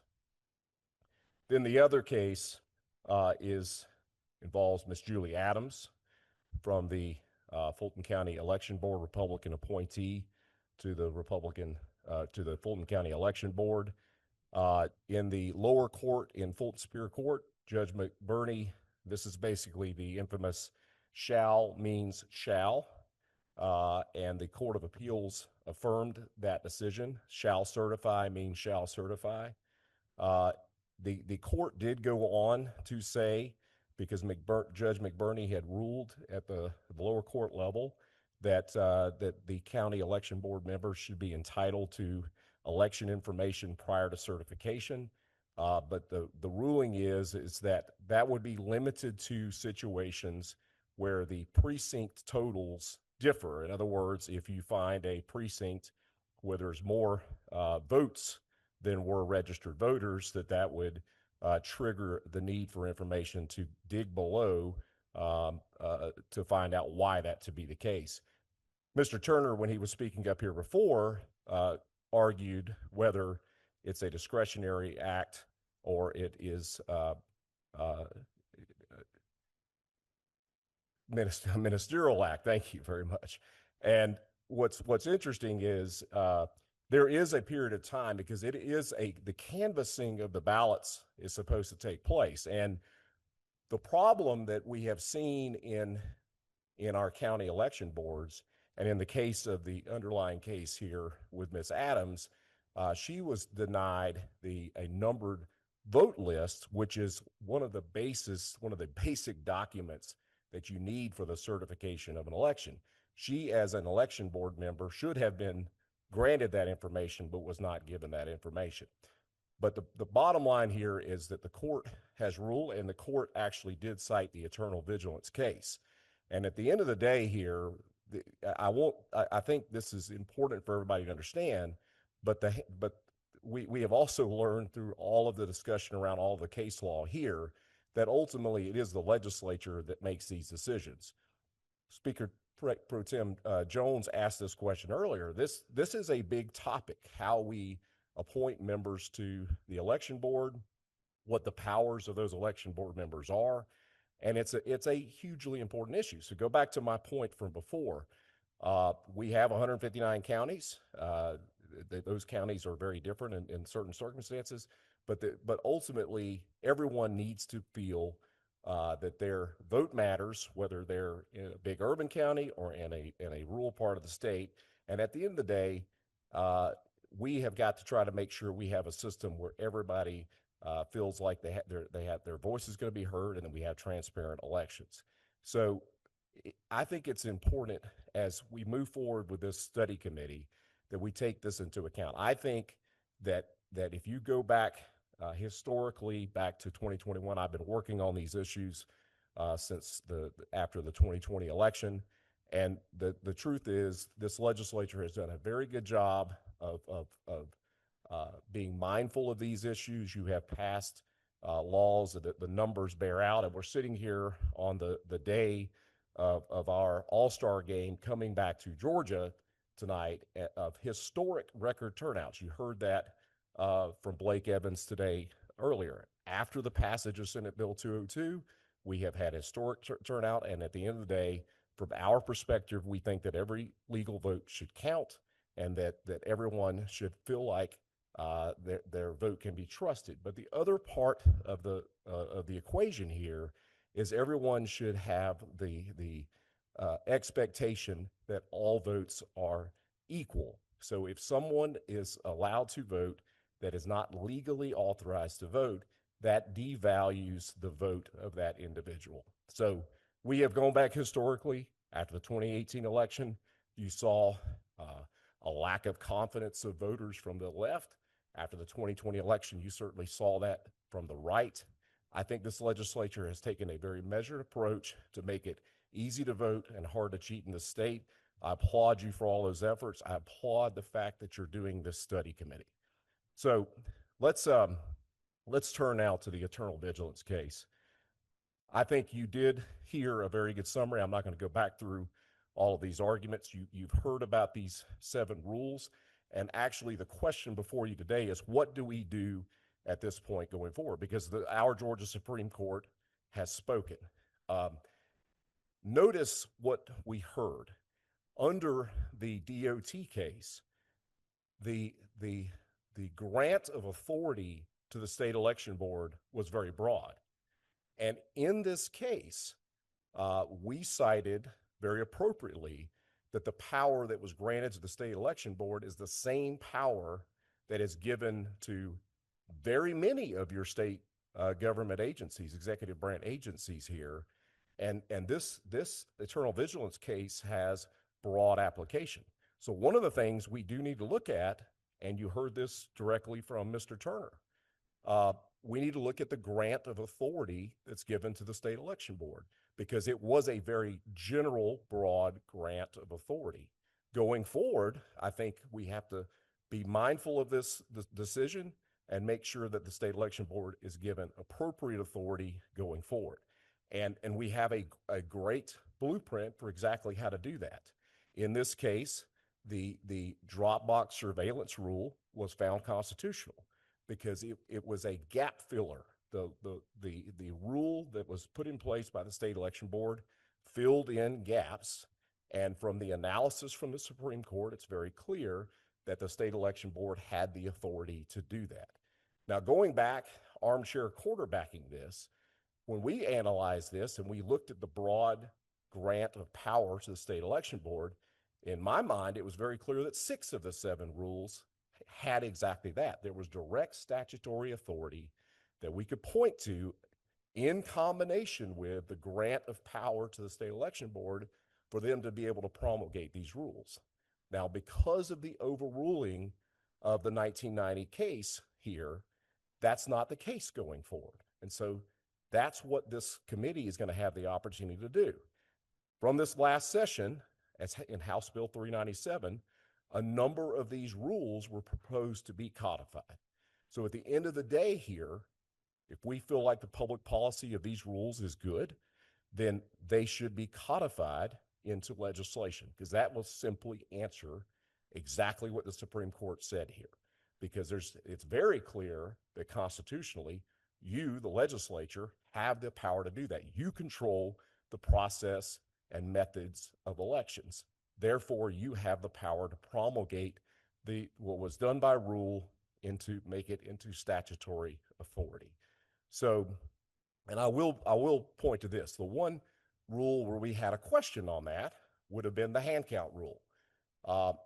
However, there was a very good public policy reason for doing so.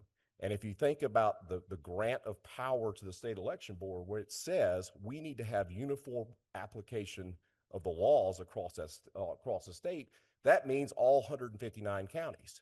In the case of the hand count reconciliation rule, you have approximately 30 counties in the state that are doing that, which means that there's all 129 counties that are not doing it.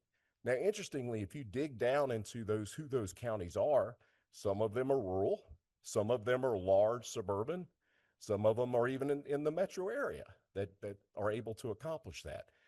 Mr. Turner cited that when it said immediately upon closing of the polls, well, the way the counties have handled that is they are able to do a hand count reconciliation while they're also transmitting the results. In other words, they're able to process and tabulate through the tabulation cards the election results while they're simultaneously making sure that the number of votes that's cast is equal to what are on those cards. That's the whole point of what the basis for having a hand count reconciliation. And by the way, Dominion, the Dominion CEO, actually made that recommendation. It said it's a best practice to do this. Why is that the case? We saw it play out in the 2020 election. You had 3 counties where they did not do this, and they realized that these votes were not tabulated. If y'all remember, the election results changed by about 2,000 votes. That's because had they had a hand count reconciliation in place, those votes would not have been missed, and they would have been accounted for when the original canvassing had happened.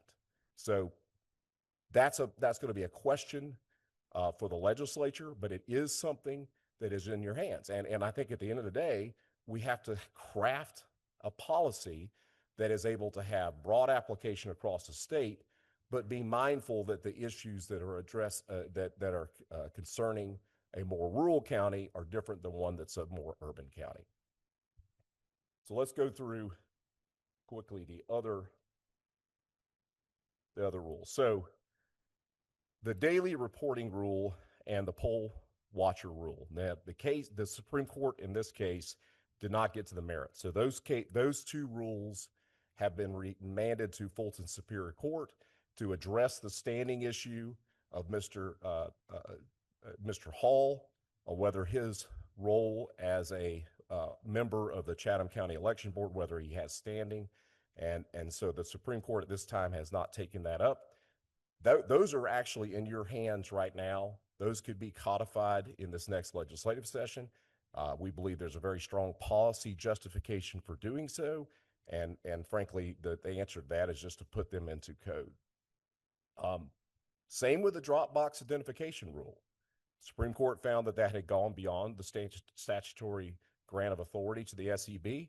It's certainly in your hands to do that. And certainly when we had the hearings here at the State Election Board, actually in this room, for that particular room, there is a lot of justification for why we would have that, why that policy makes sense. So that would be in your hands to do exactly that. Dropbox surveillance rule is in place, and I think I think that gives us a good pathway to how we can approach codification of these other rules as they become necessary. I do want to take an opportunity here for a second to go through, because a lot of this was debated during the last legislative session, but I think we need to be mindful that besides the codification of these particular rules that we've advocated for, that there are some other things that have been that are we think are necessary changes that ultimately will improve the confidence of our voters on both sides of the aisle, and at the end of the day, to make a system that's workable. I will tell y'all this: we are certainly in a state where there's lots of interest across. We heard from the vice chairman on this issue before. There's a lot of passion. This is an important topic to people on both sides of the aisle. And so it is very good that we're taking a measured approach, and that you're taking the opportunity to hear testimony throughout the rest of the summer to come up with these policy recommendations. But let me go through these quickly. We do advocate that it would be important for us to find a replacement for Eric, and look to partner with our surrounding states that have already exited the ERIC system. We also have advocated for banning ranked choice voting in partisan elections. We do advocate for voter registration by party and closing our primary elections. We also believe it is in our public interest to join a majority of of our states to go to an opt-in voter registration in our state. In fact, that would be what every state in the Southeast has as well, is opt-in voter. We do feel it's important. This was in a predecessor version of House Bill 397 last year. our last session, that we think it's important that we have a consistent application of voter challenges across the state, which is why we had advocated that appeals of county election board voter roll decisions should go to the state election board. We think those challenges, that you should not have to pay for those challenges. And we think at the end of the day, where appellate action is required to remove invalid registrations from the rolls, that the counties in those cases should have to pay attorney's fees. We think that's important. We also think it's important in one of the original predecessor versions of this legislation last year that we look at having better regulation around harvesting of ballots at long-term care facilities in the state. We also think it's important that we establish a statewide election court, very much like we have with our business court, that can be a model, a basis. These election contest cases are very complicated, and having that kind of experience in our judiciary would make for a better application of these election laws across the state. We also believe that Georgia should look to the Commonwealth of Virginia, who has common sense regulation of how we handle with our Department of Driver Services when people update their voter registration or their driver's license, that would actually update their voter registration as well. That will clean up a lot of the issues we have with our voter rolls. Finally, we also advocate for reducing the amount of early voting from 3 weeks to 2 weeks. And finally, we advocate for the elimination of no excuse absentee ballots. And then aside from those positions, we all know that next year, July 1st of 2026, we have the mandate to conduct elections without the QR code. And in advocating for a way to solve that issue, we look to Senate Bill 214, which passed the Senate last year, and we encourage you to look to the use of hand-marked paper ballots. There was a lot of bipartisan sentiment to go to that.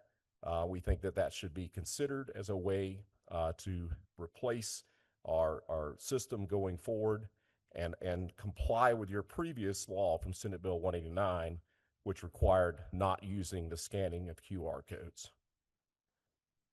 I want to thank all of you for your time today, and I'm happy to entertain any questions you might have.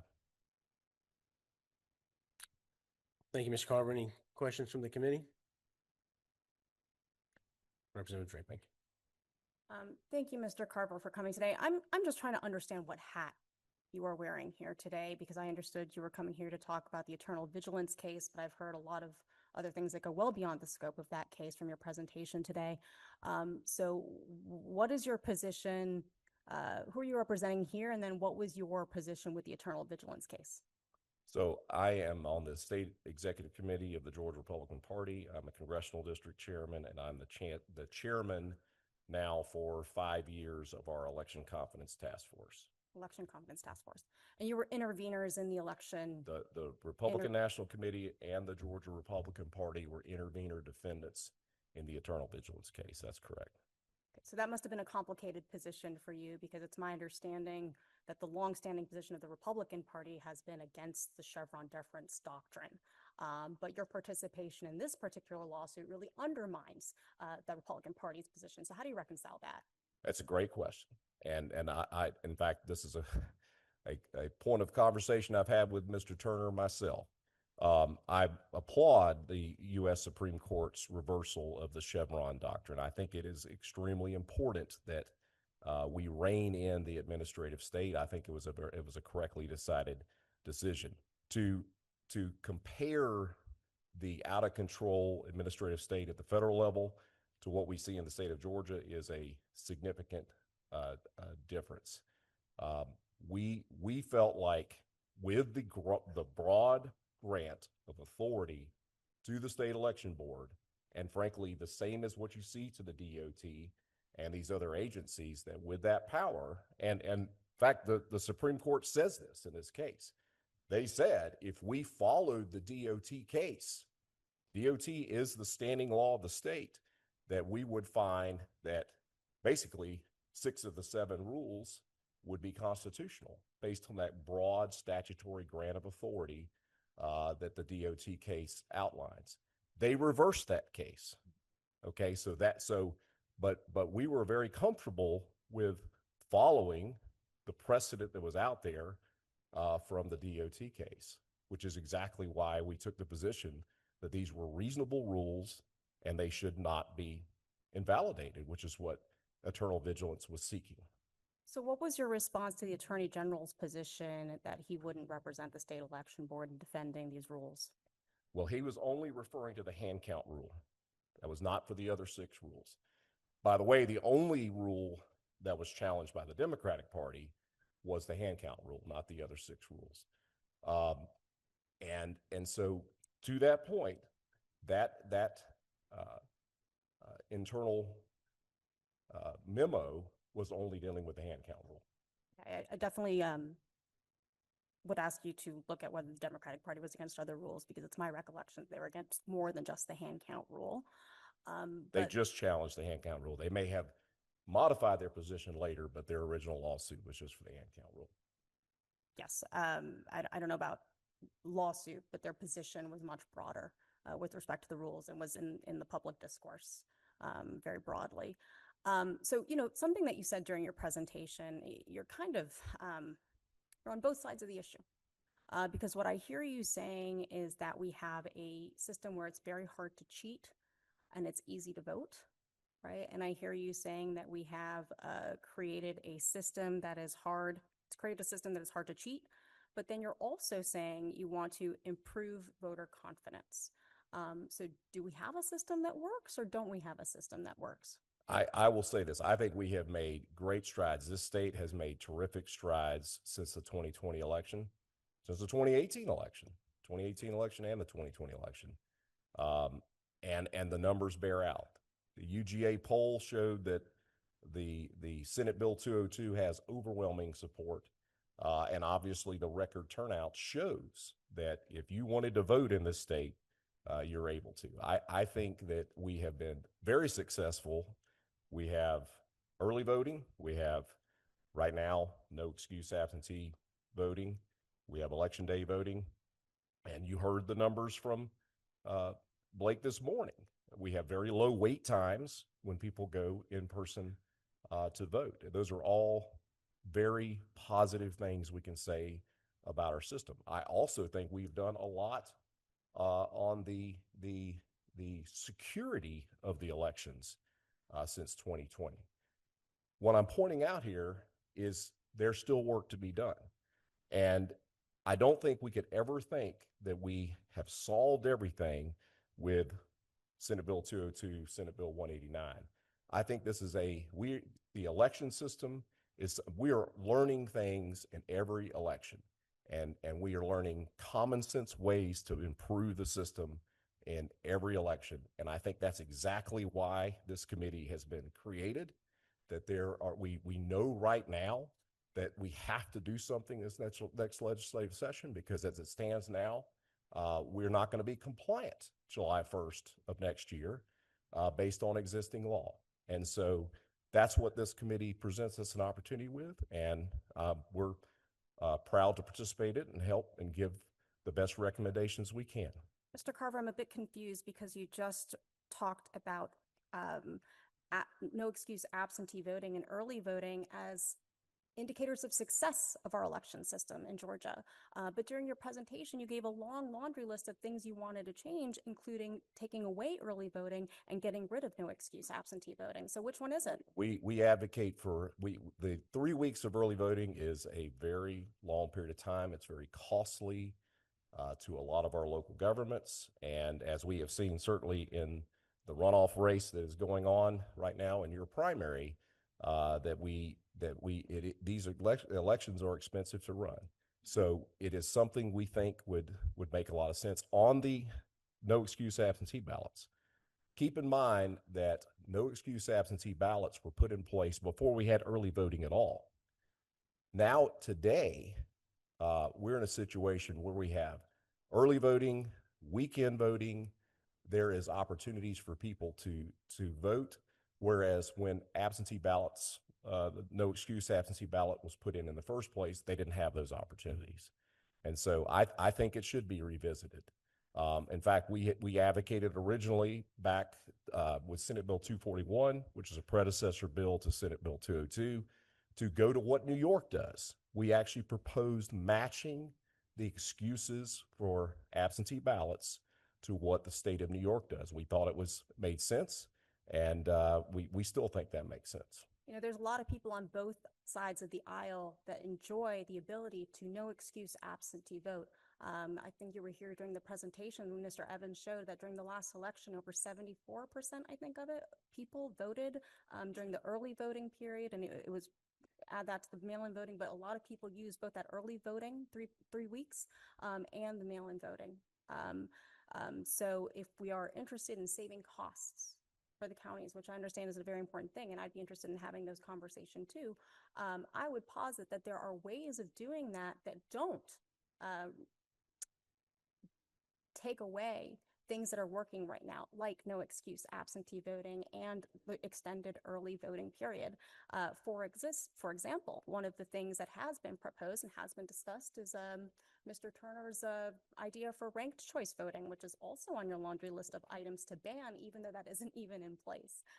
Another proposal that has been made, I have a bill that would bring the runoff threshold from 50% to 45%, which had that been in place for this PSC race, we would not have a runoff election that is costing the county millions of dollars. So I do think there's a lot of great ideas out there that can get to this issue that you are concerned with without taking away a very central and legitimate source of voting that has worked for people on both sides of the aisle.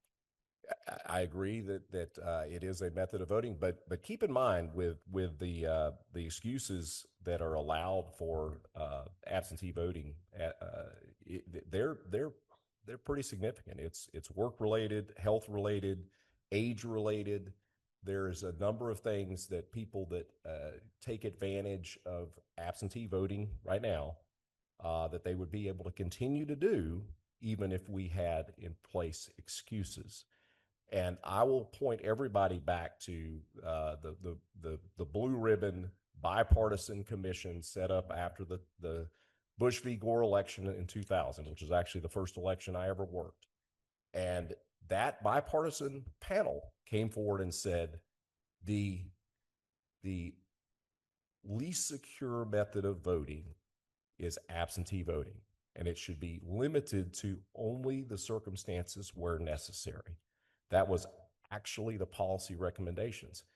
And I believe in that because we have a system where when absentee ballots are sent out, there is no control over those ballots. Let me pause you there, Mr. Carver. Representative Draper, can we, one more question? I got some other members, and I want to have as much time as we can for public comment. Yeah. Yeah. I do want to pause you there because I don't believe in fear mongering as a basis for policy changes. If we're going to talk about secure methods of voting, I want you to point to what exactly has gone wrong and where there have been proven violations of security in Georgia. If you can point to a handful, I would be surprised. Our state election board has hundreds of cases that have been investigated that have not been gone through because we've been busy negotiating and debating whether or not they can usurp legislative power and issue rules rather than doing their fundamental task, which is looking at violations of election law. So I do think we need to refocus there. But my last question, Mr. Chairman, and thank you for your indulgence. You did mention the 2020 election several times, and I just want to level set. Do you believe that Joseph Biden was the legitimate winner of the 2020 election?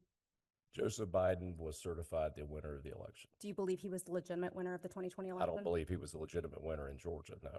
You do not? I do not. Thank you, Mr. Powell. All right, thank you. Hey, no, we're not gonna do that. We're not gonna do that. All right, thank you. We do have another question, Ms. Carver. We'll move on. Yes. I want to try to make sure we have as much time for public comment. We have many people that traveled here today to be heard. So we do have a hard cutoff time at 4:00, but I do want to make sure some of the other committee members have their questions. So Chairman Anderson. Just a couple of comments. First of all, I think that all of our presenters today would agree, and I think the board would agree too, that the elections process and what we go through in the legislature is a process of continual improvement. There's not a point where you reach and you say, we're done. It continues to improve every day. We have to look at improvements in technology. We have to look at different mannerisms in which people's lives have changed. So I do applaud Mr. Carver. I applaud Mr. Turner. Thank you, Stewart. And I will say this, whether you agree with how things are done or not, Blake Evans' staff at the Secretary of State's office, they do an outstanding job given the tools they have to manage our state elections. It's a daunting task. I've spent some time with them and gone through what they go through. They don't approach things from a partisan standpoint. They take the tools they are given. Some of those tools are given by us, some of those by the secretary, and then they make those tools work to help implement the elections in the state of Georgia. So they do an outstanding job, and I think we should thank them for the job that they do and provide them better tools in the future if we need to. Just as a last point of clarification, we had a little discussion here about absentee voting. Based on Mr. Evans' presentation this morning, absentee voting in the 2024 general election was 6%. Now, advance voting was 71%. Now, what we have asked, or I have asked of the, well, we got to get the clarification on this, is how that 71% breaks down, because currently we have 3 weeks of early voting.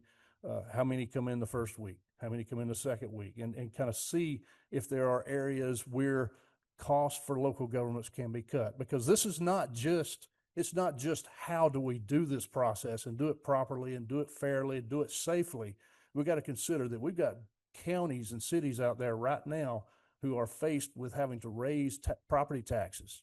They're faced with budget shortfalls, trying to figure out how they're going to make ends meet and provide the services their citizens want. And everything that we impose on them and require them to pay for falls on that scope too. So it's more than just what we talk about in this room. There's broad implications to everything we talk about, and that's why we brought up the point about DOT versus Atlanta. And as Mr. Turner brought up, the ruling on standing in elections cases. These are issues that, yes, they were critical to this one case, but they're going to be super critical to every facet of government operation from this point forward. And so everything we do has consequences. Are those good consequences or bad consequences? And I think we all agree that continuous improvement is where we need to be striving for. So thank you, and thank you to the committee. Any other members? Thank you, Mr. Carver. We appreciate you and Mr. Turner and Mr. Morelli on y'all's presentation. All right, so here's going to be the posture as we move forward. We have a little under an hour and a half left. We have a lot of people who want to speak and be heard, and we are glad y'all are here, and we will looking forward to hearing your comments. And just let you know, we've had several people that have already submitted their comments to the committee in writing, and that process we will continue as we move forward. So please feel free to continue to submit public comment to us in writing if you'd like, as we get to our next meeting in August. But because we have so many people that want to speak, I've been approached by several people wanting to yield their time to others. I'm not going to allow that today because I don't think we're going to get through the entire list as it is. So not everybody will be able to speak. I am going to allow 2 minutes per speaker, and we will start going through the list. I ask when you come up to please state your name, and if you're here representing an organization, please let us know what organization you are affiliated with, and as we move forward. So Molly will keep the timer. As we get close to your time, I will ask you to please wrap up the time. Please be respectful of that so other people can speak. Other people have given their time to be here today, just like y'all have. So we'll first start with Mr. Brian Allen.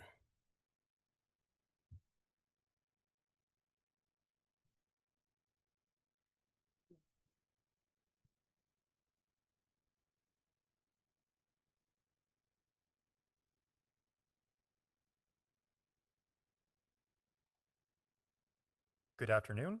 I'm Brian Allen, Vice Chair, Libertarian Party of Georgia.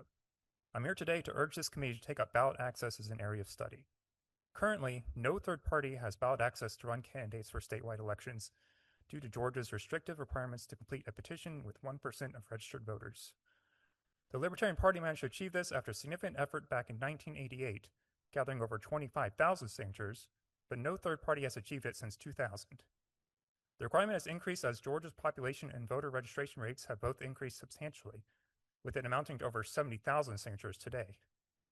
In the case of Green Party of Georgia v. Kemp back in 2016, the court ruled that the petitioning requirement was overly restrictive with regard to presidential candidates and permanently enjoined enforcement with a 7,500 signature requirement in its place until the General Assembly corrects the problem legislatively. It has been almost a decade the General Assembly has failed to act. We are now in the very strange situation where it's substantially easier to get onto the ballot in Georgia when running for President of the United States than it is when running for, say, Public Service Commission. Even if you accept having a petitioning requirement as justified in order to prevent an overcrowded ballot, the current law is so far beyond what is needed to achieve that, which is around a 5,000 signature requirement, according to a 2016 statistical analysis cited in the case mentioned, that its actual effect is to make it practically impossible for third-party or independent candidates to get onto the ballot. Having serial elections is important. Making it easy to vote is important. However, it defeats the entire point if voters don't have choices. Even if the Soviet Union had the most secure and accessible elections imaginable, it wouldn't have mattered since only the candidates approved by the ruling Communist Party were on the ballot. It is long past time the General Assembly fixed Georgia's ballot access laws so that voters can truly have choices in elections. Thank you for your time and attention. I'd be happy to answer any questions. Thank you, Mr. Allen. Appreciate you. Next, we will go to Mr. Peter Simmons, and after that, on deck would be Miss Julie Adams. No? Peters? Oh, okay, Mr. Ferguson.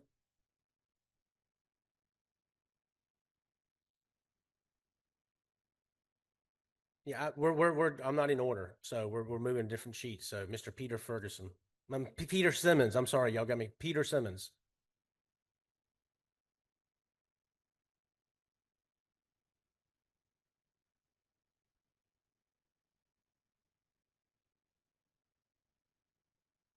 Yep, go ahead.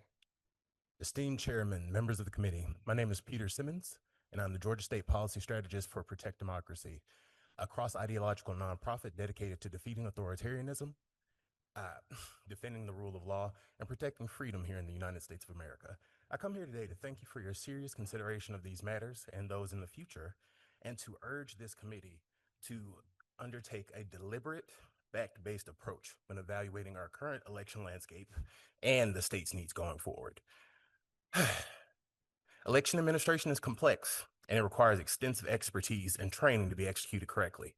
When we, time and time again, have seen non-expert external actors impose themselves in the process, they get it wrong.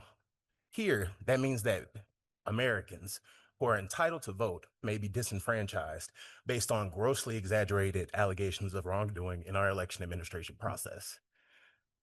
Our current political climate is extremely fraught with uncertainty, and it's important as we approach the 2026 election that the Assembly works to mitigate, not exacerbate, the effects of disinformation, confusing public policy, and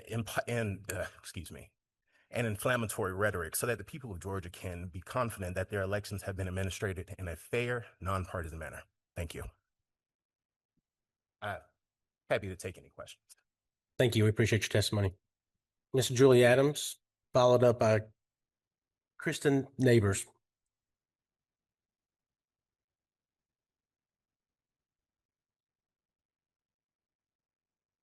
Is Ms. Adams not here? Oh, yeah, I'm sorry. Sorry. I didn't hear it. Okay. I want to thank you all for even having this committee and for participating. It's a very important thing to do, and I appreciate it. And I'll make this quick. So my name is Julie Adams. I'm on the Fulton County Board of Registrations and Elections. And there are a lot of different laws pertaining to certification and what superintendents are supposed to look at. And I just want to inform you guys of two things. On November 5th, 2024, for a presidential election, For that certification, I never received the list of voters or the list of votes cast before we certified. I want to clarify that. It's the numbered list of voters that has the voters with their unique ID numbers per precinct and per vote method, which is to be compared to the list of votes cast per precinct per vote method. I had none of that. I spent 2 days with them promising me, the elections director and the chairman of the BRE were promising me that they would have those lists for me any minute. We spent all day Friday, all day Monday.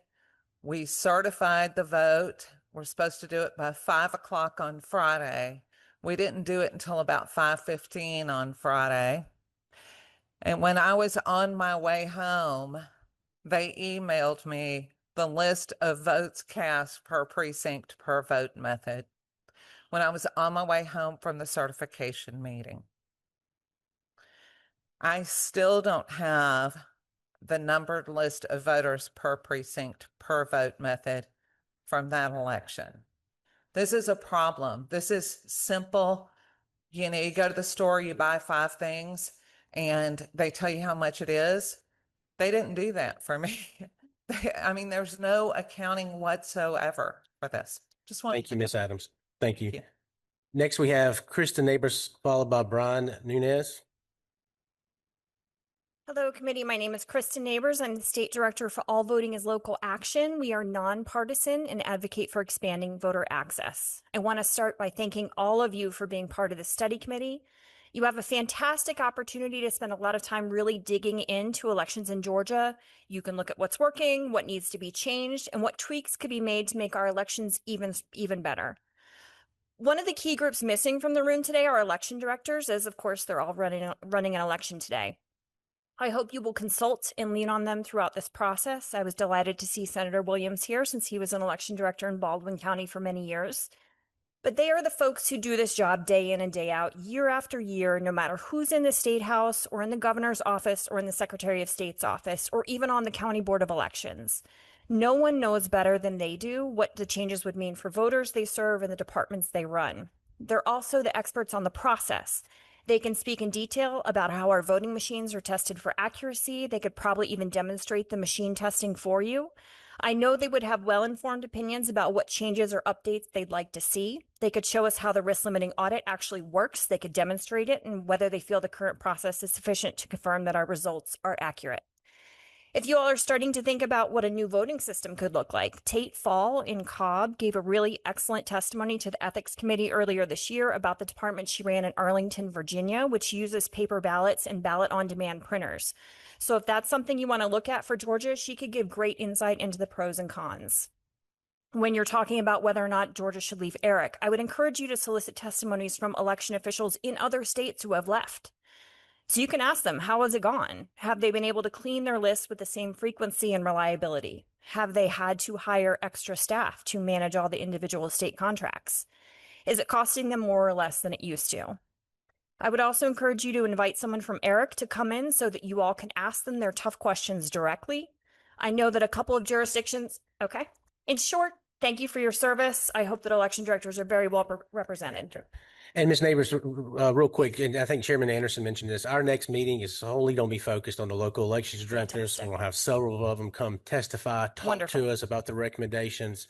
And also throughout this process, we're going to be visiting with elections officials across the state in their offices. Wonderful. So Fantastic. yes, so that is part of the schedule moving forward. They will Great. be very involved with this committee. That's great. I hope they're at all 5 of the next meetings. We do Thank you too. so much.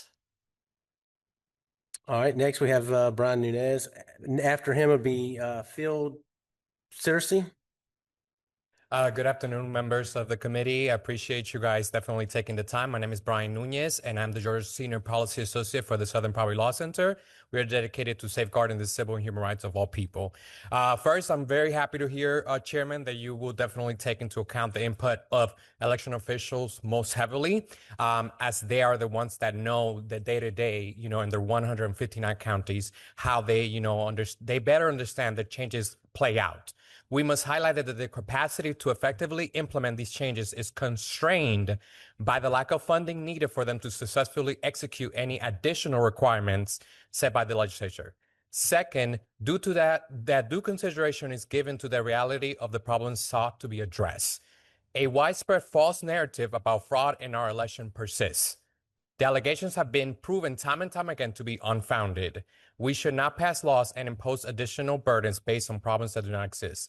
Third, we humbly ask this committee to keep the voters at the center of its deliberation.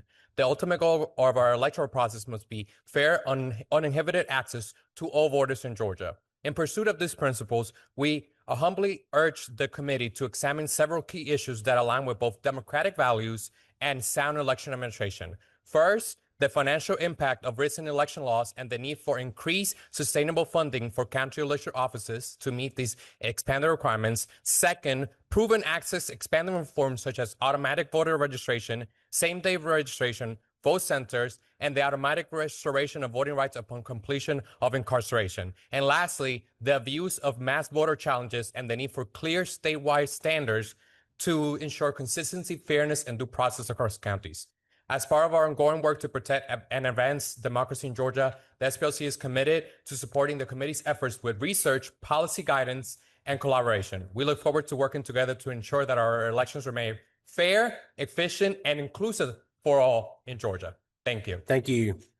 Next, we have Field Searcy and Sandra Burkholt. Yep.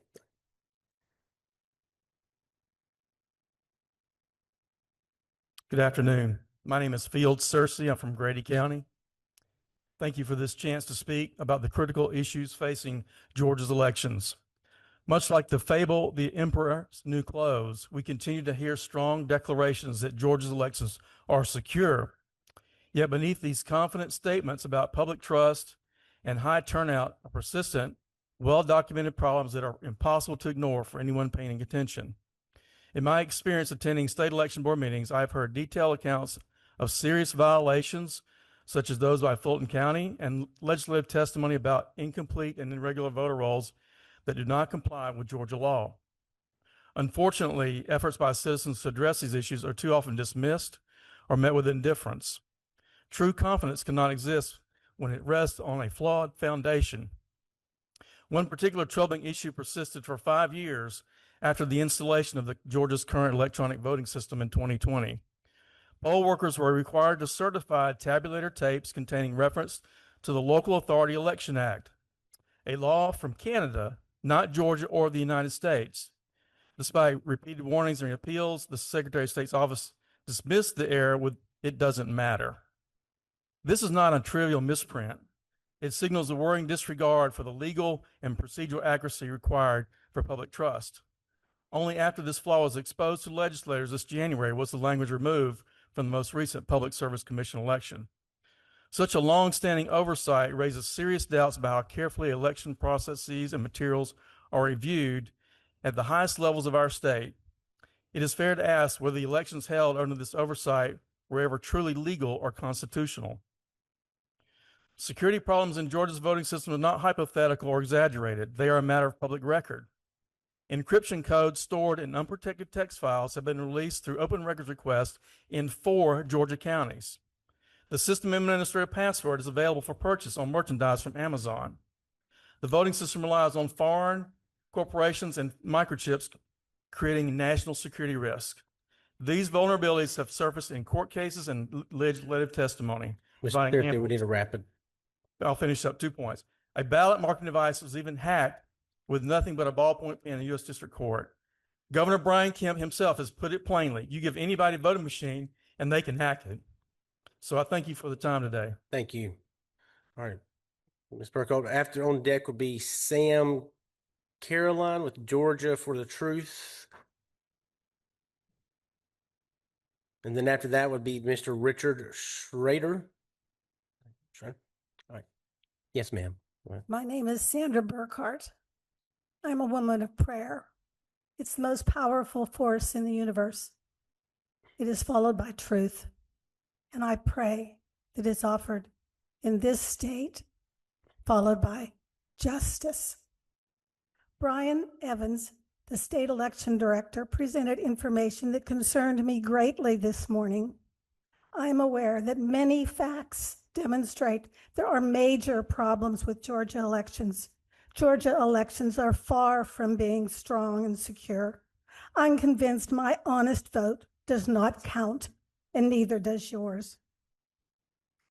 All I can do is what I will do, and that's share truth with anyone that'll listen. I'm doing all I can, and I pray that the members of this committee will do all that they can to improve a system with problems. Many Georgians do not trust our voting system. I have communicated with people from several counties, and our voter rolls have major problems, like ignoring removing things where the age of the individual is over 120. And no name should not be an acceptable name for first and last names. However, I have seen this on the voter rolls. This isn't an outstanding problem in just one county. I've been to several counties because I do pursue truth and I do pray.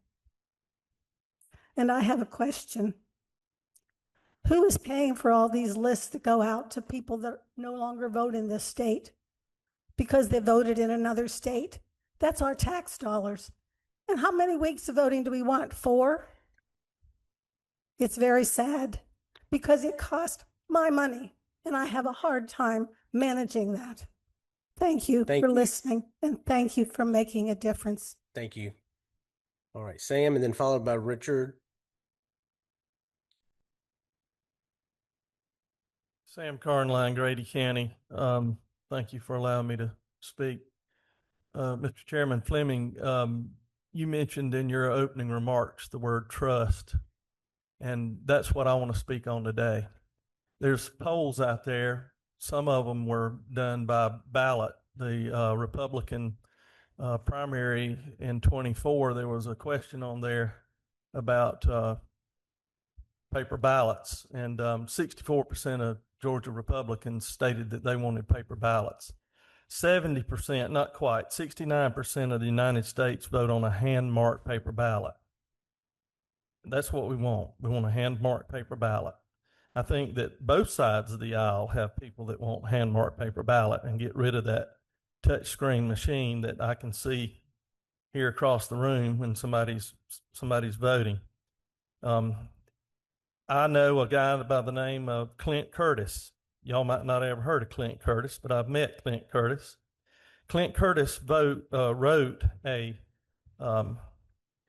program back in 2000 that was capable of flipping votes.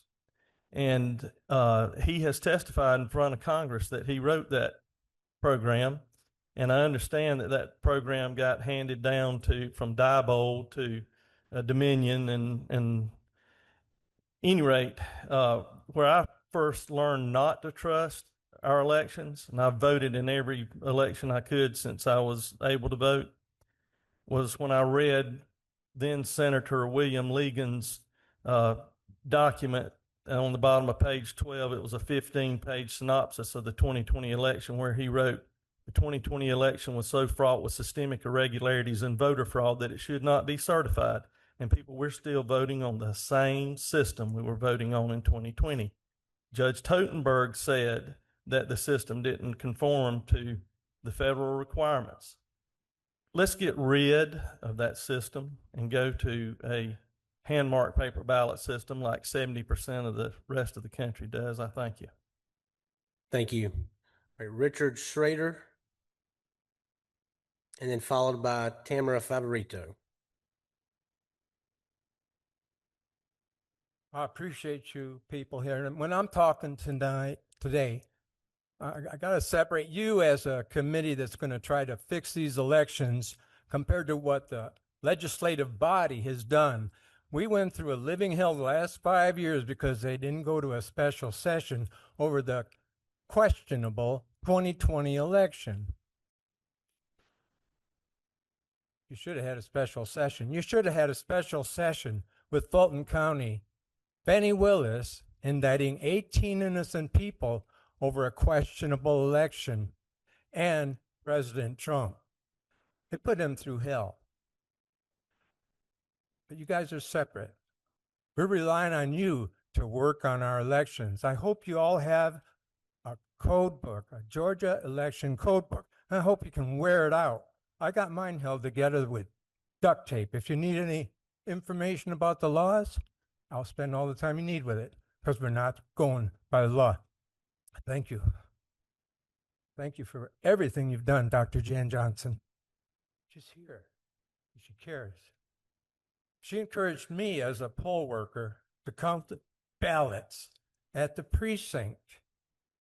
Because I'm the lead tabulator. I went to special training to close out the tabulator, take the ballots and count them in the precinct because it's important. If you look at 454, there's a reason why we count them in the precinct. Always have, always will, until we got the Dominion machines in here.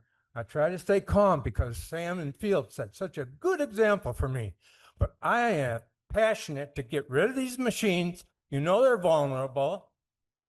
We need to vote on paper. The president has put out an executive order, and we're not following it. We're not looking for it. We're not doing it. We didn't even do it in the GOP. We use clickers. Click, click.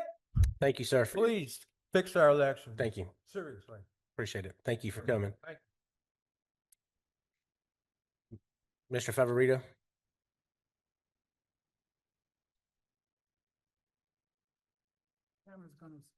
Cameron wanted to give her me her time, but since you're not allowing that, I just want to correct one thing that's on the record here today. We talked about the ERIC hash. From evidence from other states, what we've heard today is simply not true. First of all, our voter data is outsourced into a cloud. It's a Salesforce cloud, and they are that was without any legislative authority. There's no legislative authority to outsource our voter data into a Salesforce cloud. From there, it goes to ERIC. The routine that Blake Evans talked about today, which he called a hash, is actually written by ERIC. It is a proprietary routine, and it is not a hash because ERIC decodes that on their end. And then they do a naked compare of our personal identifying information in order to make their determinations.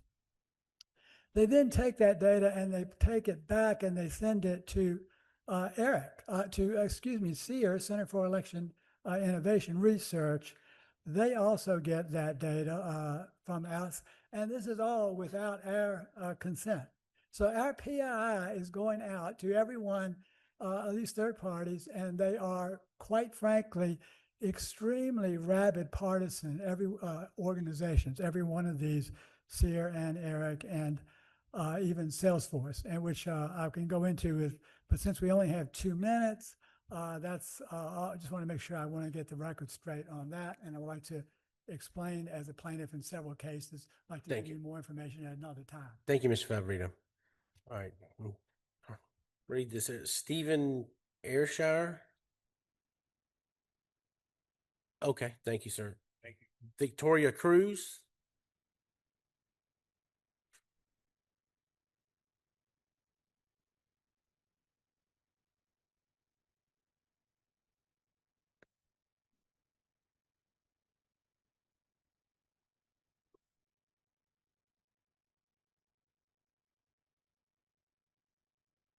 Good afternoon, committee. My name is Victoria Cruz from Athens, Georgia, and I'm very happy to be here and have this opportunity to speak to you. I left all my notes home, so I was scrambling at lunchtime to try and put this together, but I'm glad that someone asked some questions about automatic voter registration that we have here. We have the opt-out system, that means automatic. AVR is only in 24 states and DC right now. Remarkably, the same, just like 24 states and DC are with ERIC. Okay, so at the time that the states opted into automatic voter registration, 18 were Democrat governors and 5 were Republican governors and 1 was an independent. Today, there are 22 Democrat governors and 2 Republican governors, and of course, the District of Columbia. So to me, that you can take that as a cause and a result, or as you will. Also, if you look at the legislation pending in some of these states, states without automatic voter registrations, Democrat bills are being proposed to go to automatic voter registrations, not Republican bills, Democrat bills. And they all want it to be opt-out. In other words, you will be registered unless you opt out. And all of them really are tending toward opt-out with a card. The DDS or the SOS will send you a card. And if you return that card saying you don't want to be registered, you will be taken off the registry. If you don't return that card, like a lot of people don't, you won't. And just the other point, the other side of the card, the ones with automatic voter registrations, they are now wanting to add more agencies to do it automatically instead of with permission. They want to there's even one state that wants mandatory voter registration. So if you remember the old adage, if you give them an inch, they'll take a mile. That's what's happening with automatic voter registration. Thank you, Ms. Cruz. Next, we'll have Eric Christensen, followed by Earl Ferguson.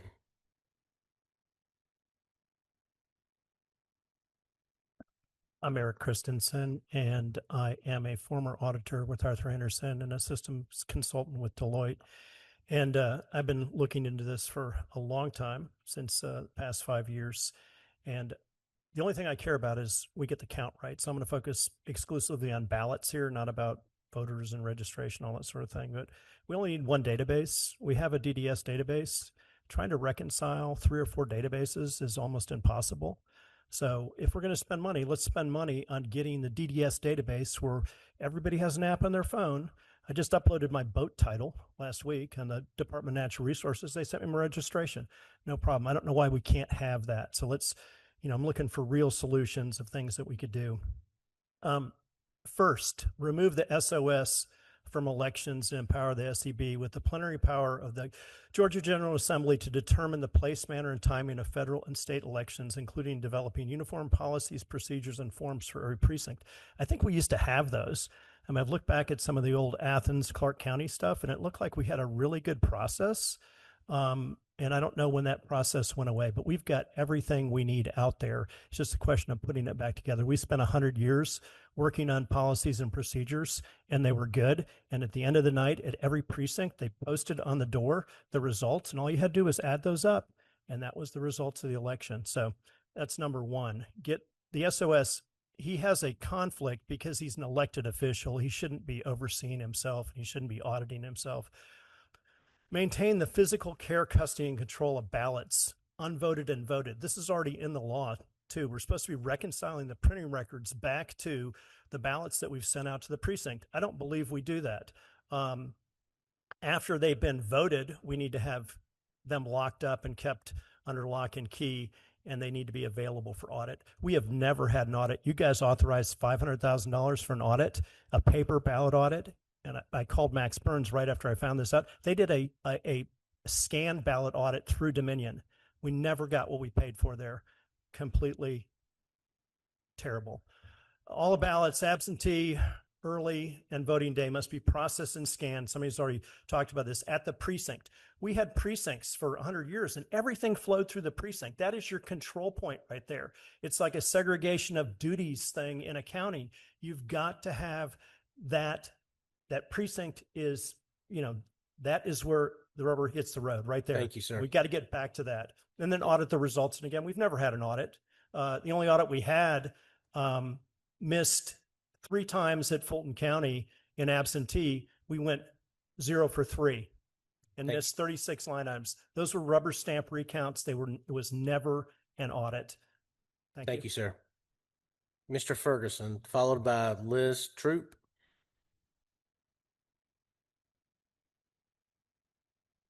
Earl Ferguson, Fulton County. I do a lot of things. I've poll watching, I've done adjudication, and I've watched the processing of mail-in ballots. And I have some conclusions that I'd like to convey. And what Brad Carver said, I'm very much in agreement with. I'm a paper ballot enthusiast, and we need to get rid of the machines. I'm going to change the subject slightly because the Secretary of State's representative talked about the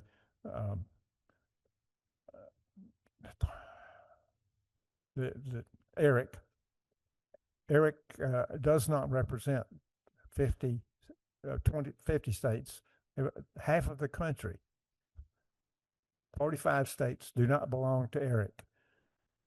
That's Florida, Alabama, Tennessee, and North Carolina, and Texas amongst the largest states where we have interchange.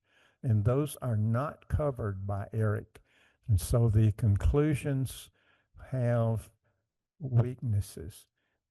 I challenged 2,000 Florida voters who voted in the last presidential election, 2,000, who are on the Georgia voter rolls. My challenge is none of my challenges were approved by the Fulton County Board. Thank you. Thank you. All right, Miss Liz Troop, followed by Gail Lee. Thank you for letting me speak. What is the committee going to do about SB 189, the bill that passed in 2024? That bill banned the use of a QR code, barcode, or similar coding on ballots by 2026. That bill also restricted vote counting to the human readable text on ballots, even though our current equipment does not read the human readable text on ballots.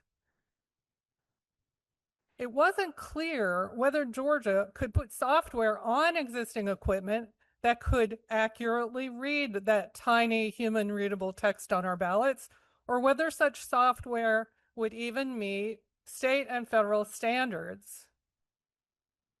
This year, the Senate did consider a bill that would move to the gold standard for election security, which is hand-marked paper ballots read with an optical scan. That doesn't read human readable text printed by computers. It reads filled in bubbles. And that bill did not pass. 2026 is coming very soon. This committee needs to figure out how Georgia elections can comply with a law already passed by the legislature. In the meantime, the existing voting machines are a problem. Their operating system has not been updated since being stolen and widely shared back in 2021. Hand-marked paper ballots, optically scanned, are the secure and practical alternative. Thank you. Thank you. All right, Miss Gail Lee, followed by Miss Rosario Palacios. My name is Gail Lee, and I have been involved with election integrity since 2022. And I've just been appointed to the DeKalb Board of Registrations and Elections. But what I'm speaking today is simply my own opinions. In dealing with our system, there are many things that need fixing. and I won't have time to go through them all. So I'll get started and then hand you the list. Our Dominion system will be unusable effective July of 2026. We've been kicking the can down the road for a long time, and July 2026 is the dead end of that road. The QR codes will be illegal. The software will no longer be supported, and the certification will be voided by the presidential order. Please save our state millions of dollars and go to hand-marked, hand-counted paper ballots. It's more trustworthy, and nobody can hack it from China or Serbia. And you won't have hidden algorithms modifying the results. 2, replace automatic registrations at DDS with a requirement that applicants opt in to register to vote. When I was knocking on doors, I encountered people who had no idea they were already registered to vote because it was automatic. 3, replace no excuse absentee voting by mail with valid excuse absentee voting by mail. Voting by mail is ripe for manipulation and fraud. There's no chain of custody in the post office. 4, you've heard this one before, replace ERIC with American Association of Motor Vehicle Administrators, which is in 42 states, and the Secretary of State already uses it. And combine that with the state auditor doing an audit every year. Thank you. These.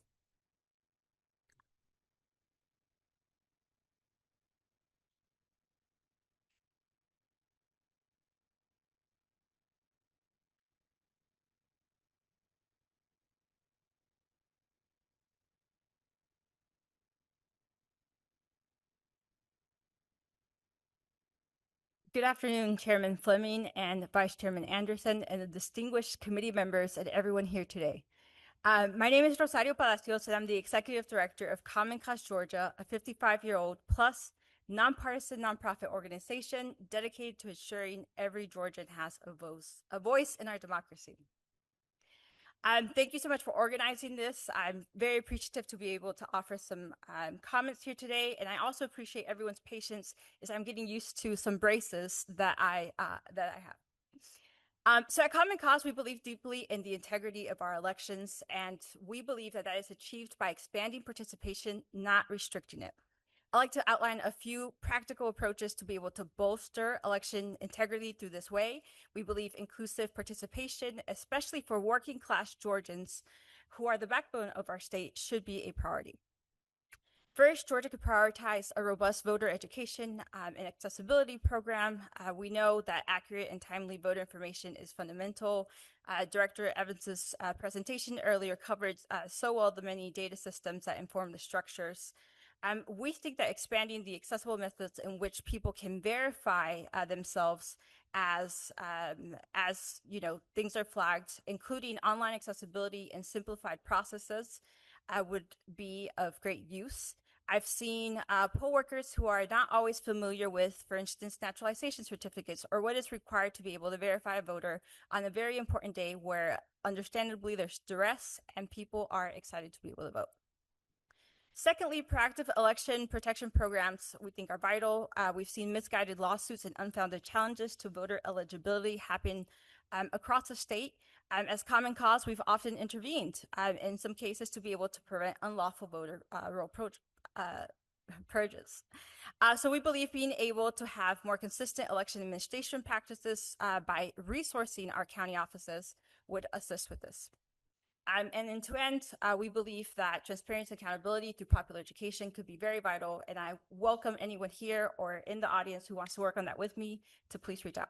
Thank you. Thank you. Ms. Karen Davenport, followed by Jean Dufort.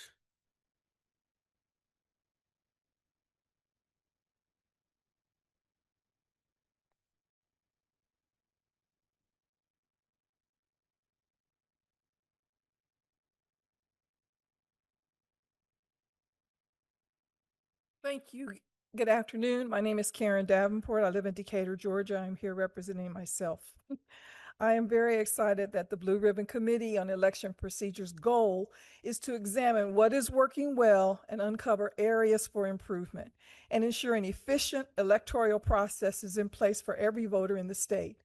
As this committee studies and evaluates Georgia's current laws, policies, and procedures utilized in administering Georgia election, I want to encourage you to think of the difficulty some laws pose on the boards that oversee the administration of Georgia's elections and the voters in this state and cost us as taxpayers quite a bit of money.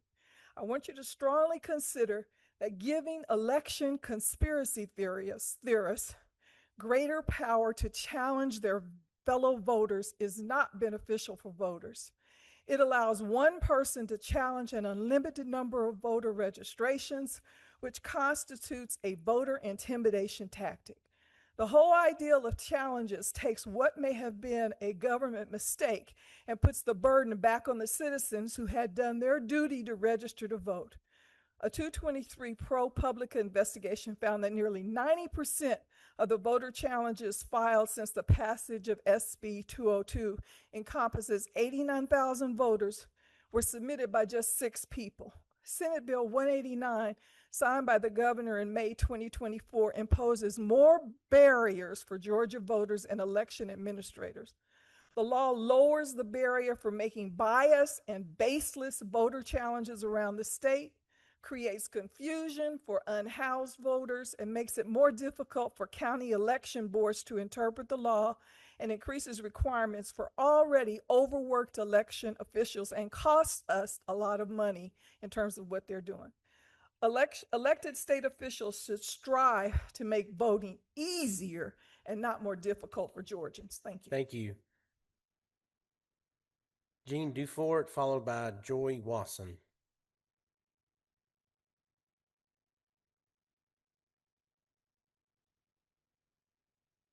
Thank you, Chair Anderson, for reminding us that county costs are real costs. I'm the chair of the I'm Jean Dufort, chair of the Morgan County Dems, member of Indivisible Georgia 10, and a member of the Coalition for Good Governance. Today's theme, follow the law and be mindful of costs. But what do you do when a constitutional officer chooses a voting system that does not and cannot comply with state and federal law and explodes costs?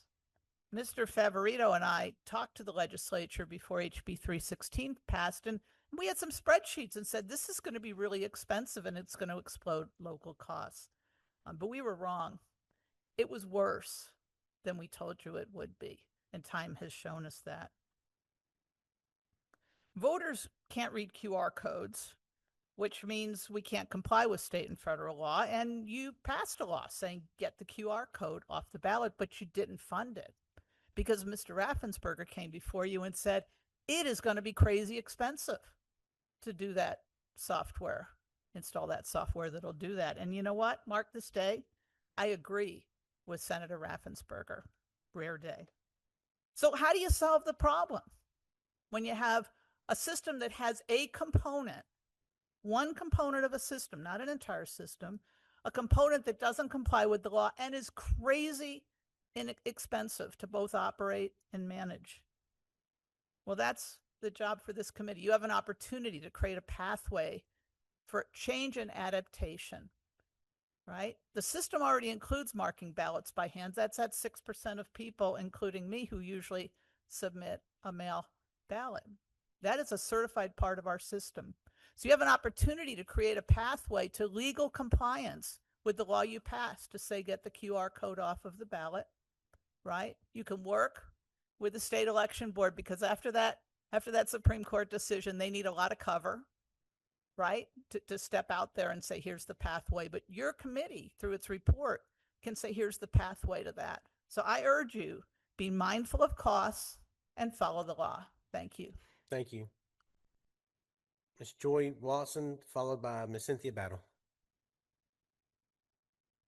I'm Joy Watson, a DeKalb County voting rights activist, and here representing myself. In recent years, the General Assembly and the State Election Board have only confused voters and election officials with convoluted new laws and rules dealing with the conduct of elections. This committee was formed to fulfill a compelling mission to ensure that Georgia has the most secure and effective system in the nation. I hope the committee works toward this in good faith. Will the legislature step up to fulfill this mission by giving counties the authority to conduct upcoming elections using a secure hand-marked backup ballot system already in place? This is an easy fix until we have an updated system that complies with statute. You must face the reality that the current system has vulnerabilities that haven't been addressed. Critical software updates to equipment haven't been made in years. This is an emergency. The Secretary of State will want you to put off the 2026 deadline for conducting elections with the human readable choices printed on ballots as the votes to be counted. Why delay that? Where is the political will to give us the most secure and effective election system in the nation? Voters should be able to verify the choices on their ballots. Best practices are known, and our state has willfully ignored them for decades. Don't be like the legislature's 2018 SAFE Commission. Please listen to experts. Thank you. Thank you. Ms. Cynthia Battle, followed by Mr. R.J. Berry. Good afternoon, committee. My name is Cynthia Battles, and I am the Policy Director for the People's Agenda. It is a pleasure to be here in front of you today. Molly was kind enough to send all of you a Brennan Center report that they have recently conducted, where they talked to election officials across the nation. I don't have time, obviously, to go into a lot of that, but what I do want to talk about is 87% of those election officials think it's important for the state to make up for the funding cuts left by the federal, but to make up for the federal cuts in the federal budget. And 3 in 4 election officials need their budgets to grow to make up for the rising cost of administration and security needs. I've spent the last 19 months talking to election officials across the state. A lot of y'all have heard the stories that I have shared. Election officials who are choosing between groceries and medication for their spouse. Election officials who are working 5 days and getting paid for 2. Election officials who thought when the memory card rule was going to pass that they were going to have to divert money from getting a new ambulance. It is really great that y'all are starting to talk about the rising cost of elections. My fear is that instead of looking at how the state can appropriate funds to the counties, y'all are starting to talk about cutting access for voters. And as a single mother who struggled to make it to the polling location, it feels like what you're saying is my vote wouldn't be as important as someone who could make it, say, on election day. And that is going to be the impact if you start cutting absentee ballots and early voting, is that people like me are not going to be able to vote because we're not going to be able to make it to the polls. So as you're looking at this, please do increase county budgets, but don't do it at the expense of voters. Thank you. Thank you very much. R.J. Berry, and I'm going to butcher this, followed by Lana Goitier. Is R.J. Berry? Okay. And then we'll have Caroline Stover.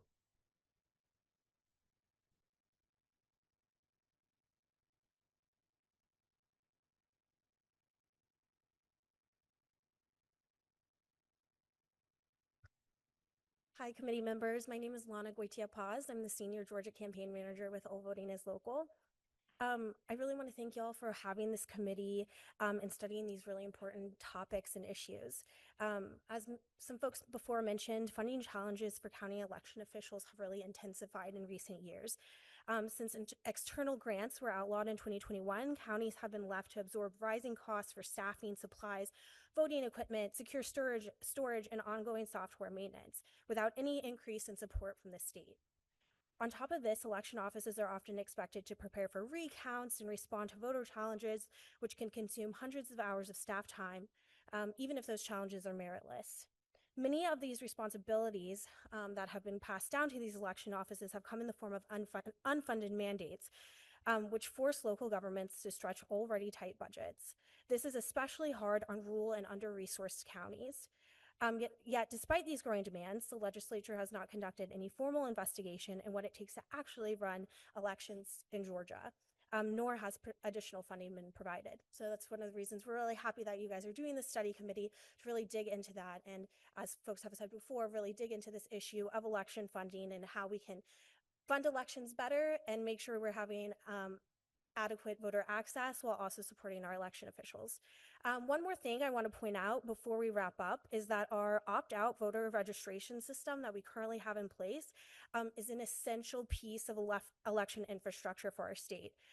This critical mass of data that we get from this opt-out system helps to centralize our elector list maintenance processes. It helps to provide election offices with more up-to-date data points, such as phone numbers, addresses, and other information that the original voter registration may have been missing. As Mr. Evans said before, 73% of voter registration updates come through DDS. So I just thank you for the committee for your time, and thank you for looking into these issues. Thank you. Caroline Stover, followed by Brenda Cox.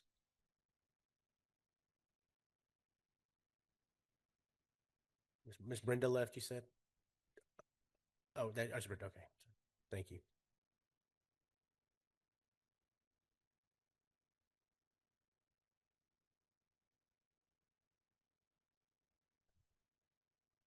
Hello, everybody. I really enjoyed the panel, very positive, a lot of great information. Thank you very much for having me here. My name is Brenda Cox, and I'm here representing the NAACP for the state. I have a couple of questions. The first one is the Dominic contract for our voting system expires in 2028. What should we be looking for when we consider other voting systems? And they did say, keep in mind, they're going to be heavily leaning towards paper ballots and hand count. Is that how you feel as far as looking for a new system, or just going to have paper ballots and hand count? I'm asking. Ma'am, that will be discussions we have throughout the committee meetings as we follow the next 5 meetings. So there'll be discussions that we have. Okay, thank you. The next question is whether or not Georgia will leave the ERIC, and if we do, what will we be replacing it with? Well, we've had a lot of discussion today by Yes. Eric, and obviously we'll have more discussion as we go. And ma'am, I just urge you to finish up your comments because there's we got quite a few speakers that need to. That's all. That's only Thank two you very much. questions I have. We appreciate it. You're Thank welcome. you. Next, we have Brad Barnes.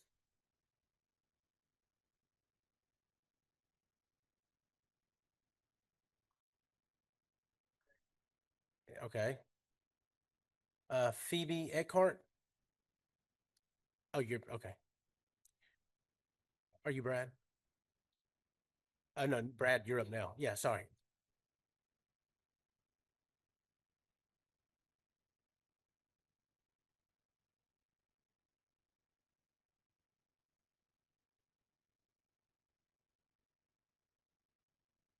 Sorry about that. Just taking a bit of a walk. My name is Brad Barnes. I'm from Rome, Georgia. I filled various roles in the Republican Party and worked on various election integrity projects over the past couple of years. I want to thank the members for stepping up and starting the committee. Outside the hustle, bustle, and pressure of session, we have a great opportunity to slow down and take a deep look at the issues regarding our elections. Other members of the House are looking to you guys to set the agenda on elections for the upcoming session. And I hope that the committee will take the time to put together a set of proposals that will finally put to rest many of the issues dogging our elections over the past half-decade. I hope the committee will radically simplify our elections, take the complexity out that is driving the lack of public confidence, take the complexity out that serves as a source of potential problems, and take the complexity out that's a driver of costs throughout the system. I urge the committee to recommend the dumping of the Dominion systems and a move to hand-mark paper ballots, to clarify the powers of the state elections board so that they can get back to work. And finally, I'd ask the committee to take a look at some of the recommendations of the Georgia GOP Election Integrity Task Force. Several years of effort were put into those recommendations, and I think a lot of them are quite solid. So thank you for your time and the opportunity to speak. Thank you. Phoebe Eckhart, followed by Adeline Kummer. Hi. My name is Phoebe Eckhart. I live up in Roswell, Georgia.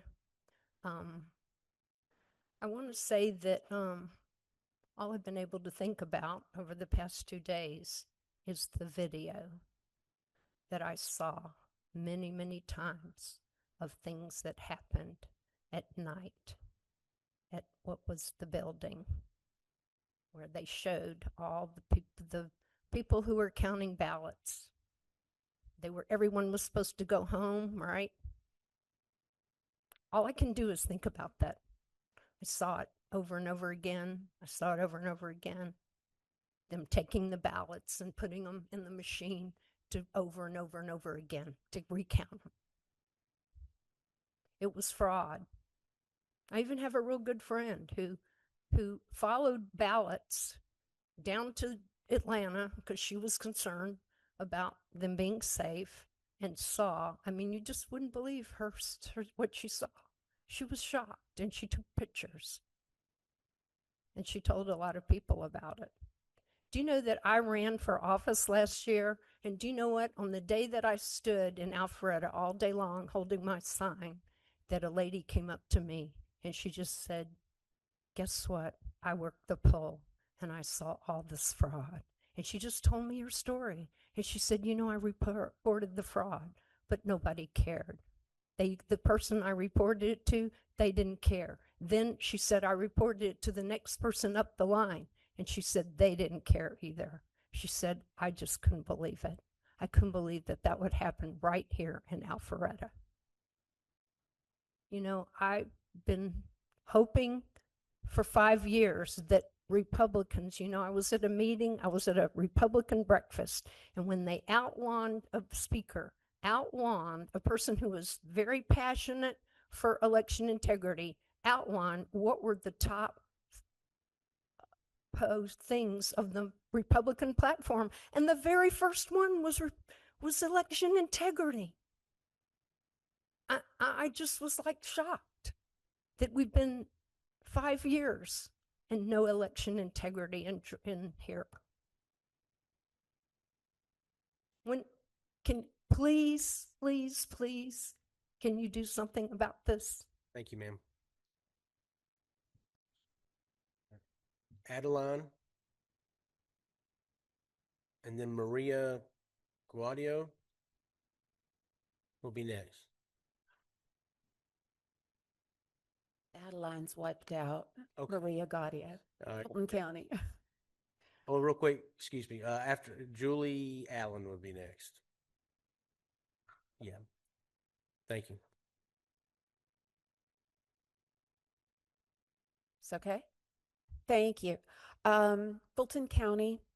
Phoebe had alluded to the person who saw all the cheating. That was me. I saw tens of thousands of illicit ballots loaded onto vans, white vans, at least 16 vans. They went in empty and they came out full, front to back, bottom to top, side to side. I was charged with following the chain of custody. There was no chain of custody, but they made illicit stops on the way down from Roswell and filled up on Mitchell Street at a warehouse. And there was chaos and mayhem. That was an illegal, illicit, unscheduled stop before they went down to the World Congress Center. I don't know about anybody else, but this morning when I walked in and I'm hearing Blake Evans speak, and I just felt like I needed another shower after all of that ridiculous gaslighting. I was like, I need washed off after that. I mean, it was like an infomercial for uh, uh, uh, for uh, for fake. Uh, yeah. Eric has been blown out of 9 other states. Why does Georgia have to be last?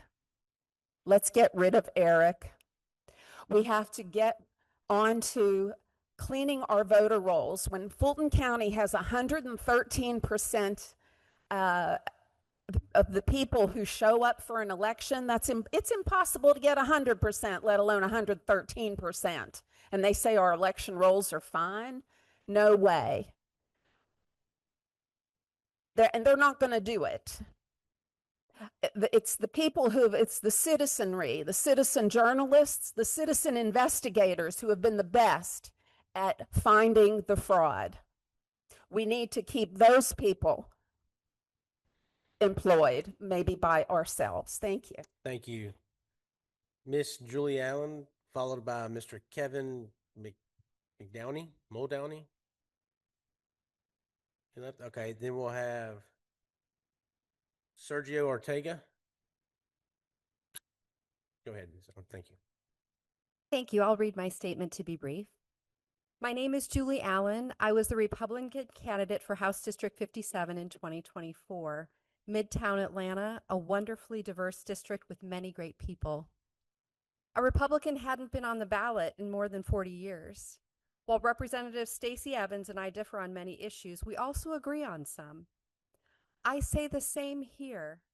There is a serious need to restore public trust in our elections. The Georgia State Election Board has been asked to make bricks without straw. That must change. The legislature must take responsibility for both Republican and Democrat to clean up our elections. The State Election Board cannot legislate as the Supreme Court has shown us. We need same-day voting, hand-marked paper ballots, secure paper, precinct-level counting, no QR codes, no black box machines, no unverifiable systems. This isn't about what Governor Kemp or Speaker Burns wants. It's about what's right. It's what's for the next generation. We must return elections to the people with accurate, auditable, verifiable results. 2 + 2 must equal 4. Truth, transparency, accountability, now. We all agree and we beg you. Thank you. Thank you. Mr. Sergio Ortega, followed by Bill Henderson, will be next. Good evening. I am Sergio Ortega with the Libertarian Party of Georgia. I'm kind of regretting skipping lunch right now. I'm here to inform the committee about the pains of Georgia ballot access for political bodies. As of today or last election, there are no political bodies in Georgia anymore. There is only the Republican Party and the Democratic Party. There was the Libertarian Party, but we lost ballot access this past election. And 2026 will be the first year since 1994 that Georgia Libertarians will not be on the ballot. It'll be the first year without a political body on the board at all. There have been 4 bodies that have completed the petitioning process. The Republican Party, the American Independent Party with George Wallace, the Reform Party with Ross Perot, and the Libertarian Party. But now there's no more. As you may know, the Public Service Commission faced an injunction that halted the election, which we are now redoing right now. And because of that, we were unable to run a candidate to gain 1% of the election result. Because of that, we couldn't get the 1% and were kicked off the ballot this past year. We were only on the ballot for the presidential election. We are allowed to keep that, but we're not allowed to run statewide candidates despite doing so since the early 90s. And one of the complaints I frequently hear is about rhino candidates taking up U.S. House offices. No third-party candidate has ran for U.S. House since 1943. It predates the election code.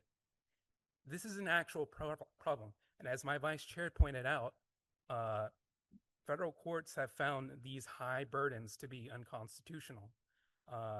That's why we're allowed to run for presidential candidates. Is my time over? Okay. So I really hope you take this before it has to go to court. Thank you. Next, Bill Henderson, followed by Scott Bailey. Hi, good afternoon. I'm Bill Henderson. I'm a citizen of DeKalb County, and I've also been a database manager and analyst for 35 years. I'm asking this committee to consider one thing that came up earlier in this meeting. I've been an engaged citizen in my county concerned about election integrity, and believe me, I would not be here if I knew that the Georgia voter roll was clean. I'd probably be somewhere on a beach. But I've attended and participated in almost every county board of elections meeting for more than 2 years. My engagement in this was recognized by my county's Republican Party, and I was nominated unanimously by that party's membership for a seat on the DeKalb County Election Board. However, DeKalb County law states that nominations from the two main parties, Republican and Democrat, go to the Chief Judge of the Superior Court for appointment.